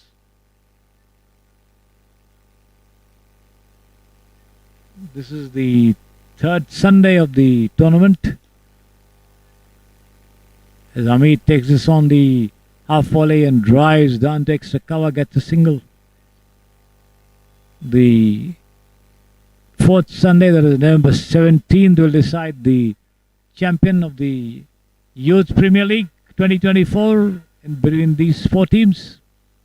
The Blasters, the Strikers, the Gully Boys and the Jubilee 11. And the batsman takes a thick and that's, I think he's bowled him. Now it took a thick outer edge and raced away behind the wicket keeper for 4 runs.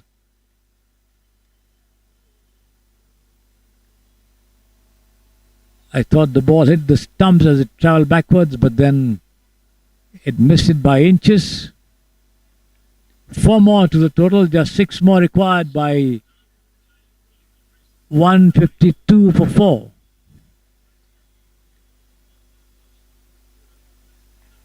Five more runs required by the Gully Boys to win this match against the Blasters. Down the offside, 1 run gifted away by way of an extra. 4 more to go.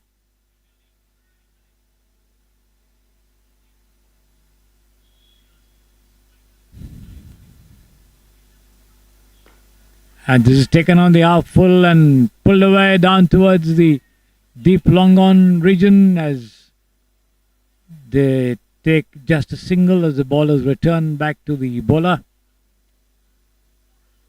End of the over.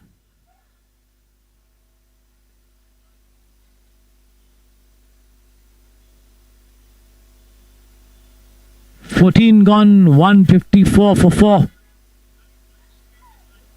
3 more needed by the Gully Boys to win, and it's going to be Altaf to bowl to Arif there, batting on 43, and there it is as he slams this one down to long off over the ropes for 6 runs there for the winning stroke, and Arif and Hamid guiding their team to victory by 6 wickets. Arif not out on 49 of 27, Hamid not out on 73 from 43, both of them putting up a great show for their team as they cross the line, reach the target of 157 in just 14.1 overs and defeat the Blasters by 6 wickets. So the final